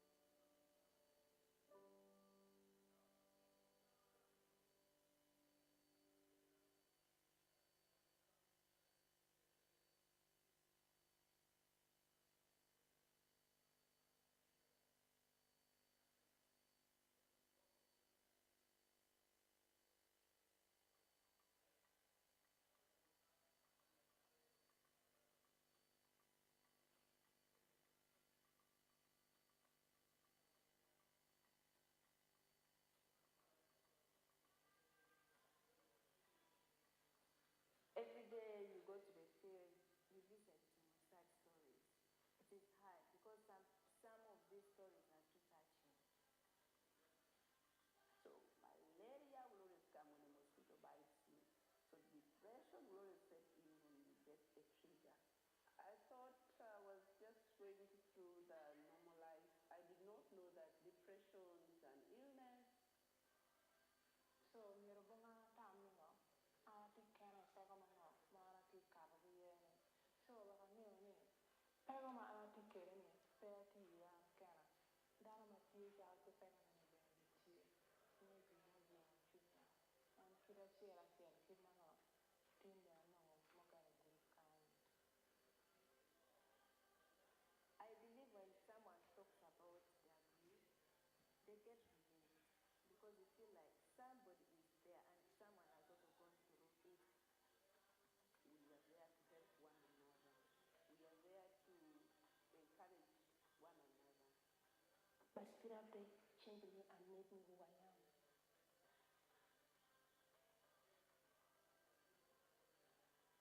The emotional cards always help when a client, they can't express themselves too much in words. We ask them to pick from these cards, how have you been feeling? From that story, you find out what really triggered the depression. You find out the duration of the depression, like how long had it taken from the time they started experiencing the signs and symptoms of depression. And then you set a goal.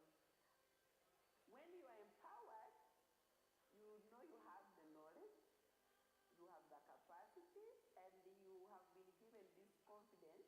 I want to tell them that it is possible to get out of depression. Reversally means depression is treatable, and we are doing everything to see that every person in Africa is treated of depression. So hearing a client say, I'm happy, you did this for me, even though sometimes I know they did it for themselves, and then they're coming back to tell me, you did this for me, I feel happy.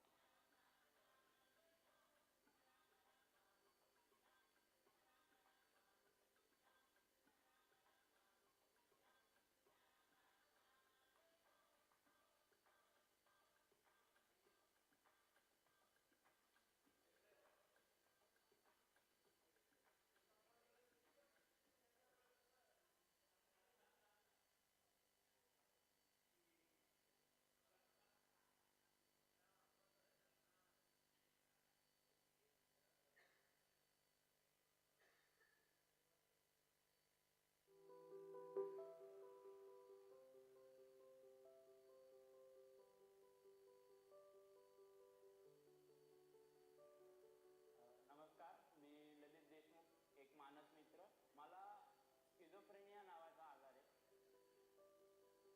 खास करून आमच्याकडे आता येणारी जी लोक आहेत ती तीव्र मानसिक आजाराची रुग्ण मित्र मैत्रिणी आहे. गोळ्या औषधं घेऊन काय होतंय की मेंदूमध्ये जो केमिकल इम्बॅलन्स झाला तो गोळ्या औषधांनी स्थिर होतो, पण मागे पडलेल्या आयुष्याचं काय. आणि मग आम्ही असं ठरवलं परिवर्तन की काहीतरी अशा एक वाटा असल्या पाहिजे जिथं त्यांना आत्मविश्वास येईल, जिथं त्यांचं सामाजिकीकरण होईल, सोशलायझेशन आपण त्याला म्हणतो. त्याच्यामध्ये पहिली स्टेप जी असते ती लोक मानसरोग गटामध्ये येतात, जरा वेगळ्या लोकांशी त्यांचं इंटरॅक्शन होतं. मग आपल्यासारख्याच लोकांना बघून त्यांना वाटतं की म्हणजे मी एकटा नाही, आमचं कुटुंब एकटं नाही. आणि ते कळल्यानंतर मग हळूहळू त्यांच्या क्षमता बघून आपण त्यांना काहीतरी माणसामध्ये मिसळायला, स्वतःच्या काळ उभं राहायला मदत करतो. त्यातलाच एक जो मार्ग आहे तो म्हणजे किमिया कॅफे जो आपला आहे.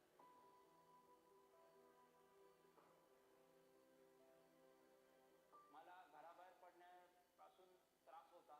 मला बसने प्रवास करण्याला फार भीती वाटायची.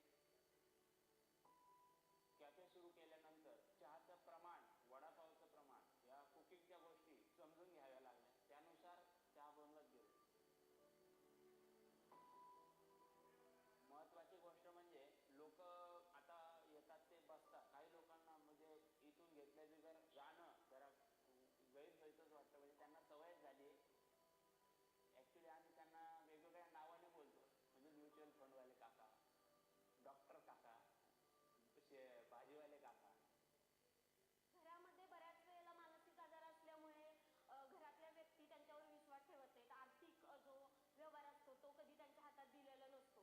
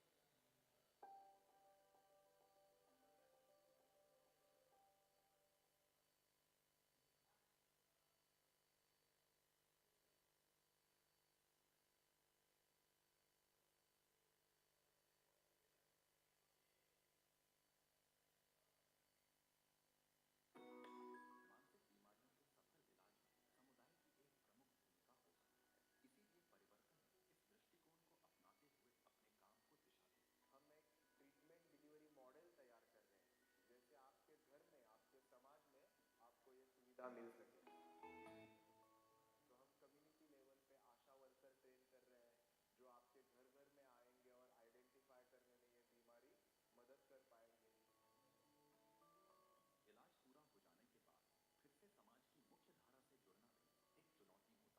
इस दिशा में भी परिवर्तन ने काम किया है। हॉस्पिटल के अंदर पेशेंट है जिनको फैमिली घर नहीं ले जाती, उनके लिए हम ऐसी हाउसिंग ऑप्शंस और काम के ऑप्शंस तैयार कर रहे हैं हॉस्पिटल के साथ मिलके और समाज के साथ मिलके कि वो एक डिग्निफाइड जिंदगी जी सके। मानसिक रोग से मुक्ति पा चुके मरीजों को रोजगार दिलवाने में भी परिवर्तन मदद करती है। बहुत सारे पेशेंट ठीक हो जाते हैं लेकिन उनको काम नहीं मिलता क्योंकि समाज उन देखने का तरीका अच्छा नहीं रहता, तो वो काम पे लगाना उनको, ये सभी हमारे कम्युनिटी हेल्थ वर्कर करते हैं। महाराष्ट्र, आसाम, उत्तर प्रदेश, झारखंड सहित आज परिवर्तन देश के 6 अलग-अलग इलाकों में मानसिक रोगियों की जिंदगियों में रंग भरने का काम कर रही है।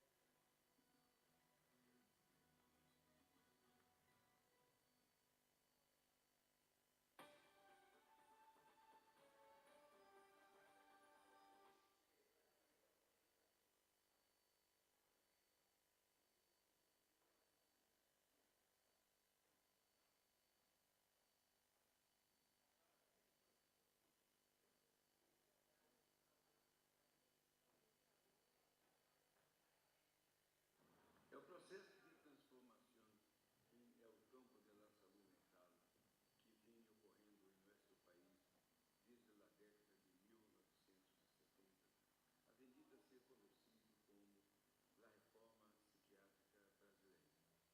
Isso para enfatizar que o que se entende por reforma psiquiátrica não se restringe a um processo de reforma de los serviços, não se restringe a um processo de reestruturação de um modelo de atenção ou de introdução de novas tecnologias para a assistência e o cuidado.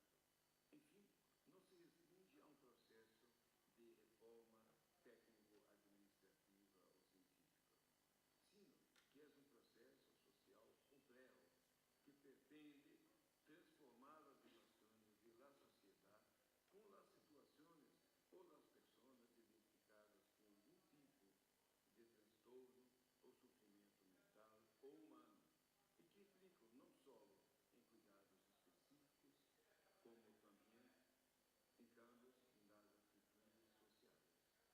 Nesse sentido, a noção de desinstitucionalização, isto é de suma importância para nós outros, não se refere a uma mera deshospitalização e desplazamento da atenção e assistência para a comunidade ou ao território. Significa cambiar práticas e introduzir.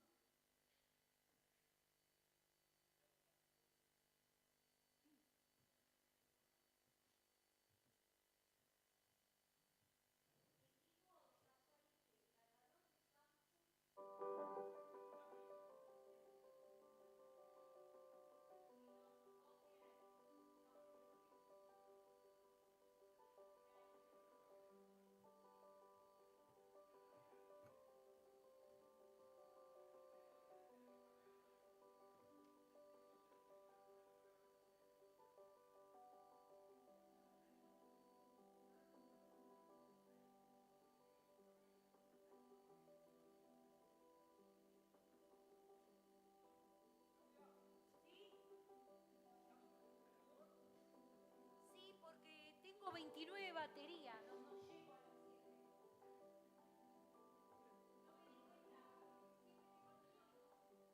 No me di cuenta. Gracias.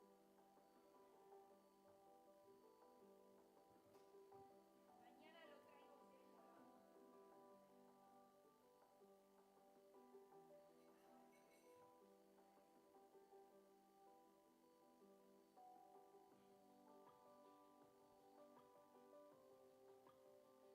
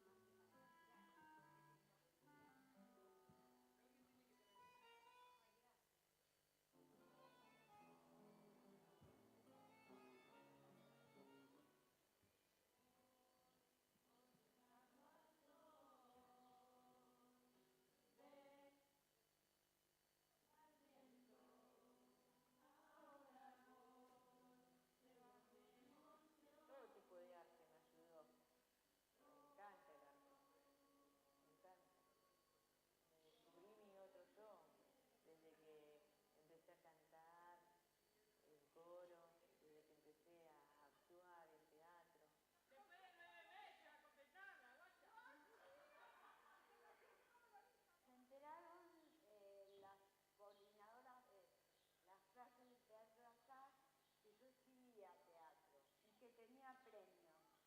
Y bueno, empecé a escribir. La obra se estrenó acá, pero después nos invitaron para el Festival de Mar del Plata. Nunca salieron pacientes desmayados así hasta Mar del Plata.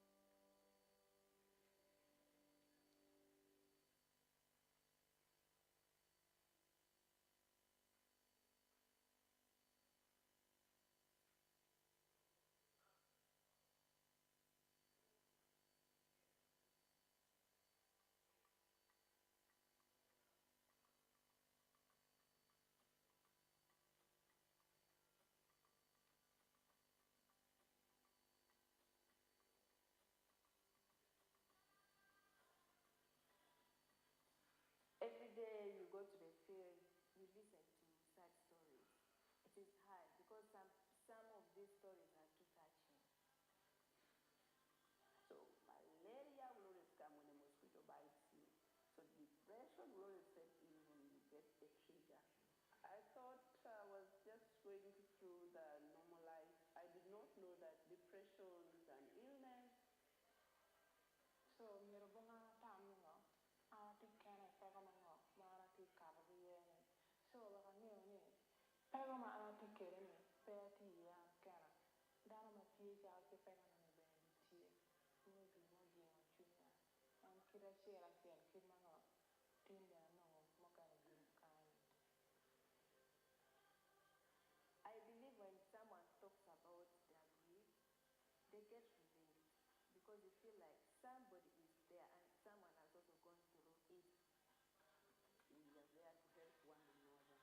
We are there to encourage one another. But therapy changed me and made me who I am.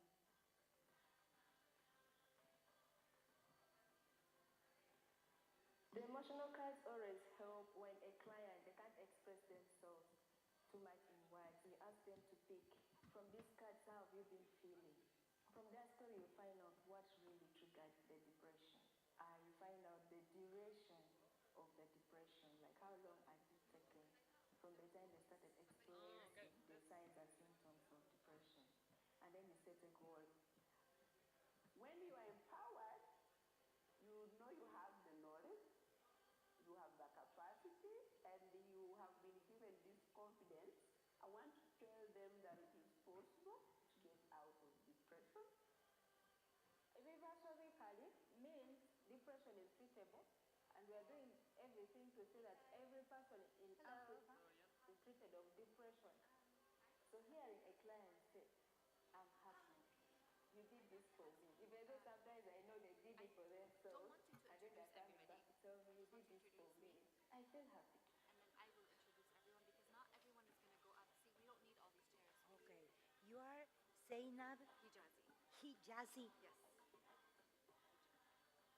Yes. And so these, only me. I will introduce them.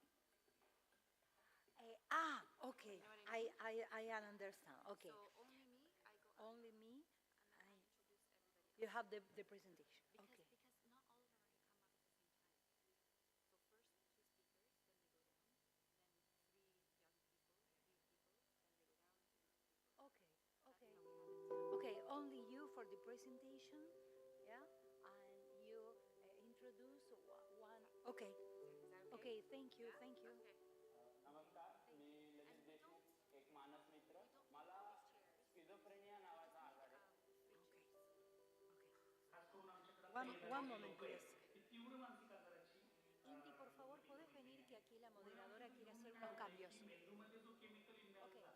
जातो तो गोळ्या औषधाने स्थिर होतो पण मागे पडलेल्या आयुष्याचं काय आणि मग आम्ही असं ठरवलं परिवर्तन की काहीतरी अशा एक वाटा असल्या पाहिजे जिथं त्यांना आत्मविश्वास येईल जिथं त्यांचं सामाजिकीकरण होईल सोशलायझेशन आपण त्याला म्हणतो त्याच्यामध्ये पहिली स्टेप जी असते ती लोक मानसरंग गटामध्ये येतात जरा वेगळ्या लोकांशी त्यांचं इंटरॅक्शन होतं मग आपल्यासारख्याच लोकांना बघून त्यांना वाटतं की म्हणजे मी एकटा नाही आमचं कुटुंब एकटं नाही आणि ते कळल्यानंतर मग हळूहळू त्यांची क्षमता बघून आपण त्यांना काहीतरी माणसामध्ये मिसळायला उभं राहायला मदत करतो त्यातलाच एक जो मार्ग आहे तो म्हणजे किमिया कॅफे जो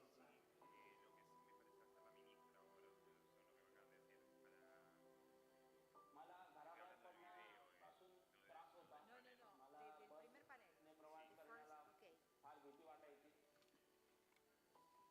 कॅफे सुरू At first केल्यानंतर is a video वडापावचं प्रमाण with the Dr. Bisotti. त्यानुसार Sorry, my English is so tiny. Your activity is the second. That's right. Yes? Okay. So these you don't introduce. Okay. In this time, I'm only present to Zeina. Y ella va a presentar de a 2 o 3. Okay. How is it? 2, 3? Total, only 4 chairs. Only 4. Yes. Totally. With you. Okay. Okay. Okay. Ahora te confirmo, espera un momento. Okay. Okay. 4 con ella. Serían 5. No, no. 4 en total. 4, 3 more she. Yeah, so 3 ¿Sí? plus 1, 4. Yeah. Okay. 3 y 1, 4, 10. Perfecto. Ahora ya te confirmo. Okay. Gracias. No, por favor.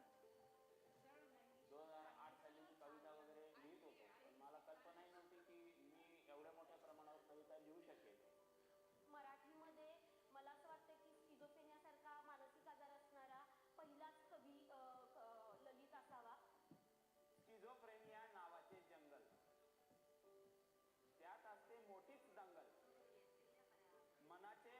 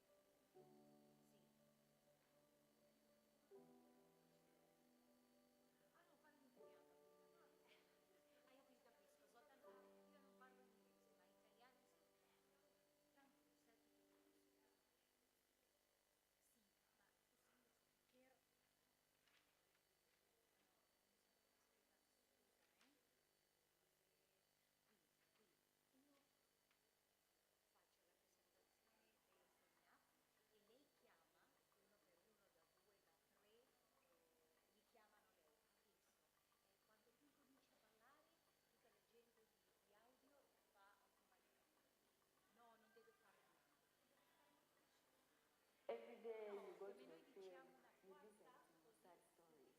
It is hard because some of these stories are too touching. So malaria will always come when a mosquito bites you. So depression will always set in when you get a trigger. I thought I was just going through the normal life. I did not know that depression is an illness. So Yorubunga tamingo, ti kene pego mango, mana ti karabiye. So baka ni, pego ma ti kere ni, pe ti ya kera. Dana ma fiusa ti pego ni de ti. Mo di na fiusa. Diego, ¿cómo estás?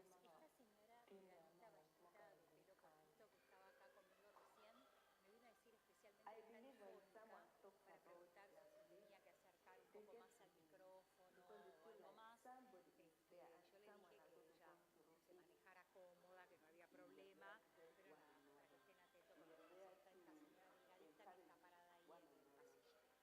But therapy changed me and made me who I am.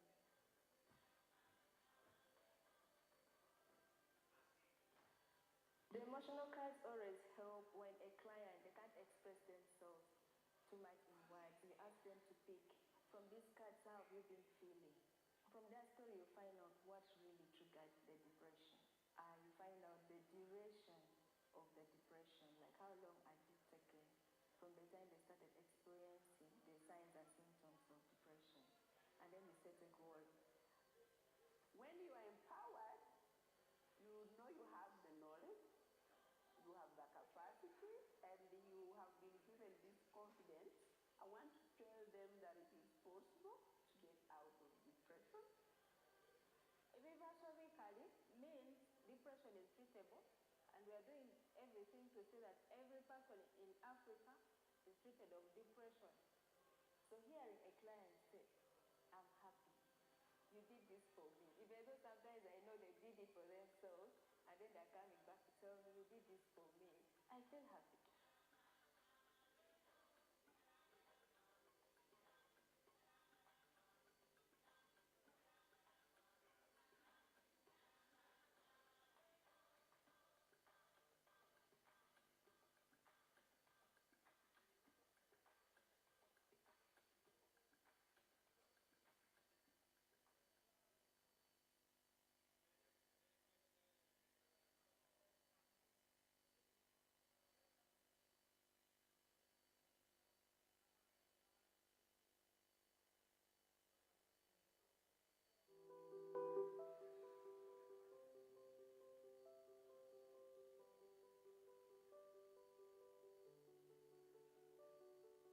नमस्कार, मी ललित देशमुख, एक मानस मित्र. मला schizophrenia नावाचा आजार आहे. खास करून आमच्याकडे आता येणारी जी लोक आहेत ती तीव्र मानसिक आजाराची रुग्ण मित्र मैत्रिणी आहेत. गोळ्या औषधं घेऊन काय होतंय की मेंदूमध्ये जो केमिकल इम्बॅलन्स झाला तो गोळ्या औषधांनी स्थिर होतो, पण मागे पडलेल्या आयुष्याचं काय. आणि मग आम्ही असं ठरवलं परिवर्तन की काहीतरी अशा एक वाटा असल्या पाहिजेत की जिथं त्यांना आत्मविश्वास येईल, जिथं त्यांचं सामाजिकीकरण होईल, सोशलायझेशन आपण त्याला म्हणतो. त्याच्यामध्ये पहिली स्टेप जी असते ती लोक मानसरंग गटामध्ये येतात, जरा वेगळ्या लोकांशी त्यांचं इंटरॅक्शन होतं. मग आपल्यासारख्याच लोकांना बघून त्यांना वाटतं की म्हणजे मी एकटा नाही, आमचं कुटुंब एकटं नाही. आणि ते कळल्यानंतर मग हळूहळू त्यांच्या क्षमता बघून आपण त्यांना काहीतरी माणसामध्ये मिसळायला, स्वतःच्या काळात उभं राहायला मदत करतो. त्यातलाच एक जो मार्ग आहे तो म्हणजे किमिया कॅफे जो आपला आहे.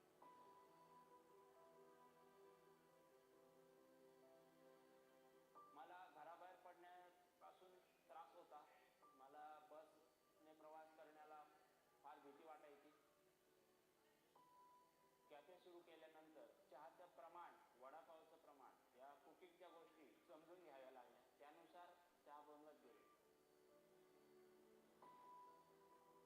महत्त्वाची गोष्ट म्हणजे लोक आता येतात ते बसतात. काही लोकांना म्हणजे इथून घेतल्या बिगर जाणं जरा गैरसोयीचंच वाटतं, म्हणजे त्यांना सवयच झाली आहे.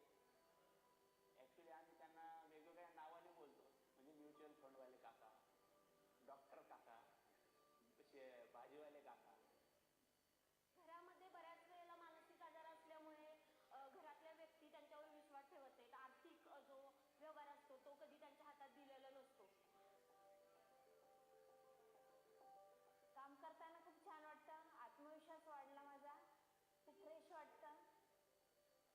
स्किझोफ्रेनिया झालेले सामान्य लोकांसारखे वावरू शकतात, आजार बरा होऊ शकतो. 2008 साली मी कविता वगैरे लिहित होतो, पण मला कल्पनाही नव्हती की मी एवढ्या मोठ्या प्रमाणावर कविता लिहू शकेल. मराठीमध्ये मला असं वाटतं की स्किझोफ्रेनियासारखा मानसिक आजार असणारा पहिलाच कवी ललित असावा. स्किझोफ्रेनिया नावाचे जंगल, त्यात असते मोठीच दंगल. मनाचे मनाशीच रणांगण, त्यात उडते मोठी तारांबळ.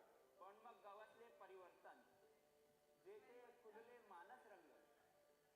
पण मग गवसले परिवर्तन, जेथे खुलले मानस रंग.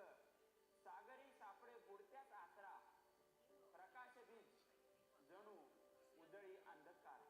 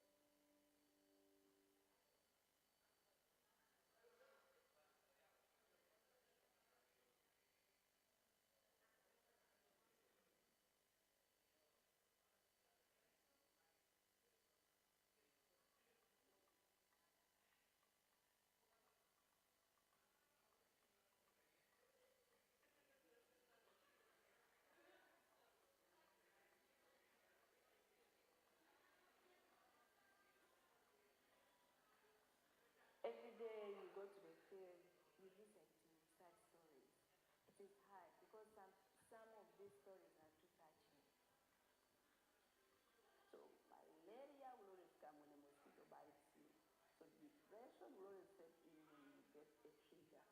I thought I was just going through the normal life. I did not know that depression is an illness. So miro bunga tamno ti kene pego mango mara ti kabu yene so baka ni pego ma ti kere ni pego ti ya kana dano ma ti ja ti pego ni ben ti ni bi na bi na ti an kira sera ti mango tinda no mo ka guru kan.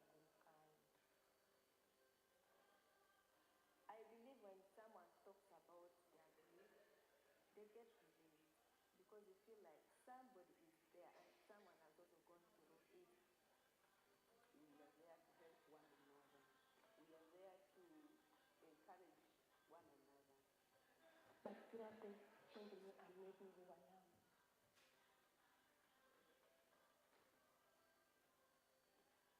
The emotional cards always help when a client, they can't express themselves too much in words. You ask them to pick from these cards, how have you been feeling? From that story, you find out what really triggered the depression. You find out the duration of the depression, like how long has it taken from the time they started experiencing the signs and symptoms of depression. And then you set a goal. When you are empowered, you know you have the knowledge, you have the capacity, and you have been given this confidence. I want to tell them that it is possible to get out of depression. Evaluatorically means depression is treatable, and we are doing everything to say that every person in Africa is treated of depression. So hearing a client say, I'm happy, you did this for me, even though sometimes I know they did it for themselves, and then they're coming back to tell me, you did this for me, I feel happy.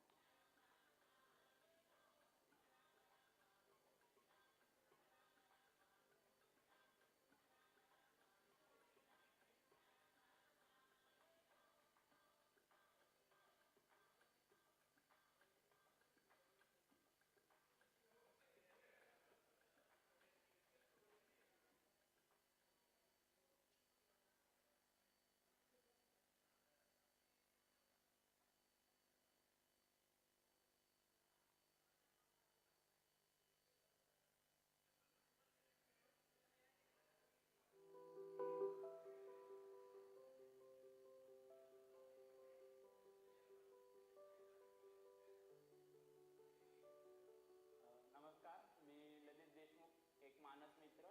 मला schizophrenia नावाचा आजार आहे. खास करून आमच्याकडे आता येणारी जी लोक आहेत ती तीव्र मानसिक आजाराची रुग्ण मित्र मैत्रिणी आहेत. गोळ्या औषधं घेऊन काय होतंय की मेंदूमध्ये जो केमिकल इम्बॅलन्स जातो तो गोळ्या औषधांनी स्थिर होतो, पण मागे पडलेल्या आयुष्याचं काय. आणि मग आम्ही असं ठरवलं परिवर्तन की काहीतरी अशा एक वाटा असल्या पाहिजे जिथं त्यांना आत्मविश्वास येईल, जिथं त्यांचं सामाजिकीकरण होईल, सोशलायझेशन आपण त्याला म्हणतो. त्याच्यामध्ये पहिली स्टेप जी असते ती लोक मानसरंग गटामध्ये येतात, जरा वेगळ्या लोकांशी त्यांचं इंटरॅक्शन होतं. आपल्यासारख्याच लोकांना बघून त्यांना वाटतं की म्हणजे मी एकटा नाही, आमचं कुटुंब एकटं नाही. आणि ते कळल्यानंतर मग हळूहळू त्यांच्या क्षमता बघून आपण त्यांना काहीतरी माणसामध्ये मिसळायला, स्वतःच्या पायावर उभं राहायला मदत करतो. त्यातलाच एक जो मार्ग आहे तो म्हणजे किमिया कॅफे जो आपला आहे.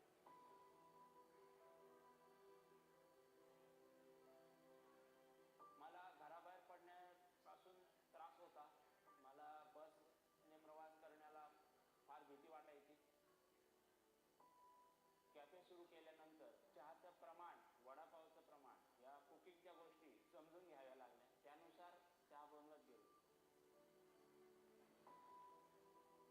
महत्त्वाची गोष्ट म्हणजे लोक आता येतात ते बसतात. काही लोकांना म्हणजे इथून घेतल्या बिगर जाणं जरा गैरसोयीचंच वाटतं, म्हणजे त्यांना सवयच झाली आहे. ॲक्च्युली आम्ही त्यांना वेगवेगळ्या नावाने बोलतो, म्हणजे म्युच्युअल फंडवाले काका, डॉक्टर काका, भाजीवाले काका. घरामध्ये बऱ्याच वेळेला मानसिक आजार असल्यामुळे घरातल्या व्यक्ती त्यांच्यावर विश्वास ठेवत नाहीत. आर्थिक जो व्यवहार असतो तो कधी त्यांच्या हातात दिलेला नसतो. काम करताना खूप छान वाटतं, आत्मविश्वास वाढला माझा, खूप फ्रेश वाटतं. स्किझोफ्रेनिया झालेले सामान्य लोकांसारखे वावरू शकतात, आजार बरा होऊ शकतो.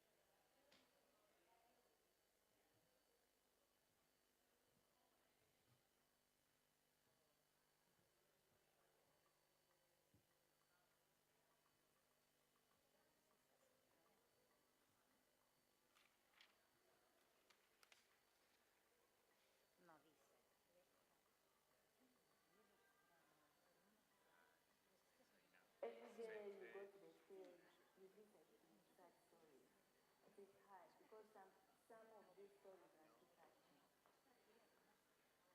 So malaria will always come when a mosquito bites you. So depression will always set in when you get a trigger. I thought I was just going through the normal life. I did not know that depression is an illness. So mirbunga tamno ti kene pego mango mara ti karbiye so baka ni pego ma ti kene pe ti ya kan dara ma ti ja ti pego ni ti ni di mo di ti an kira si ara ti an ti no ti ne no ti ka ni ka I believe when someone talks about their grief, they get relieved because they feel like somebody is there and someone has also gone through it. We are there to help one another. We are there to encourage one another.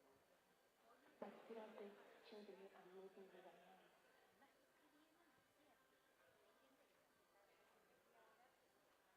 The emotional cards always help when a client they can't express themselves too much in words. You ask them to pick from these cards how have you been feeling. From that story you find out what really triggered the depression.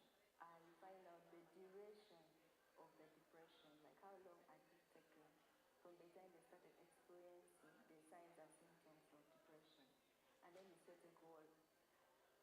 When you are empowered, you know you have the knowledge, you have the capacity, and you have been given this confidence. I want to tell them that it is possible to get out of depression. Reversally means depression is treatable, and we are doing everything to see that every person in Africa is treated of depression. So hearing a client say, I'm happy, you did this for me, even though sometimes I know they did it for themselves, and then they're coming back to tell me, you did this for me, I feel happy.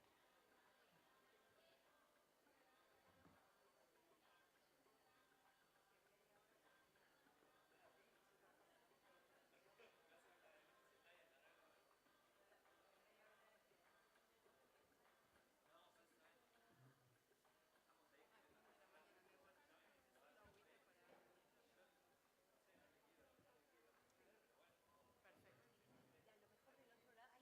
ceremonial.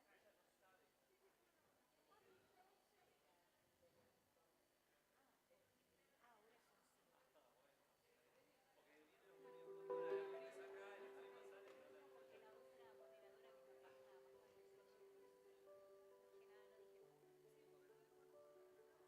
नमस्कार मी ललित देशमुख एक मानस मित्र मला schizophrenia नावाचा आजार आहे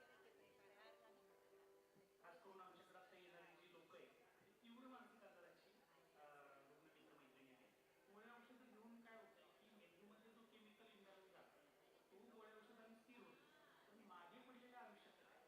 आणि मग आम्ही असं ठरवलं परिवर्तन की काहीतरी अशा एक वाटा असल्या पाहिजेत जिथं त्यांना आत्मविश्वास येईल, जिथं त्यांचं सामाजिकीकरण होईल, सोशलायझेशन त्याच्यामध्ये पहिली स्टेप जी असते ती लोकमानसरंग गटामध्ये येते.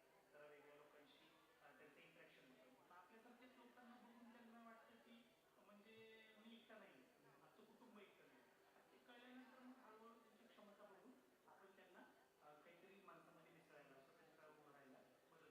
त्यातलाच एक जो मार्ग आहे तो म्हणजे सीबीआय पॅकेज वापरतो.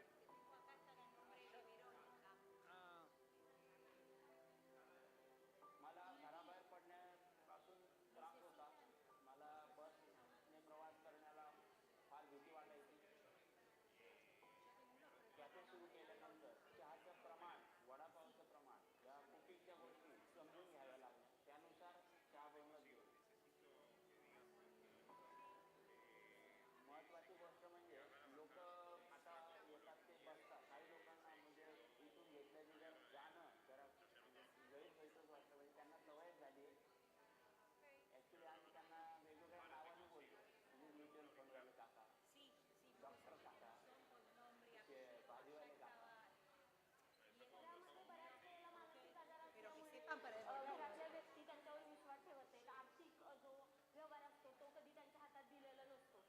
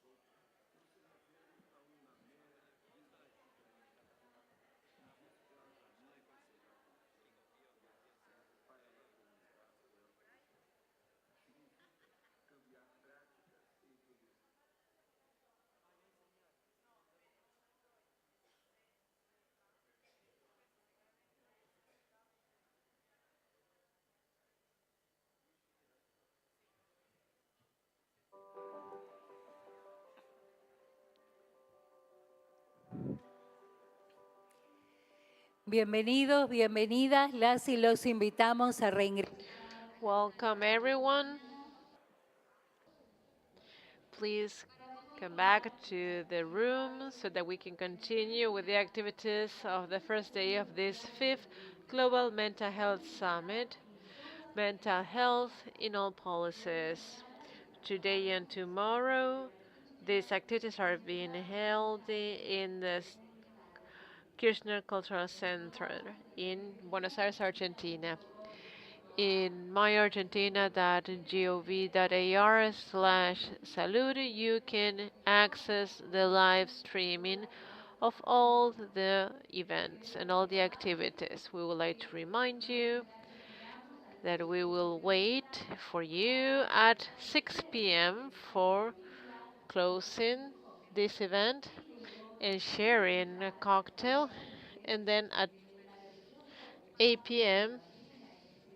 in lavish and a room we will have a especially prepared music show, Piazzolla Electronico. Las actividades. In order to comply with the activities and above all with the agendas for those participants that are here with us and for all of those that are following us virtually, we want to tell you that we're going to carry out all of the activities non-stop. We're not going to have a coffee break space, but coffee will be made available at all workshops that will be carried out later on the ninth floor. You will have coffee at that time, but only at the workshops area. Thank you for being here with us. We will resume our activity for the fifth Global Mental Health Summit, Mental Health in All Policies.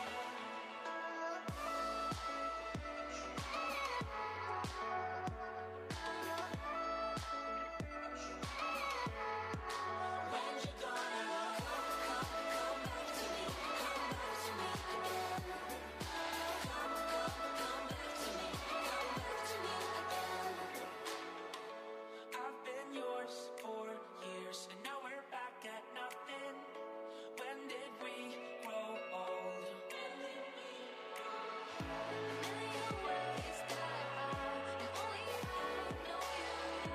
When did we grow old?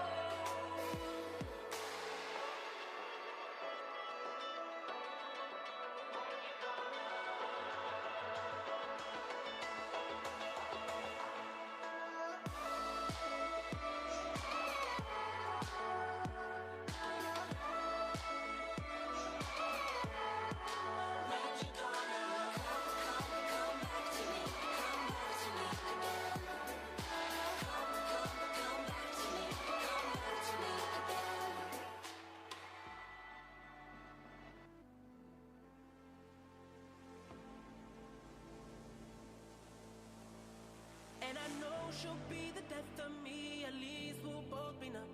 And she'll always get the best of me, the worst is yet to come. But at least we'll both be beautiful and stay forever young. This I know, this I know. She told me don't worry about it. She told me don't worry no more. We both know we can't go without it. She told me you'll never be alone. I can feel my face when I'm with you, but I love it, but I love it. Oh, I can feel my face when I'm with you, but I love it. Los y las invitamos a reingresar a esta sala argentina. Ya tenemos todo dispuesto para reiniciar. Please be back at the Argentine room in floor -2.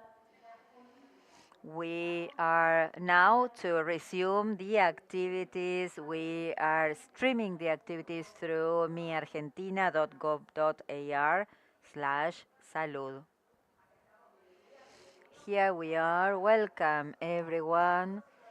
We are once again in these cultural inserts where health and culture meet. In this opportunity, we are inviting you with our host, the Minister of Health of our nation, Carla Bisotti, to share some fragments now from a documentary that is very significant. It has to do with pure truth. It is called Salir a Escena. It's a documentary directed by Santiago Korowski, here present with us. A round of applause for him. This was done in 2012. He's here with those starring in the documentary, Nilda Sindaco and Verónica Barrio Nuevo. Welcome. All of them will be part of a talk after these images we are going to share. First, we're going to see some fragments from Salir a Escena.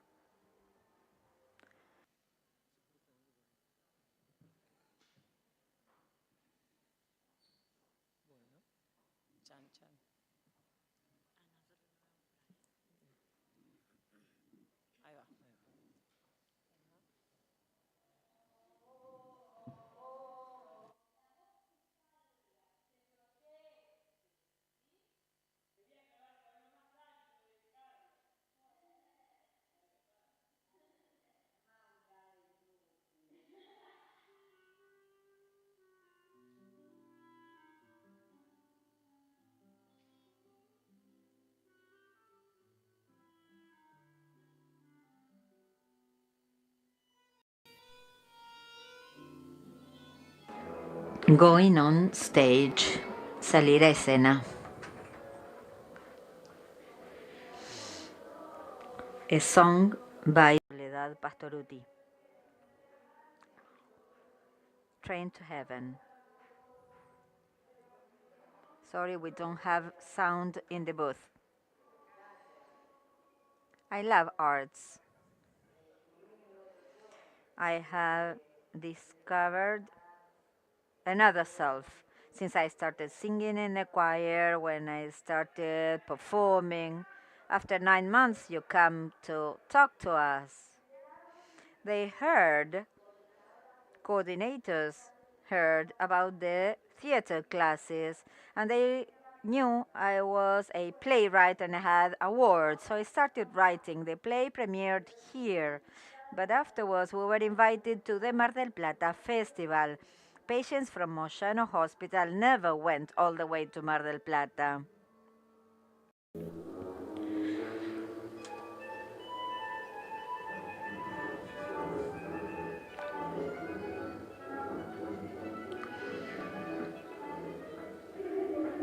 I don't deserve to lose your love. She's singing.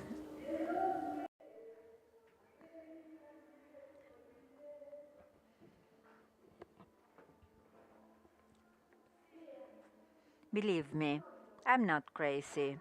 I bring you the truth in this blend. But I still need a small bit of an essence to complete it. The essence that fights fear.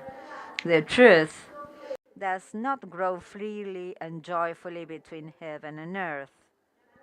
The truth is captive in our hearts. We all fear facing those men who, like puppeteers, pull the strings of the world. They must be destroyed. I need your help. Believe me, I'm not crazy. Help me, please.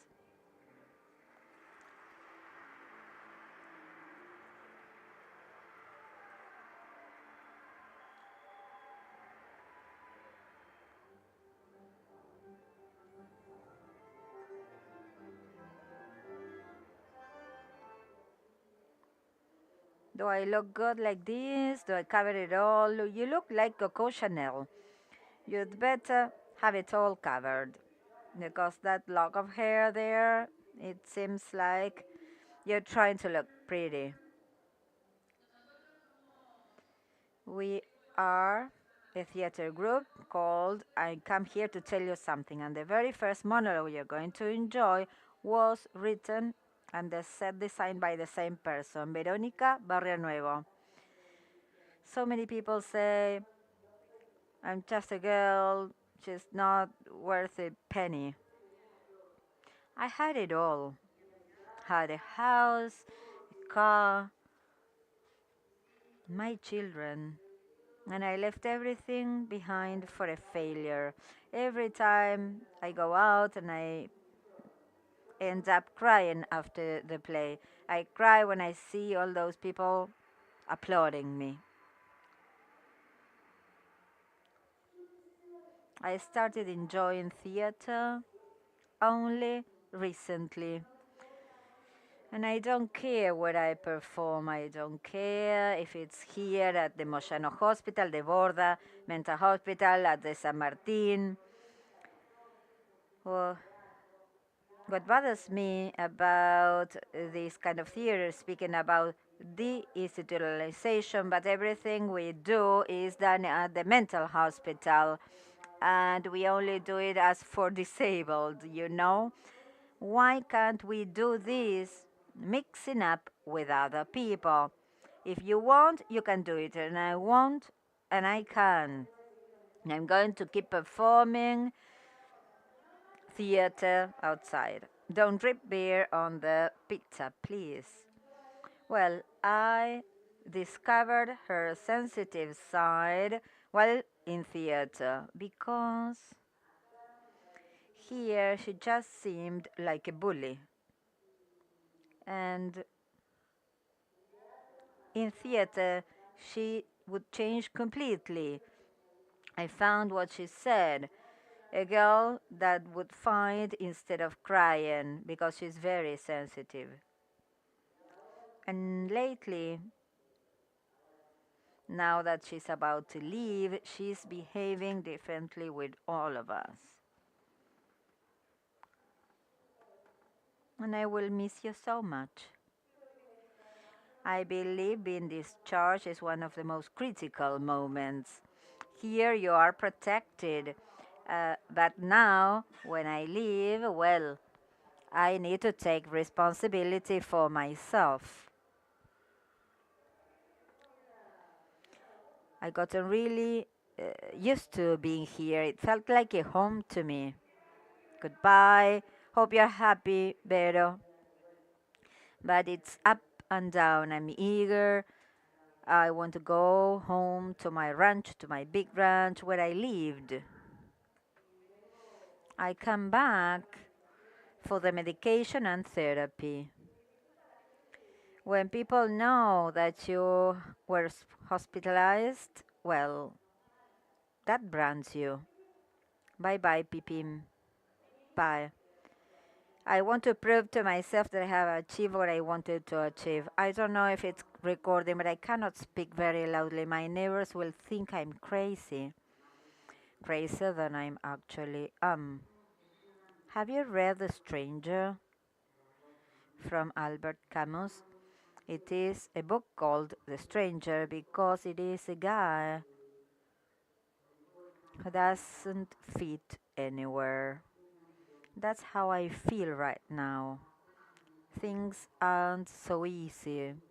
I believe that through theater I will be able to move forward. The shift between hospitalization and discharge is too abrupt. There is no transition. But I think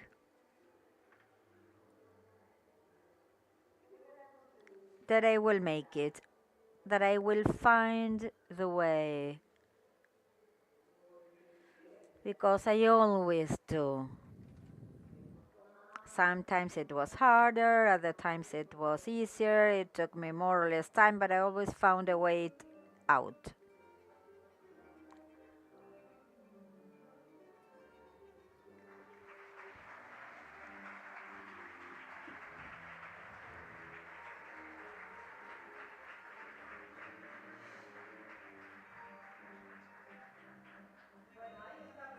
Well, there you have this work received with love and applauses. Let me ask Santiago Korowski. He is an actor, a playwright, director. He is a great content creator, very popular for sure for the distinguished series División Palermo.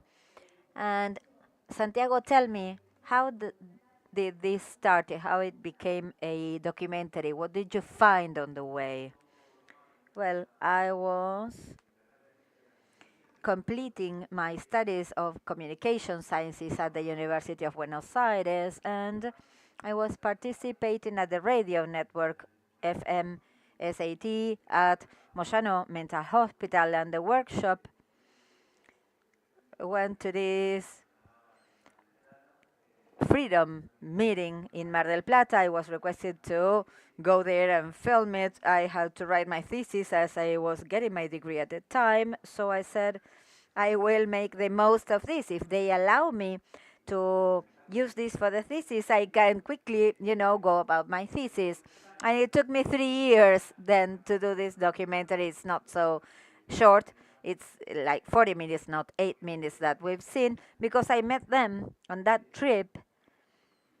And something that was to tell the experience of a trip, I realized actually that I had to tell the story about them, their connection, and the difficulties that they had at that time in order to go out on stage and or to be discharged from the hospital.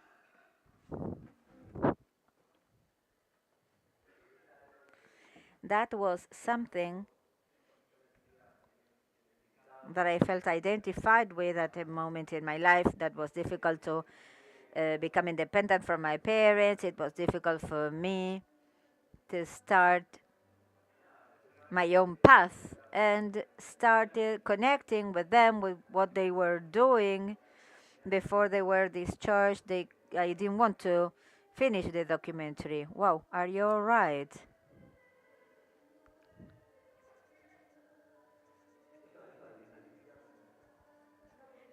This should add a few more minutes. Nilda, you're still in Santi's stage. Nilda, Sindako, she's an actress, and we know her because of Betty, the character in the series División Palermo. But having, you know, now we got this opportunity of being together. We haven't talked for a while, and we're talking about understanding how art and projects, for them, it's a big push, a big drive, but then the social economic situation has a limit when obtaining social reinsertion to be able to live outside the hospitals. It's essential for them, but it's not enough. So the documentary, it's in YouTube. You can watch it. You can look it up. It is subtitled in English also. And it speaks about that, the possibilities that arts provide, but also the limitations and the complications. We are now sharing, Carla, you know, a unique moment because they are providing first user testimony. Their uses of the mental health system being discharged, sometimes having to go back in. What happens when you see the actress there that says that she wants to keep on acting because it's good for her? What does art mean to you? Music, you sing very well. Well, good afternoon, everyone. Thank you for having me here. Being here representing arts. Arts is very important for mental health. I was discharged. I did not get back in, but I started doing musical comedy, and then that's another program, Preasis, and my cycle concluded in the program, and I didn't continue doing anything else. I started with gastronomy, and I started studying the celiac disease and vegan food, but I'm standing in the cycle of celiac because where I'm living it's a small place, and I need, what do you say, space with no contamination for the food for the celiac. And the machines are stored, so the project has come at a stop. It was stopped at the pandemic times. It was standing by, and then I started. Well, I had some time of my disease with panic, towards people. I suffered a bit today, actually, but thanks to my teachers, drama teachers present here today, and they were able to help me out, Juliana, Gabriela, and Ceci, and they helped us to start with theater. And well, it was all pretty moving, you know, pretty exciting to go out, to be known, and to get all that art we didn't know we have out. It was fun. Music and a musical theater, a lot of work, a lot of plays, not one, yes. And it's pretty important because all arts, as I say in the documentary, all arts help out with your mental health. Be that whatever you have, because I started doing macrame and knitting and theater then, and now it is food cooking. And we are to look for your goals, and I ended up working in gastronomy, in cuisine. she said that Asensio said that writing saved her. So, what does theater mean to you? How does theater help you out? And you said doing what saves you is doing what you like. What is theater for you, Nilda? First, let me tell you, not arts in general. Personally, in my case, both from the Borda hospital where I was hospitalized first and from the Moyano mental hospital, I was able to be discharged because of theater, but that's what I was doing through my life. Doing what I like is what allows me to be discharged. If I lose that, I fall back again. I wrote plays, I have won awards, I have acted and studied, I worked any jobs. I was working at a point laboratories with drops for the eyes. I was selling wool at a wool store. I worked at an office in order to be able to act and not receive any peso in exchange, nothing. I got my degree as a theater teacher from the National Drama School, but people went to study with known actors from television. And I don't know if they know that much about theater.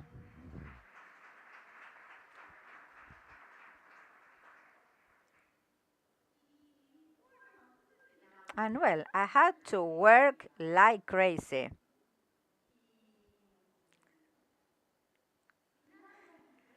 And finally, I said I was able to rent an apartment, but it was thanks to a commission that I got from making a sale at a real estate agency.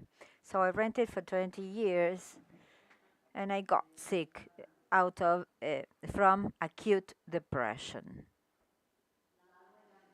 The owner waited for me for a year, but then she couldn't wait anymore. She came to talk to me. They were going to get me out of the apartment. Then my nieces came, they turned up and they say, Nilda, you need to be in hospitalized. I didn't want to, but they said, well, we're not going to force you into committing in this hospital, but if you don't, you lose us. And what was I to do? So I was hospitalized at the Borda Mental Hospital. I didn't want to have anything to do with the Moyano Mental Hospital. The doctor that saw me, also an actor, I was telling him, my problem is a social problem. And I was talking to him. And when my niece is called, they say, she is at the Borda Hospital. She is depressed, but she is very lucid. She is very clear. So Nilda could easily have an outpatient treatment. My nieces didn't like that. And he said, Nilda says it's a social problem. The social Nilda has is that she cannot have an outpatient treatment because she has nowhere to go and live, nor a family that supports her. So she's right. It is a social problem. And I was committed. There, I got well immediately. I started doing drama, always theater. I wrote plays, work that I started the cartoon workshop and that they didn't understand. at the time, and they understood at uh, Locos del Borda. So I said, do I have to live in a madhouse for people to understand? I left. Finally, I was discharged without a pension, without anything. I worked for 10 years, always selling out in the streets. I was living at hotels. My doctor was helping me.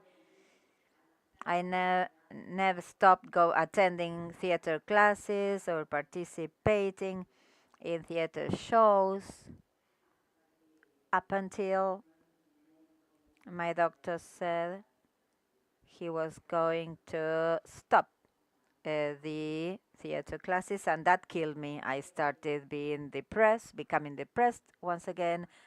Even more, I started drinking that I never done before. I was getting some money living selling in San Telmo, and it was enough to buy whiskey. I was drunk for 3 months up until, well, I'm here to summarize. My doctor was saying, he was looking in a drawer. What are you looking for? Vitamins for drunk people. He gave me vitamin B. And finally, he said I had to be hospitalized because I was in a pretty bad shape. But they had no site, no place at Borda. So he said, Nilda, you'll have to take it and go to be hospitalized at Moshano Mental Hospital. He took me there.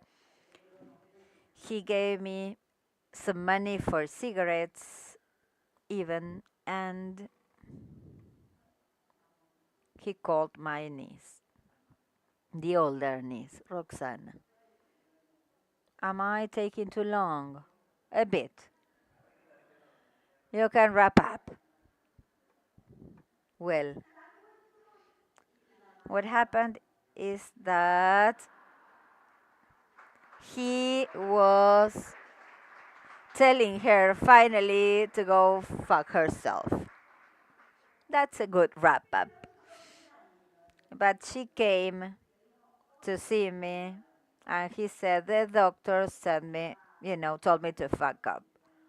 Then the theater uh, girls came. I started with theater. I was having the material from cartoon. I started writing, and once again, theater saved me. See what a testimony. Let's hear from the minister. It's very important. She is listening to this truth you're telling here. She is listening, and she has seen the documentary from Sandy Korowski, The Voice of Users. That value, minister. Let me ask you, what does it mean and how does it commit the political action? Good afternoon. Thank you, all of three, for being here. It means a lot. It means everything. Everything that we're working for, everything that we are here for. It means what's good in when things happen and everything that remains to be done. Listening to the users of our work is one of the most important aspects of our work, to see if our efforts and our attempts are actually seen in the reality. And it is very important because the clarity with how you express how art helped you and saved your lives, that freedom, it gives you confidence.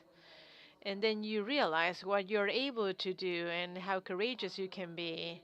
And at the same time, there are people like Cecilia, like Gabriela and Juliana, who have all that love, that empathy, that being present, of being able to provide that space so that you can have all of those qualities come up.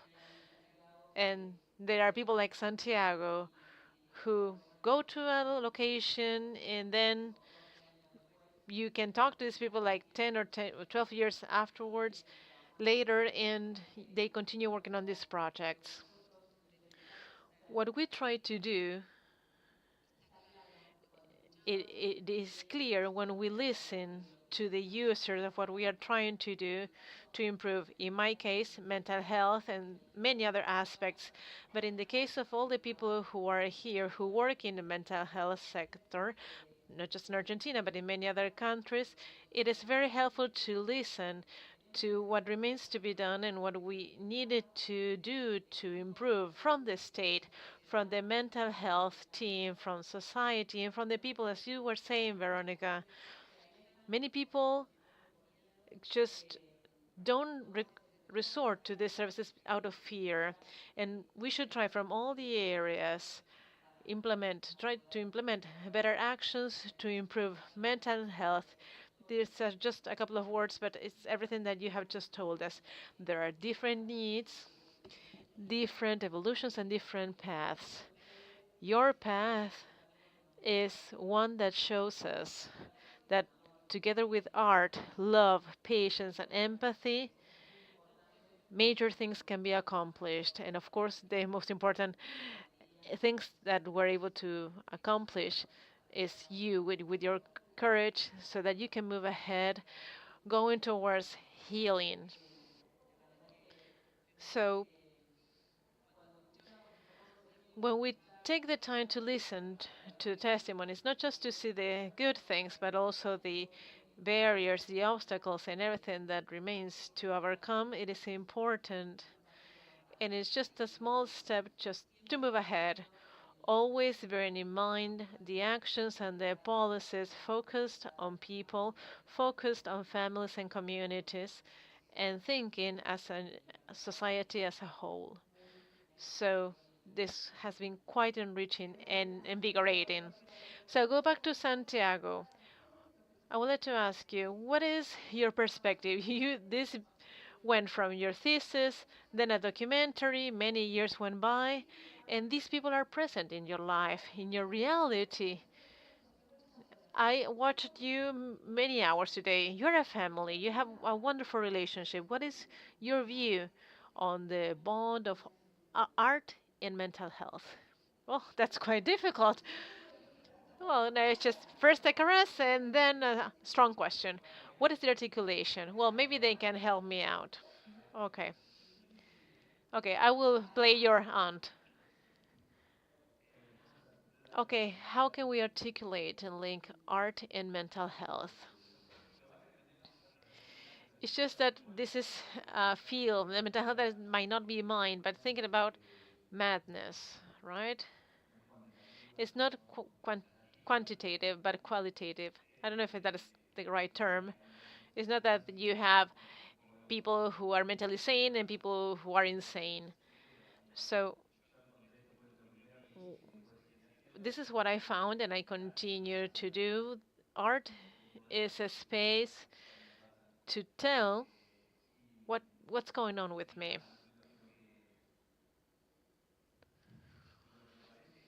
What I think that I can just get from all of this are the links. I didn't want just to create a documentary to have a person as the object of the documentary. And what happens that we created this link with Veronica. We were able to travel. She traveled by plane for the first time when we went to Mendoza province or to Jujuy province. What do you remember, or do you remember in Vera? It was the first time that I got on a plane,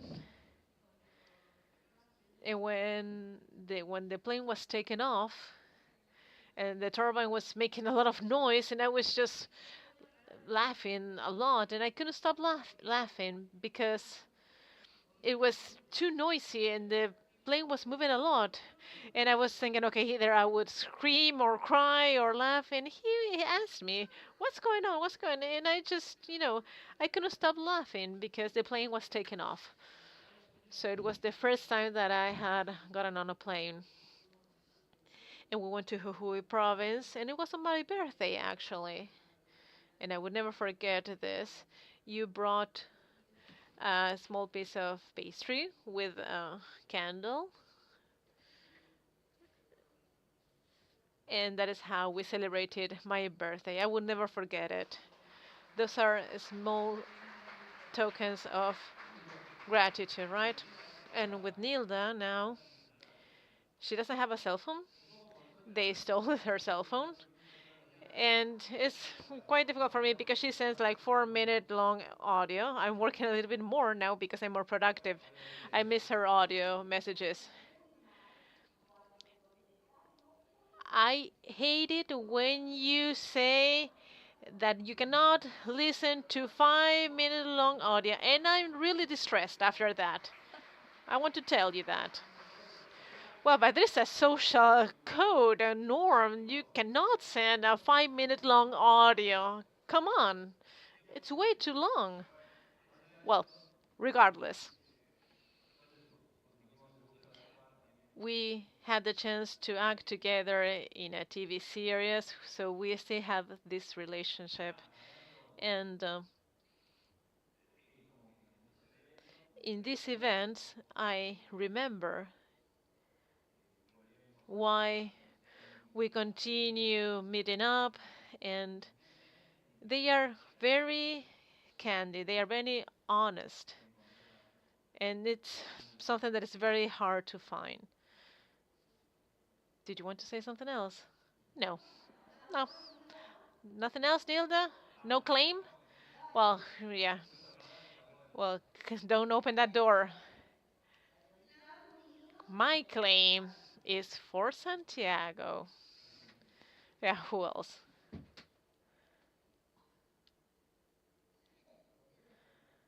Well, maybe for anyone, actually. Why? What kind of claim? Well, just share it. What are you claiming? So that you can give me a bigger part. Come on. Give me a bigger part. Betty, the receptionist, that role should be even bigger. That part should be bigger. And Vero too. One final word before we close with the minister. One word from the present. What would you like to share from your reality today? What would you like to share with this audience? You have the minister here. Share whatever you want to share about your needs and hopes for the future. Well, my wish as regards mental health is to have something more than a documentary that has been displayed so that this can be spread to everyone. And don't be afraid of us. Because, for instance, today I came here all tidy up and with makeup. I'm just with a different style in day in, day out. But if I go on a bus and if I use my ID of disabled person in the bus, maybe the driver would look at me and say, okay, what kind of disability do you have? They ask. Those are, small things that, you don't have to explain what kind of disability you have. Well, just to have this, spread the issue of mental health because many people need it. And I'm really thankful. I was discharged in 2011, and so far, while we do have some sort of ups and downs, sometimes, I fall down and then I pick myself up. But as the song says it, I will survive.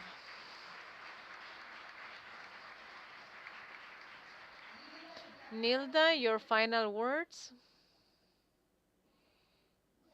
Well, I am currently admitted, hospitalized again. So I believe that it is because I always missed that part of land for myself where I can live, where I can live. I believe that all the Argentine people deserve that. And there are many people without any sort of land or house. We all deserve it. All the crazy Argentinians, whether they are crazy or not, actually. So now, when I'm discharged because I'm doing well, and since I don't want to be admitted in an old people's house because I don't want to. Okay, I know that I'm old enough to go there, but I still have a long way to go. And I will have to go to those hideous hotels where you lose yourself, you lose your identity, you lose your privacy, where they strip you of everything. So, I don't know, because I don't have that piece of land, that plot of land of my own. And I wonder, the social aspect and mental health, politics, power, in all their levels, right? God below and below, to the daily level, those who take advantage of the power. I support Cristina Fernandez de Kirchner, okay?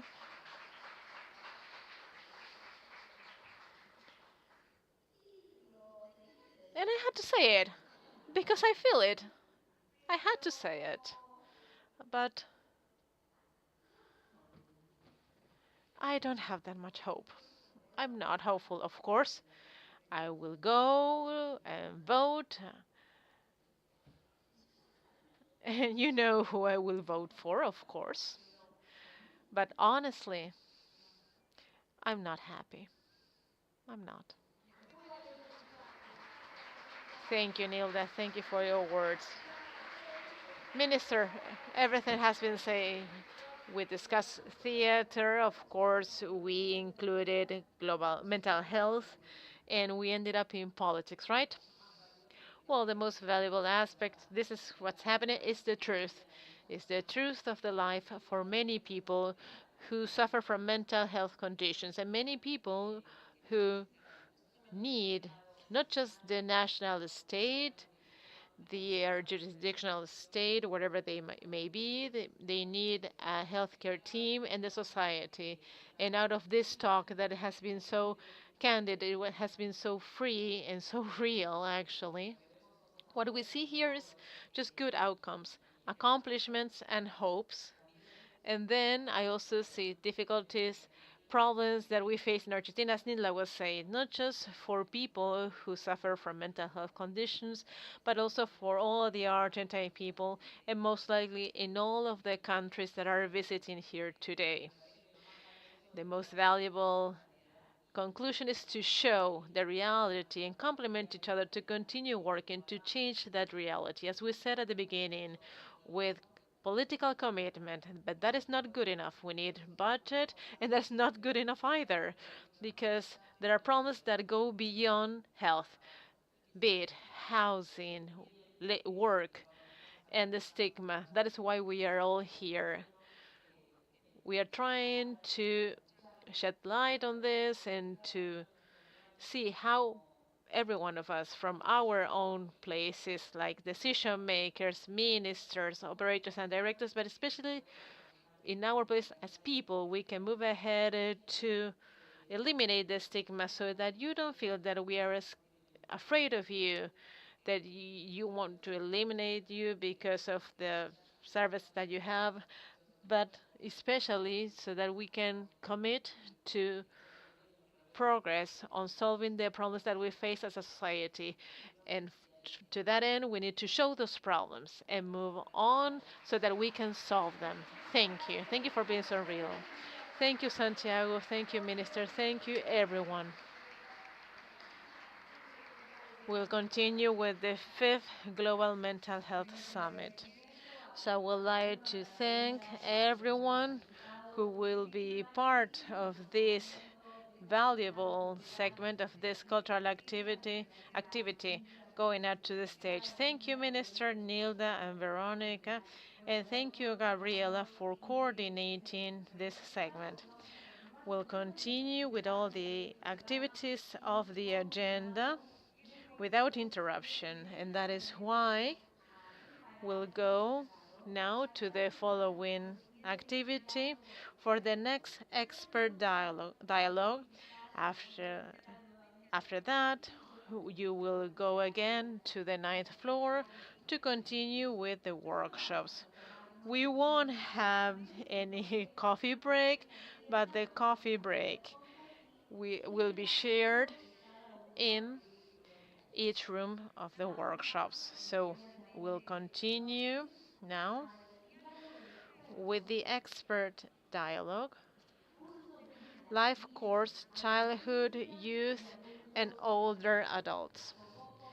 So now I call on the stage the moderator, and she will be in charge of introducing all the panelists. Zainab Hijazi, Senior Mental Health Technical Advisor from UNICEF. Zainab, welcome to this fifth Global Mental Health Summit. Zainab Hijazi, she is the moderator of the Expert Dialogue Life Course, Childhood, Youth, and Older Adults. So, Mrs. Hijazi, you have the floor. And thank you to the lady behind the curtain. We appreciate you.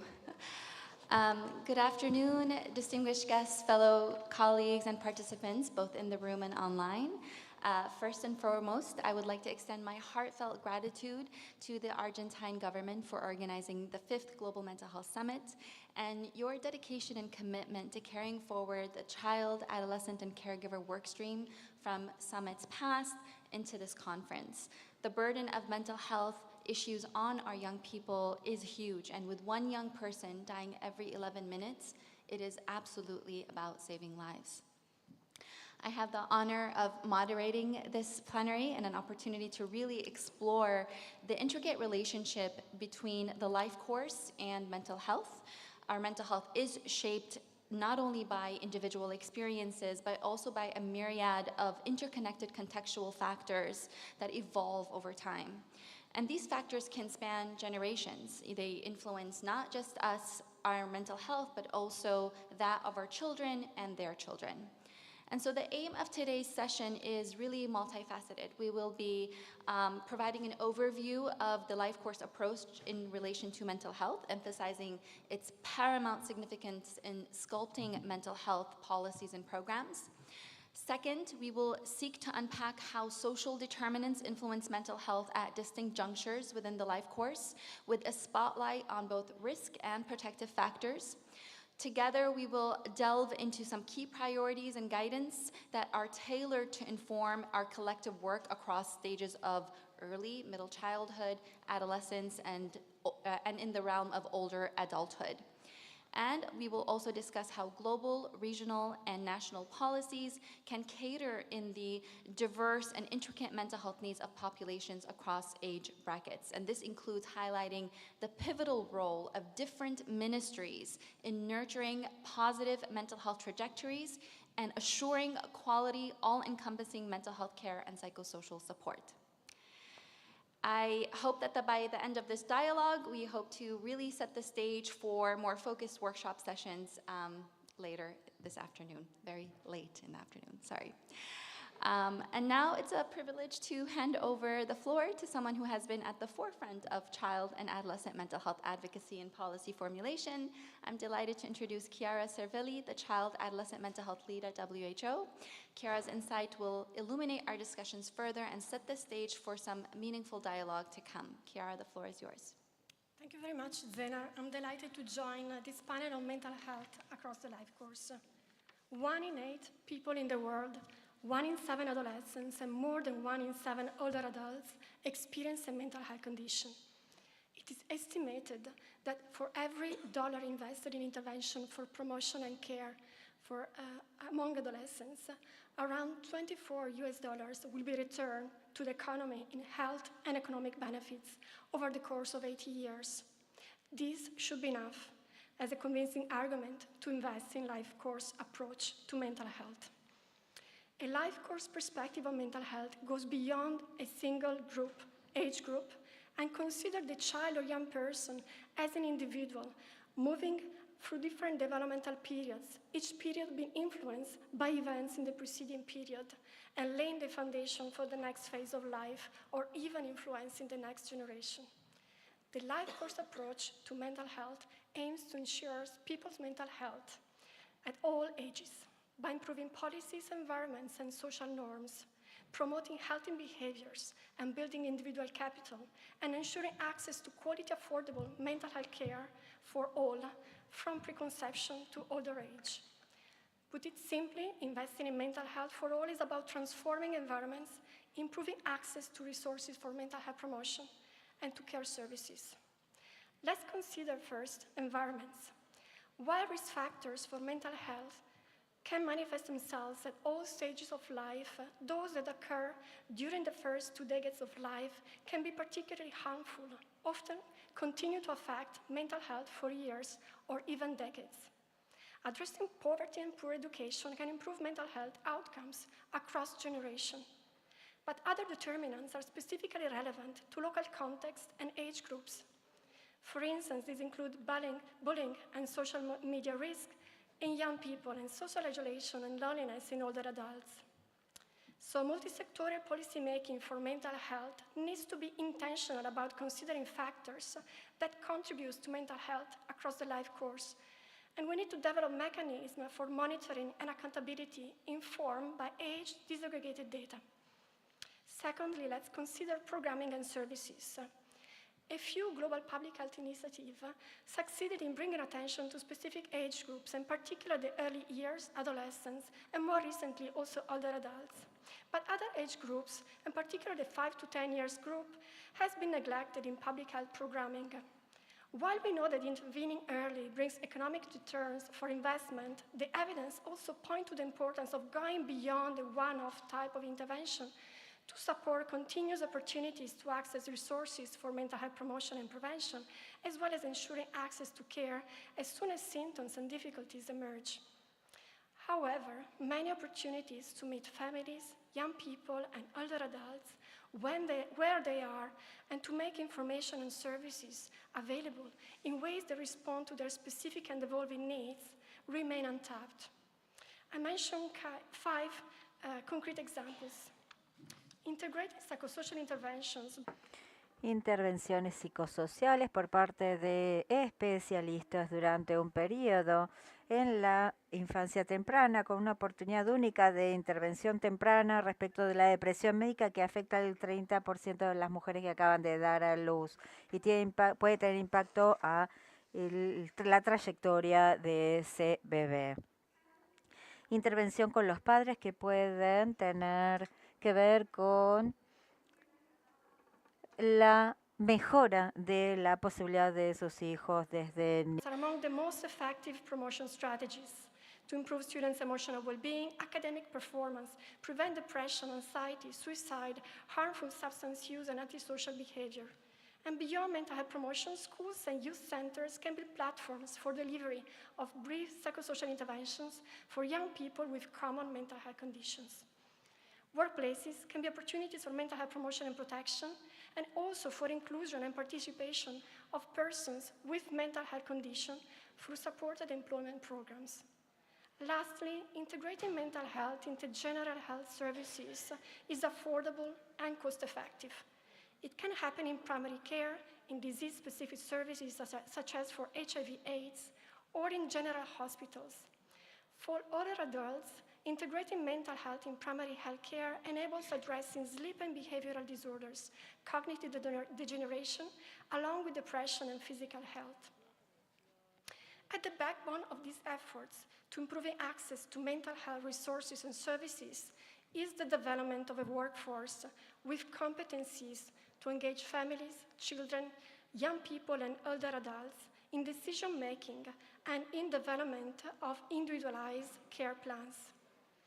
The recently launched WHO UNICEF Global Report on Children with Developmental Disabilities reminds us also of the importance of care providers' competencies to engage and include persons with developmental disabilities in mental health promotion and care. In conclusion, working to transform mental health for all requires financial commitment and strengthened partnership at all levels, including with persons with lived experience. The WHO-UNICEF joint program on the mental health and psychosocial well-being and development of children and adolescents is promoting country-level partnerships for the implementation of multi-sectorial plans for child and adolescent brain and mental health in 13 countries. But much more needs to be done. With the renewed emphasis on equity and universal health coverage in the Sustainable Development Agenda, there is a unique window of opportunity for us to accelerate action for mental health across the life course. Great, thank you so much, Chiara.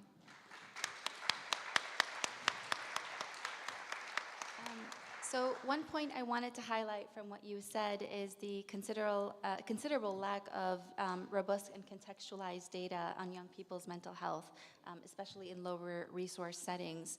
And really, I think the main point is that without this data, really the pressing needs of our youth will remain overlooked. Another point you mentioned is partnerships, and it's really important to highlight, UNICEF, WHO, and partners. We have prioritized addressing this gap.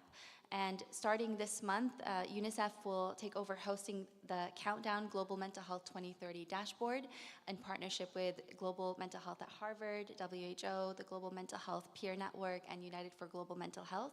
And this is really an interactive dashboard that was created as a platform that harnesses the power of data and really helps to understand the determinants of mental health and brings together useful information around key indicators, empowering both users to advance effective action for mental health, but also empowering policymakers to help craft responsive strategies and fostering mental health and the well-being of young people.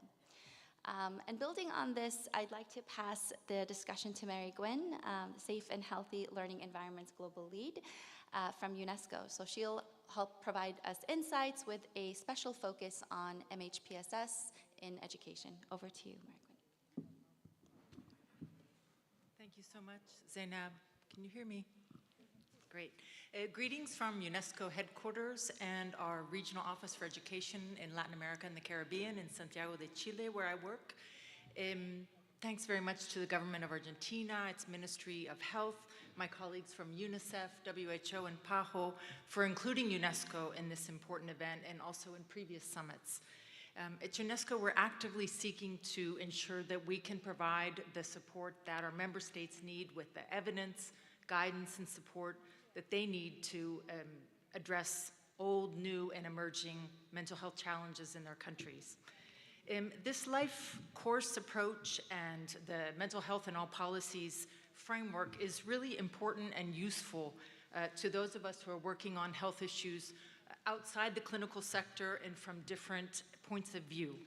And it's clear, I think, to everyone that the education sector has an exceptionally important role to play in mental health protection, promotion, and care.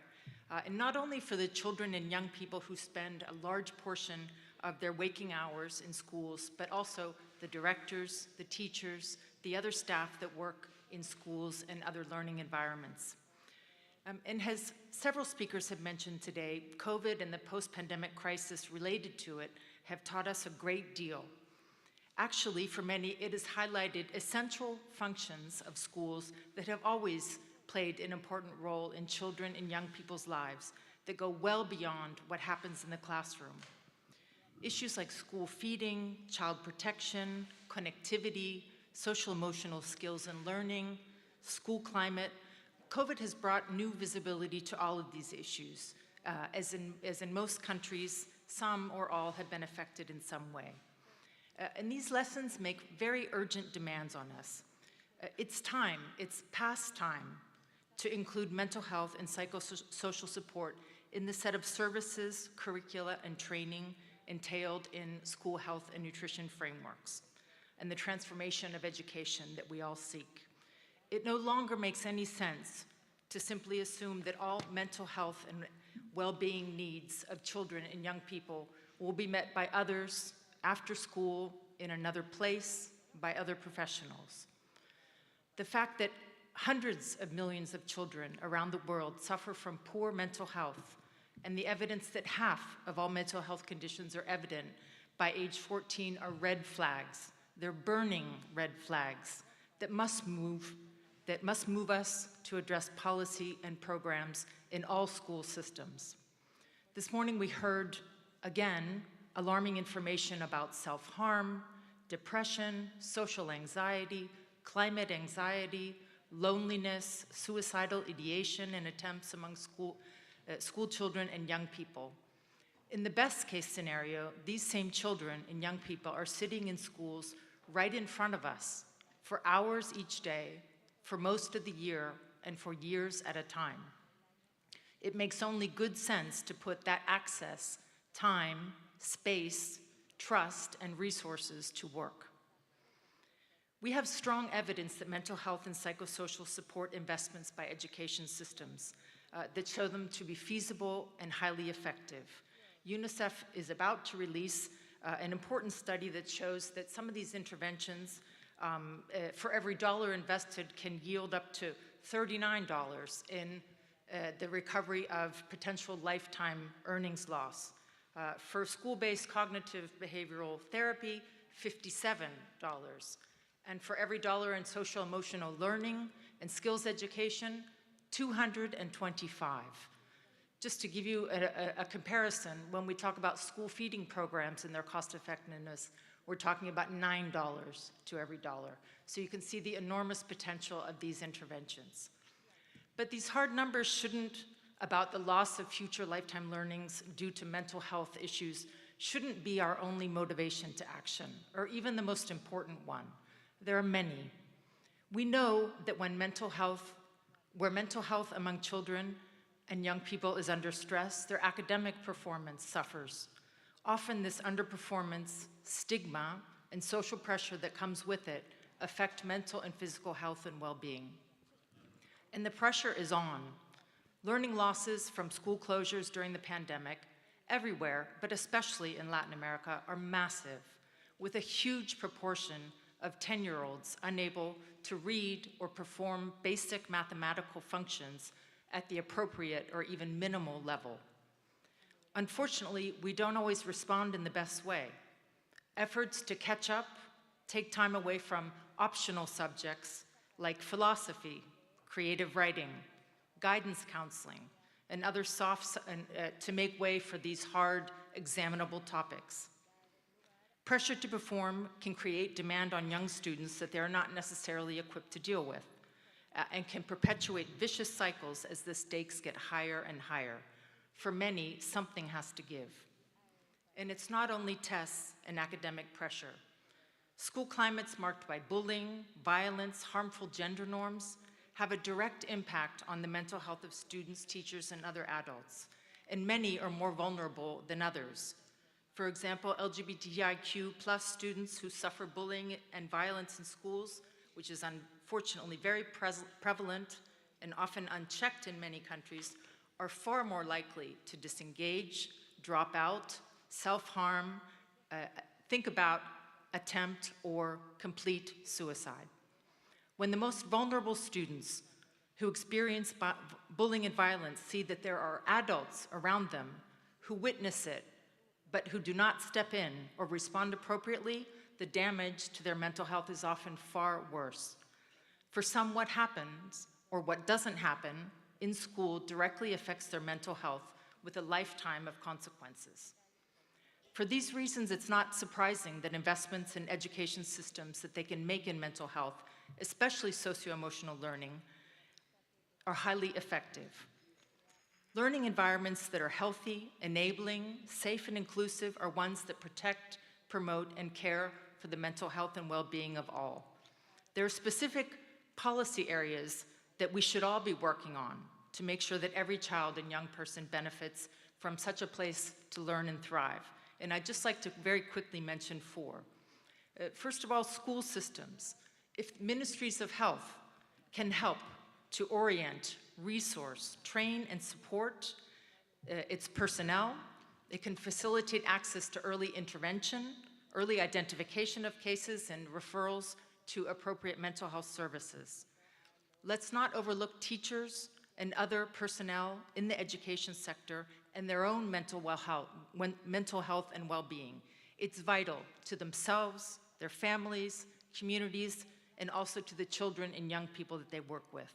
They've suffered dramatically during the pandemic, and many education systems are suffering from incredible increases in the number of teachers and the duration of medical leave that they're taking.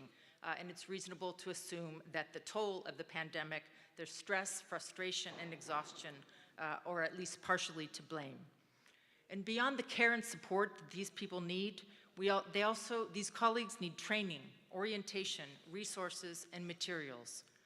As the Minister for Brazil mentioned this morning, training for education professionals also needs the same paradigm shift that moves away from fear, discipline, even corporal punishment, marginalization, and stigmatization to move towards one that embraces the ethics of care, the valuing of diversity, inclusion as a pedagogical strategy, and the universal right to education and health.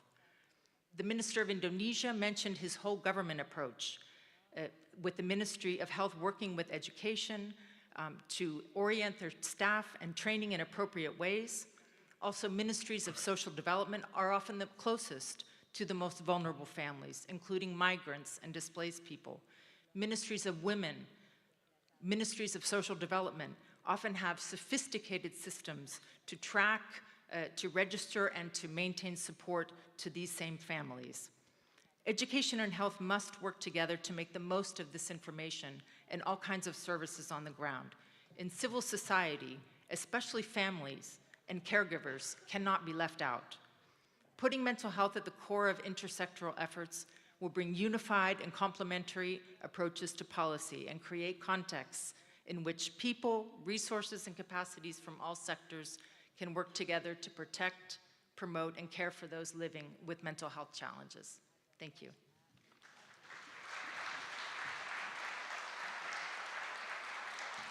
Thank you so much, Mary Gwen. I think it's really clear from your talk that we now have a better understanding of both the qualitative as well as the quantifiable costs and benefits of implementing MHPSS interventions. And really the message and the call to action is very clear. For optimal mental health and psychosocial well-being of every child and every young person and adolescent, we must prioritize investment in safe learning environments that integrate mental health and psychosocial support for children with diverse needs. And these services need to prioritize those that are marginalized. They need to strengthen the MHPSS workforce and education, and we need to ensure the active participation of young voices, especially those with lived experience. Thank you so much, Mary Gwen. Thank you. And let me take this moment as a segue to introduce our inaugural panel, designed to be an intimate fireside chat with advocates sharing their lived experiences. We're privileged to have with us Gabriel Heredia, a UNICEF youth advocate from Argentina. Gabriel also goes by Gabo. Valerie Terqui, our UNICEF youth advocate from Bolivia, and Paula Jolenche from Argentina, representing Fundación Visibilia, who also champions as a family self-advocate. Thank you.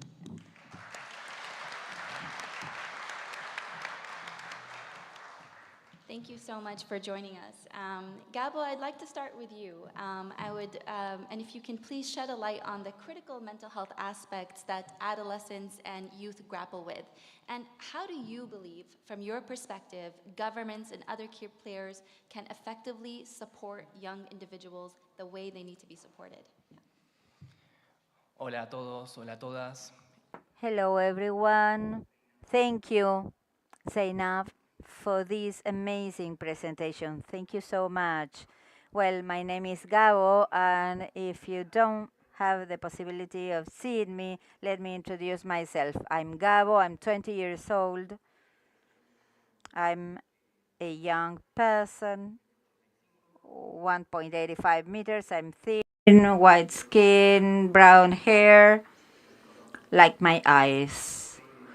I am a student, technical degree on sports training. I'm part of the regional network for mental health of UNICEF Latin America, and I am a founding co-founding member of the Asperger Chubut League, an NGO to support adults with an Asperger condition that also dedicates itself to generate awareness about this life condition that I live with.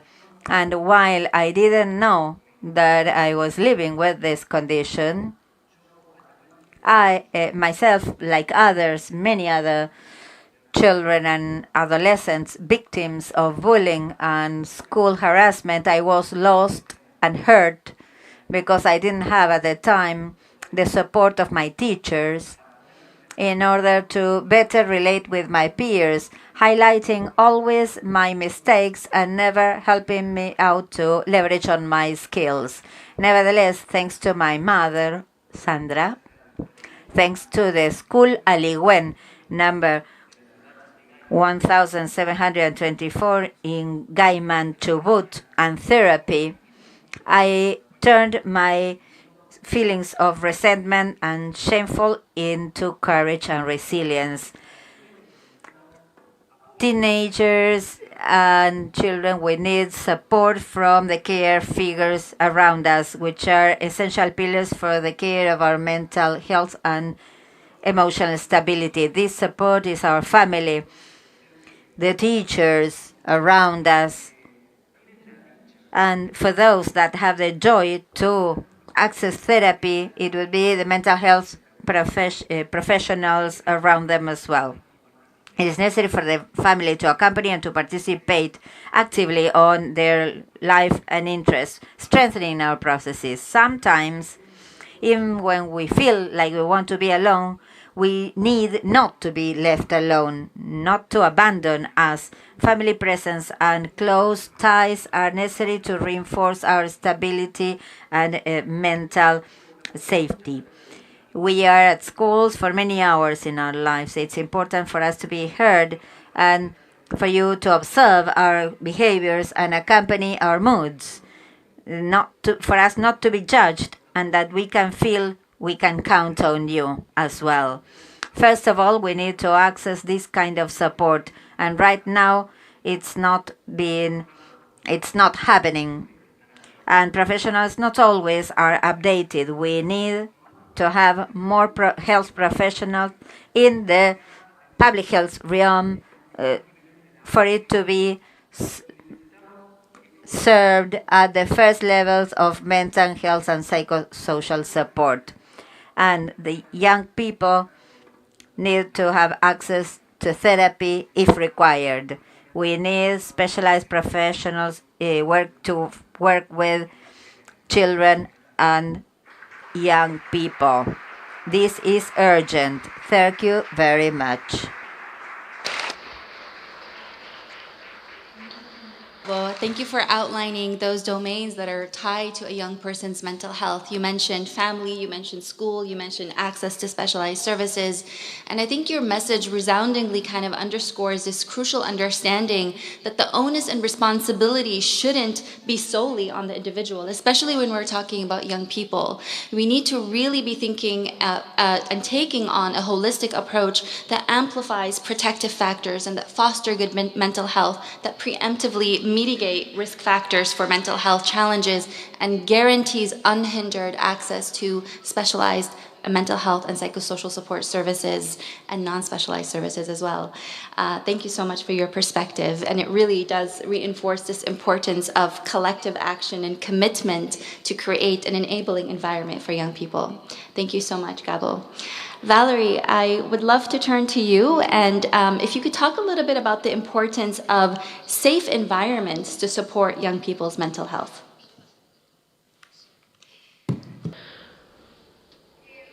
Well, hello. Good afternoon. It's a pleasure for me to be here and sharing my experience. I will describe myself for those of you who cannot see me. My name is Valerie. I'm 16. I'm from Bolivia. I have brown skin and long hair. And responding to your question, Zainab. I would like to tell you about my story at school. It's not just my story. In fact, I know that there are many girls and boys and young people here who share the same story. I was a victim of bullying almost my entire school years, primary and secondary school, which I have not graduated from, for different factors because of my socioeconomic status, my last name, my appearance, and even my activism. On behalf of and I suffered this from my classmates and also from teachers. And what do they have in common? They shattered my mental health. During the pandemic, I was bullied at home, the place was supposed to be the safest place for me. My second home, the school, where I spent, and I do spend half my life, where many young people spend half our lives. Where, in theory, your voice and your story should be heard. And not just heard, action should be taken them into account. This second home became a place where everything I said was wrong, where my feelings and my mental health did not matter, where a grade defined whether I was worthy as a person, whether I needed or I was worthy of being heard. I was lucky enough of meeting my flower in the desert. What is the flower in the desert? The flower in the desert is that person or group of people that give you that nudge, right, to move ahead when you think that you cannot move on. I met two flowers of the desert. When I was 12 in primary school, a teacher. And when I was 15, the National Network of Young People for Mental Health. It is crucial for all of us to get to know our flower of the desert and not just like in my case, a stroke of luck. It should be accessible for everyone and for all the caretakers who need a safe space, a flower in the desert. Thank you very much.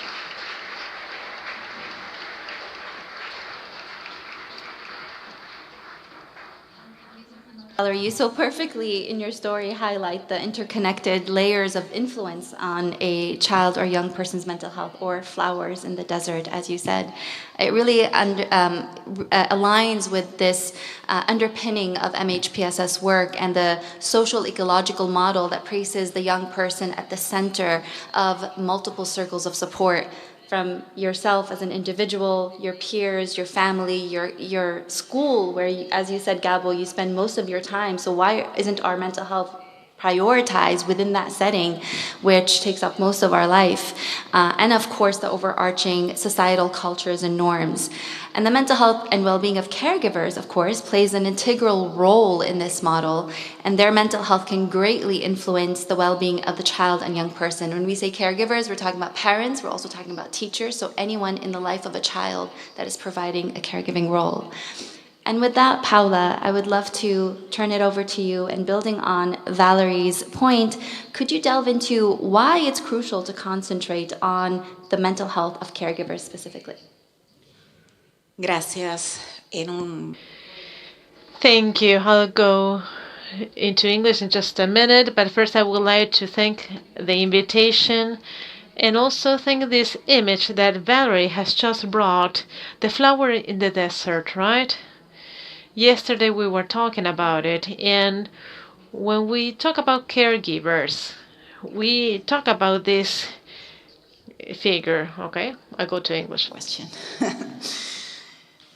There are numerous debates about treatments and patient-centered models, but families often find themselves forgotten in real-life situations. Professionals are only present for brief sessions, but life, real life, is what happens outside a clinic. It's at home where the true transformative power appears. This power comes from the individual, but it's nurtured and expands from their environment. Professionals guide us and are present for a limited time, but it is us, the caregivers, the families, who are there every moment, supporting, putting those guidelines into practice and sustaining those who need it most, no more, no less, the people that we love with all our hearts. When we say mens sana in corpore sano, we must think about the environment also as a corpore. That corpore is the body and soul that caregivers put into facing and resisting the immense challenges. We deal with absolutely all social barriers, experiencing constant microaggressions and discrimination in almost every aspect of life. We must be activists and be in multiple places at once to ensure that the voices of our loved ones are heard, and while carrying out daily caregiving tasks and working to support the family in challenging, incredibly challenging economic circumstances. And we do all of this without support, and I mean without mental support. There is a significant hypocrisy behind the fallacy that we are super resilient super moms. We are human beings. We get exhausted, we get distressed, and even sick. If mental health care workers can receive care and take breaks, why is it that we caregivers are neglected? We're also human beings. Without care and strength in this caregiver environment, the catalytic, transformative power that we all want to happen will not happen. Because this power of transformation is rooted in love, and if it's not in love, it cannot thrive. A family also has a corpore and has a soul. Thank you.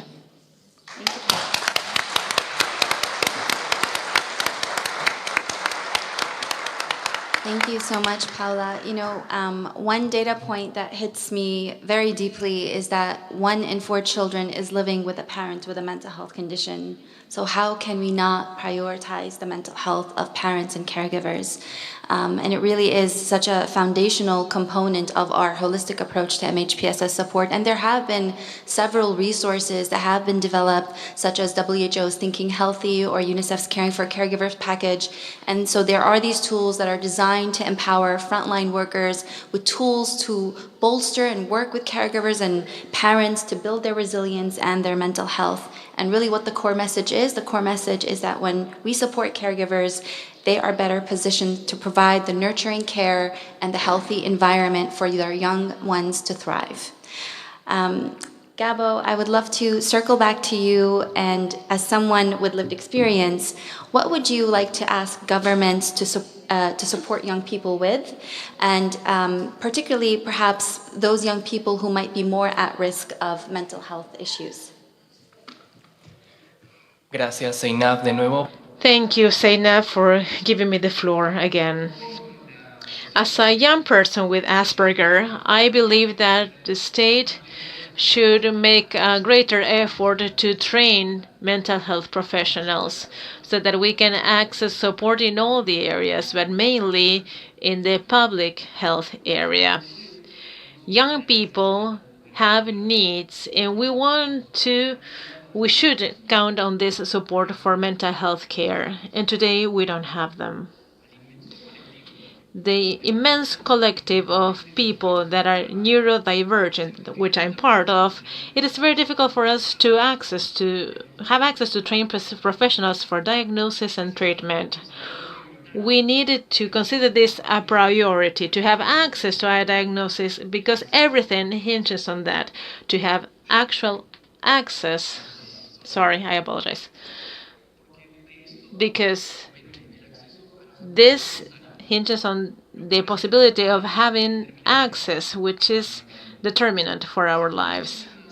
According to the latest statistics issued in the US, 1 out of 36 people are within the autism spectrum. So we consider this as an urgent action to have access to quality mental health care. We need to have the state act urgently so that we can have our own statistics, because policies depend on them to guarantee and to ensure our rights. We need visibility campaigns to shed light on the importance of the care of mental health issues, but mainly we need to have visibility for neurodivergent people together with neurodivergent people, all of them together. That is why we say nothing without us. We are here and we raise our voice to claim our rights to have access to mental health care and to be part of this society from our own diversity. Thank you very much.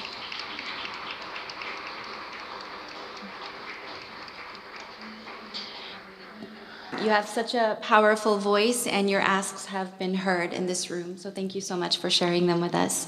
Last month, as Chiara mentioned in her keynote, UNICEF and WHO launched the Global Report on Children with Developmental Disabilities. And I'm reminded of this report because it really does highlight the need for, as you said, Gabo, the tailored support, the understanding, the inclusivity that is really needed in order to accelerate effectively action on MHPSS. Lived experiences like yours emphasize the importance of recognizing individual needs and providing the appropriate resources and support. So thank you so much again. Valerie, I'd love to come back to you. And building on this notion of understanding and individuality, would you be able to share with us why is it so crucial for adolescents and young people like yourself to play an active and meaningful role in the creation and execution of specifically mental health policies and also services? Okay, thank you, Zainab. Well, your adult voice is not more worthy than my young voice. I did not choose when I was born. I did not choose to be born in 2007, but today I have the privilege of being here and sharing my voice and all of these stories with people who can have the power to make decisions. What Gabo said, nothing without us, that is utterly true. How can you, as decision maker, how can you make a decision about us without actually knowing our reality, but just knowing your own reality? How are you able to tell that my reality, Valerie's reality, is equal to Gabo's, is the same as Gabo's, or implementing the same laws for all young people around the world? That is not possible. We need the political participation and involvement of young people. We need to have the information reach all the corners of the world, so that not just me or Gab, only 2 people from Latin America, and there are millions of young people, millions of teenagers in provinces, in cities, in places where sometimes they don't have internet access, in places where they don't even know that these events exist, where we are advocating for their stories. We need to have all of this space and reach those corners. We need your support, because a safe space can save lives. Thank you.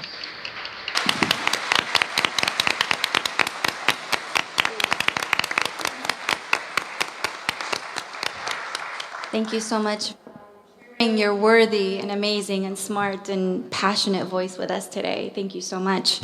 I think it's very clear that we cannot move this agenda forward without your voices, without your action, without your participation, and without us taking on a very responsible role of supporting you and mentoring you, because you are the leaders of tomorrow. You are the leaders that we're going to help shape mental health for many years to come. So really grateful for your intervention, Valerie. I want to, Paula, transition back to you. You are a caregiver, you are an advocate, you are many things.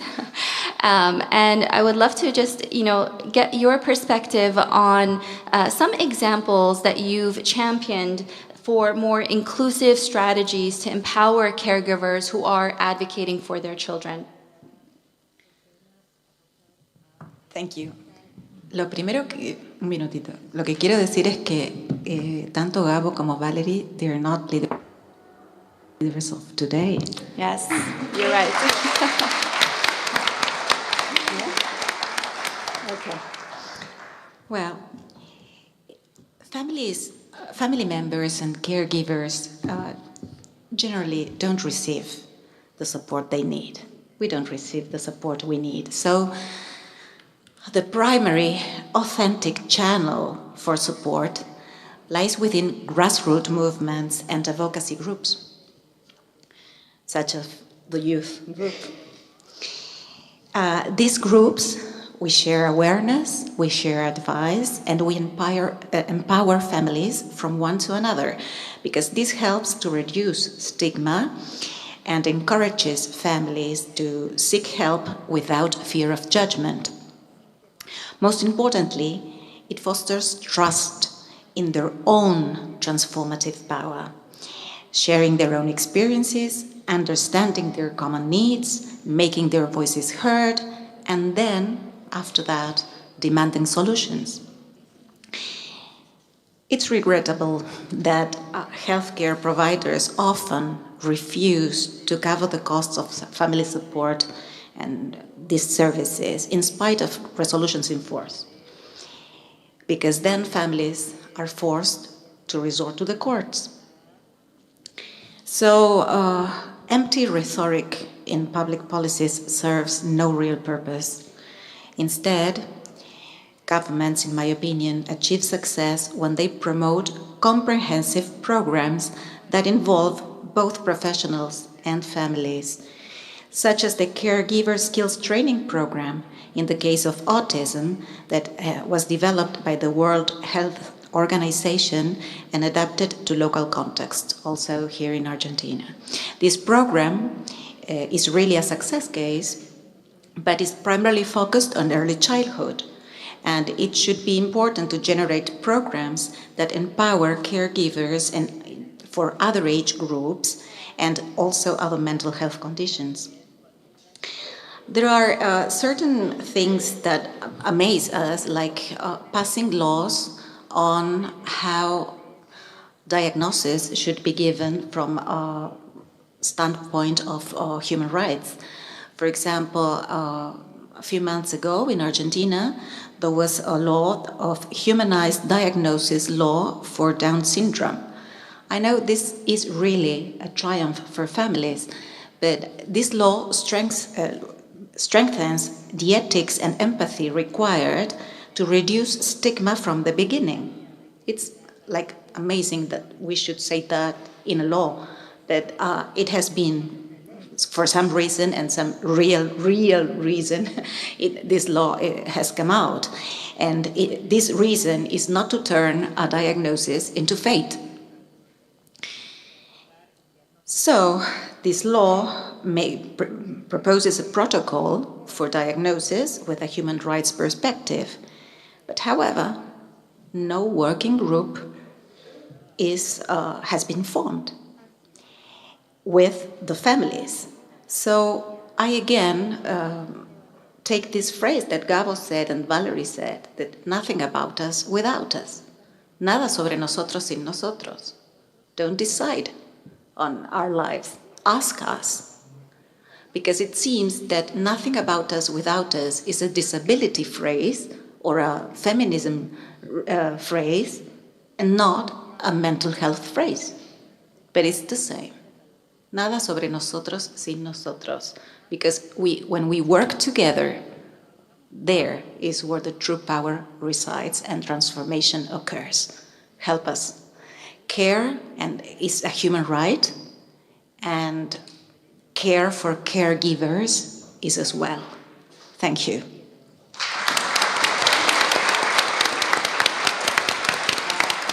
Thank you, Paula. Thank you. And I'd just like to maybe now reiterate what you said, that mental health is a matter of human rights. I think it's important for everyone here in the room to know how much that kind of resonates with the theme for World Mental Health Day, which is mental health is a universal human right. So in our activations, World Mental Health Day, October 10th, let us weigh and kind of give power to our messages with the actions that you've articulated so well. Thank you so much, Paula. And of course, these rights are set out in the UN Convention on the Rights of the Child. So they are not just ideals, there are promises that our governments have made. So let us be accountable to those promises. Thank you so much. Wonderful panel. I extend my heartfelt thank you to you for sharing your technical and your personal experiences with us.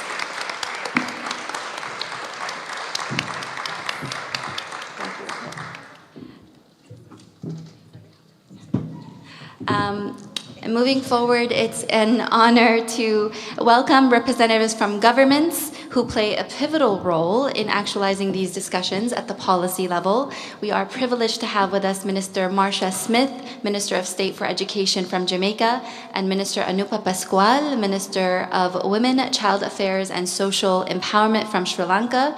We look forward to hearing from you and help guide the discourse from a government perspective. Thank you and welcome to the stage.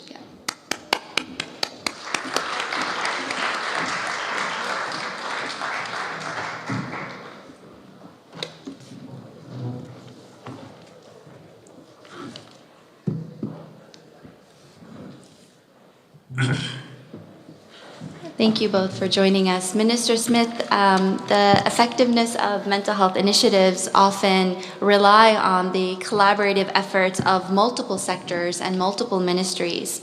Drawing from Jamaica's experiences, could you elaborate on how interministerial collaboration has played a role in bolstering mental health systems and services for young people in Jamaica?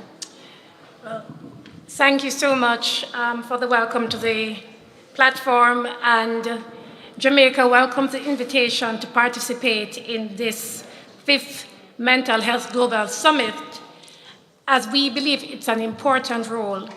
The education sector does play a vital role in promoting and protecting mental health of children and adolescents, especially at their critical developmental stages. Now, in Jamaica, there have been several studies on the psychosocial needs of children and young people, and these studies have highlighted the usual problems that plague mental health efforts, the problems of access, insufficient personnel, insufficient social protection support, insufficient funding and investment, and inadequate coordination among sectors. And in our context in Jamaica, we have 3 recent studies of note within the past 2 years. The first is the Mind the Gap, the inadequacy of mental health services for children. And this is a research from the Caribbean Policy Research Institute of the University of the West Indies. And there's also the evaluation of child protection in Jamaica, which is a study from June 2022 by UNICEF Jamaica.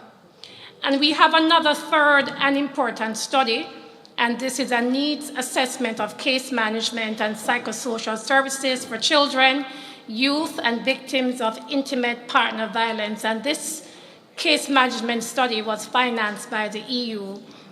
The reason why this third study is so important is because that study has actually given an estimate of the demand for case management and what is currently provided, and it has also highlighted short-term solutions and ideal solutions, but most importantly, it has given to policymakers the costs relating to the financing of both the short-term and the ideal solutions. So I won't delve into all the issues that we know are plaguing mental health nationally and globally. But what I want to do is to indicate that education plays a very multifaceted and pivotal role in society. Its primary function is to provide learning opportunities and knowledge acquisition, but it also serves a broader social and economic purpose. In Jamaica, our Education Act states that the Minister of Education must contribute towards the spiritual, moral, mental, and physical development of the community by securing that efficient education shall be available to meet the needs of the island. Now, this legislation has guided the ministry's policies in relation to mental health. And what we have found in Jamaica is that the Ministry of Education and Youth, our role is to be adaptable, a neutral space for engagement, a collaborator, a coordinator, a place of access and gateway for services, and a space for stakeholders such as teachers, students, parents, caregivers, a place to build capacity by way of greater exposure to mental health literacy. Now, when I speak of adaptability, I speak with reference to changes in curriculum and curricula as the needs arises. We have in Jamaica a guidance and counseling unit that ensures that school facilities are places that are effectively utilized for the total development of the individual student. And this unit develops services and programs for personal, social, educational, and career development of all students. That is also the unit that coordinates the training for our counselors in schools and is responsible for the programs such as HIV/AIDS in schools, program for alternative school support, the Safe School program, and the health and family life education in schools. Now, the recent impacts of the COVID-19 pandemic brought into sharp focus in Jamaica, like everywhere elsewhere, that we need to pay greater attention to mental health. And in Jamaica, we noticed that students between the ages of 13 and 15 required particular attention. And those mental health issues for that cohort of students became more apparent once we resumed face-to-face teaching and learning. We saw overt aggression among students within the school systems. There was an increase in physical fights. There was a loss of social etiquette and a general derogation of social norms. Now, in carrying out the mandate to educate the nation, the Ministry of Education and Youth in Jamaica had to take deliberate steps to increase the awareness of mental health literacy among that 13 to 15 age group. This age group, having been targeted for attention, represents a time in the lifespan of a person where your diagnosis of mental disorder begin to increase dramatically. And this is data that has been published by PAHO from 2020. So, the Ministry of Education also plays a role as collaborator, because what we did is that in 2020, we collaborated with the Ministry of Health and Wellness in a mental health literacy training. This was conducted with the assistance of PAHO, firstly by way of the virtual campus.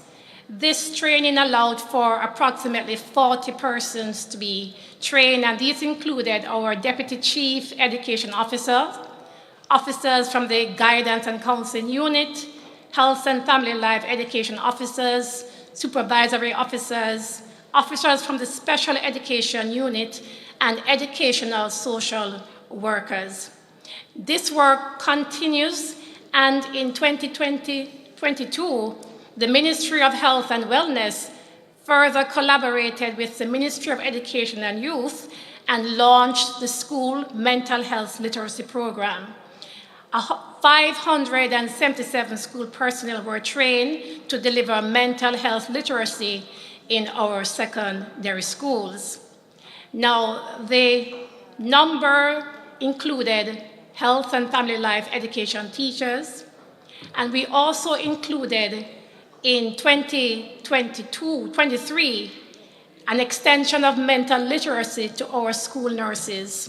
They are an important part of the mental health ecosystem of our schools. Now, the pilot phase resulted in approximately 16,000 students benefited directly from these scheduled sessions. And it is our hope as the new academic year continues to provide more targeted training for persons who have to address the mental health support of our children. We have now collaborated again with the Ministry of Health and Wellness to train 85 school nurses to deliver the mental health curriculum to our students. The first batch of training took place in September 23, and the second batch will take place in 2024. Following on from that literacy training, what the Ministry of Health has done in collaboration with the Ministry of Education and Youth is to engage in a series of wellness check-ins at the high schools. And this is a part of the Ministry of Health's Do Your Share anti-stigma campaign, which prioritizes safe spaces for young people with mental health challenges. And it also makes information and resources available on mental health to those persons. Now, we also have an access point from the Ministry of Education's ecosystem to the Ministry of Health Child and Adolescent Mental Health Clinic. These clinics are located island-wide, and the guidance counselor or the school nurses have the capacity to refer students directly to those mental health clinics. Quite a lot is happening in Jamaica, because what we have found is that in order to address mental health effectively, you do need a community. And so the Ministry of Education and Youth by itself does not have the capacity to reach all the persons that require support. So we have also received much support from UNICEF in Jamaica. And I just turned to Paola as she spoke about the care for caregivers. And one of the things that we have done in Jamaica, in particular with the onset of COVID-19, was a Return to Happiness, which was a psychosocial support program, which was rooted in trauma as a response for teachers and students. And this was something that was done in partnership with the Jamaica Teaching Council. 1,000 teachers have been trained since 2021, and the implementation is being monitored. There is a very high course demand, and the Jamaica Teaching Council continues to work to ensure that as many persons that can be trained receive that training. We have upcoming in 2024, the Heart of Teaching course, again, another program or course funded by UNICEF. And this is to focus on psycho-emotional learning, and is being developed as a companion with our regional health authorities, so that there is a synergy between the Ministries of Health and the Ministry of Education. We also have a school-wide positive behavior intervention support program, and several schools have been enrolled into this value-based program that emphasizes character development and non-violent ways of managing conflict. Also, there is a Communities of Care network slated for 23-24, and this group is also linked with the previous one I mentioned, which is the school-wide positive behavior intervention support program. And this group is comprised of counselors, retired teachers, librarians, church members who are involved in caring for communities. The education sector is such an important part of the mental health ecosystem. It is a neutral space for communities to meet and engage, in particular in violent communities or in other communities that are vulnerable. And so they serve as an important access and coordinating point. Now, in Jamaica, we have used this feature of education to foster collaboration between the Ministry of Education and Youth and the National Parenting Support Commission. That commission works actively with our Parent Teachers Association, school administrators, and guidance counselors to coordinate training in parenting. This is an important opportunity that we have to increase mental health literacy, not just among our teachers and students, but more importantly, among our parents, especially parents from vulnerable communities. We also continue to work closely with Ministry of Health and Wellness. There has been established a chat line, a You Matter chat line, that has proven to be an innovative test-based service where our young persons can access emotional support and counseling via text, and this service is available 24 hours per day. There's also the establishment of the Teen Hub Adolescent-Friendly Health Facility, where our teens are able to access professional mental health support, peer support, and life skills to help them develop their emotional intelligence and coping skills. We currently have 2 of those hubs that have been established in Jamaica, and we are happy that the Ministry of Health and Wellness and UNICEF are working to expand these facilities. That phrase, nothing about us without us, I just want to continue that same trend in what I'm about to say. The Ministry of Education and Youth in Jamaica combines youth-related policies, and we have found that there's great synergy in ensuring that your education sector works closely with issues relating with youth generally. And so we recognize in Jamaica that youth participation is an important building block in any work that involves adolescents and young people. We have a well-developed youth participation system, and my ministry has responsibility for the system, and we provide secretariat support for the National Secondary Students Council as well as the National Youth Council. Both organizations have placed mental health advocacy as a high priority. And as we look forward to Mental Health Day next week, the Youth Mental Health Summit in Jamaica will take place on the 11th and 12th in partnership with UNICEF Jamaica and the Jamaica Youth Advocacy Network. This is an inaugural Youth Mental Health Summit, and it is very important that that summit is taking place in October, right before budget preparation. Yes. I have their letter of invitation here, and what it is that the young people hope to do in that summit is to generate public awareness on the mental health issues affecting children and adolescents, and to engage decision makers in discussions on mental health and psychosocial support. And so it is hopeful that coming out of this summit, that the stakeholders both in education, youth, and the other areas that have programs that support mental health for young people will be made aware of their issues so that they can be included in the budget notes that needs to go to the Ministry of Finance. As you can see, a lot of work is being done in Jamaica to address the mental health concerns of children and the young persons.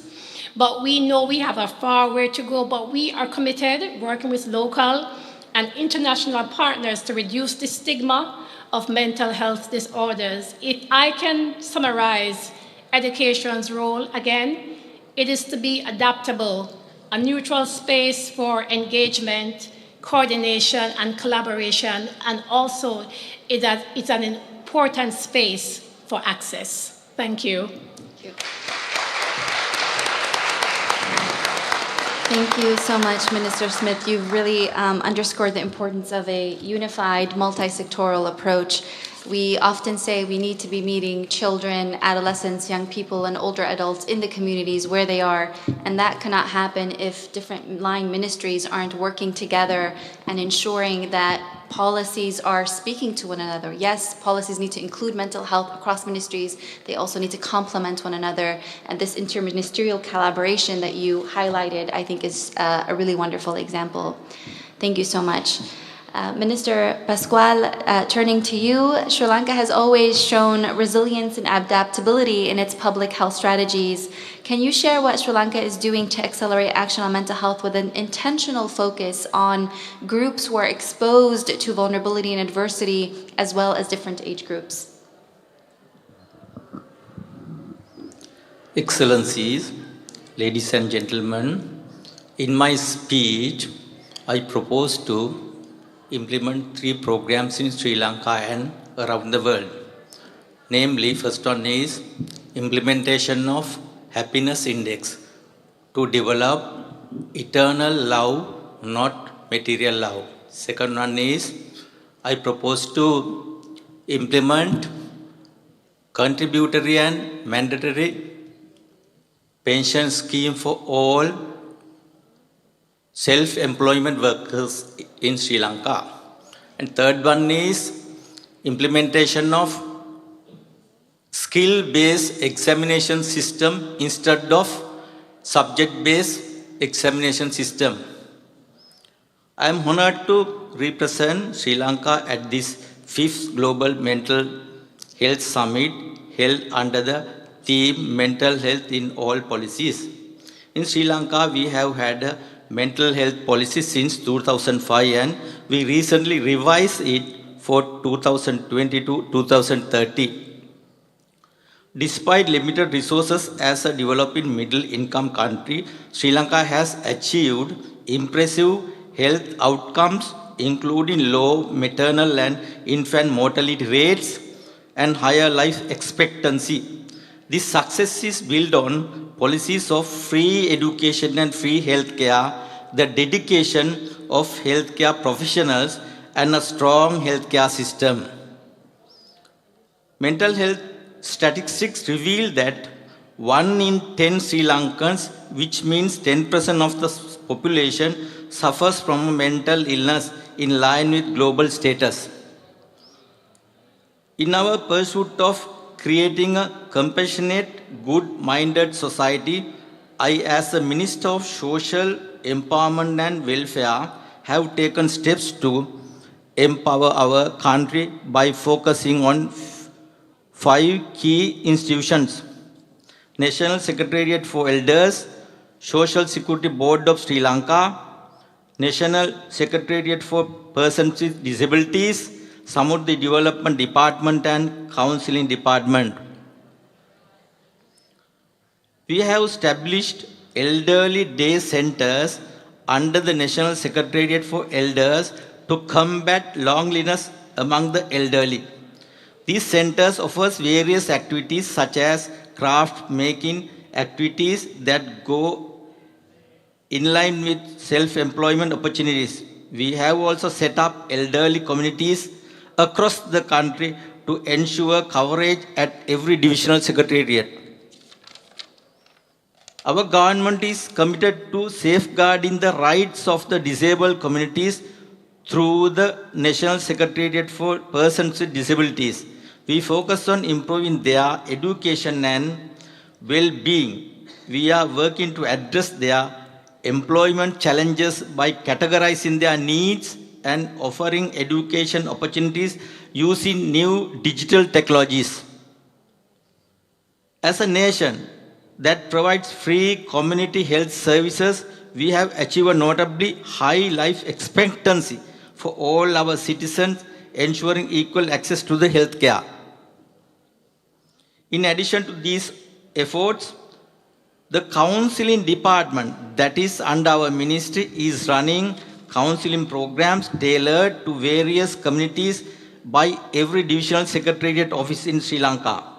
Currently, at least one active official work with these programs for each divisional office in Sri Lanka. Those are working for counseling, especially.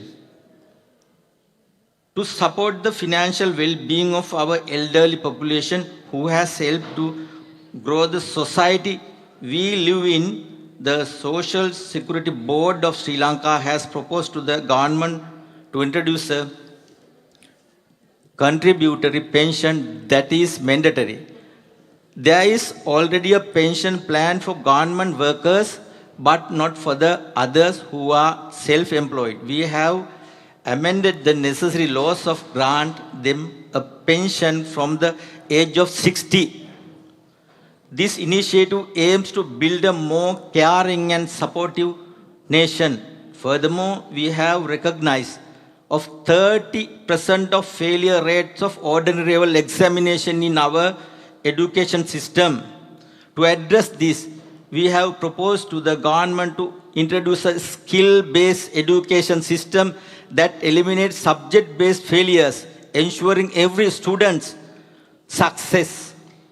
Lastly, we have proposed to the government to implement a nationwide project to introduce the happiness index to the local and blend it more effectively with the day-to-day life of Sri Lankans.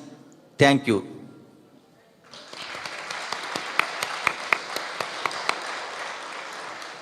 Thank you so much, Minister Pascual. It's really commendable how Sri Lanka is taking steps to address the mental health needs of, yes, children and adolescents, but also older adults. And this group, often overlooked, is an essential component of our discussions on the life course. So thank you for sharing your nation's inclusive approach. I think it's a very important reminder that mental health is a lifelong journey and every age group deserves attention and care. As we wrap up this panel, I'd like to express my gratitude to both ministers for shedding light on their respective countries' efforts and strategies. It's really heartening to witness your commitment and action from governments and really truly setting the tone for holistic mental health care. So thank you so much. Colleagues, I know everyone's tired. I'll wrap up really quickly. Just in closing, I want to thank ministers, I want to thank our keynotes, and also our wonderful young panelists and our caregiver advocate. Everyone, thank you so much for your contribution. I had something much lengthier prepared, but I'm keeping it short. I do want to say in closing and want to reflect on UNICEF's executive director's words from earlier this morning.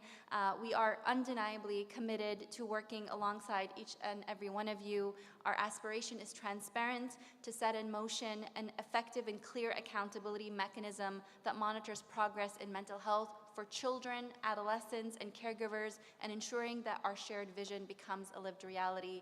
Thank you so much for your kind attention and generosity. Thank you. And we would like to thank Zainab Hijazi for being the moderator for this panel. For all the attendees, in person and virtual, all the activities and the intellectual and cultural activities have been very interesting that enrich and develop this 5th Global Mental Health Summit. But we went over our time, we exceeded our time, so we needed to reorganize the agenda. That you will find an updated agenda when you scan the QR code on the back of your IDs that you have to bring tomorrow. All the workshops 4, 5, and 6 that were scheduled for today will be held tomorrow between 12:30 and 2 p.m. Tomorrow we'll wait for you to have breakfast very early, and at 9 a.m. we'll begin with all the activities.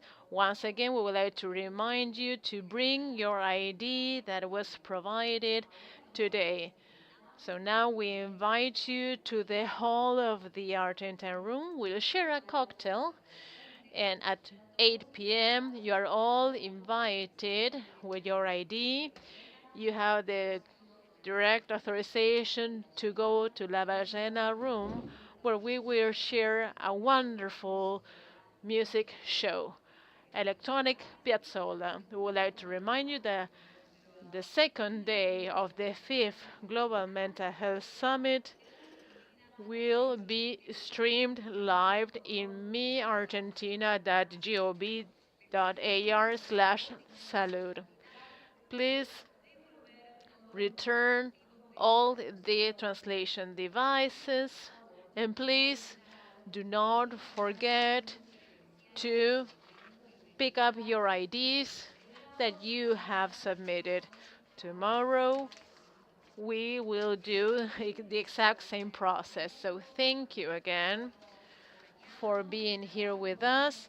So the first day is now officially over for the 5th Global Mental Health Summit. Please keep your IDs.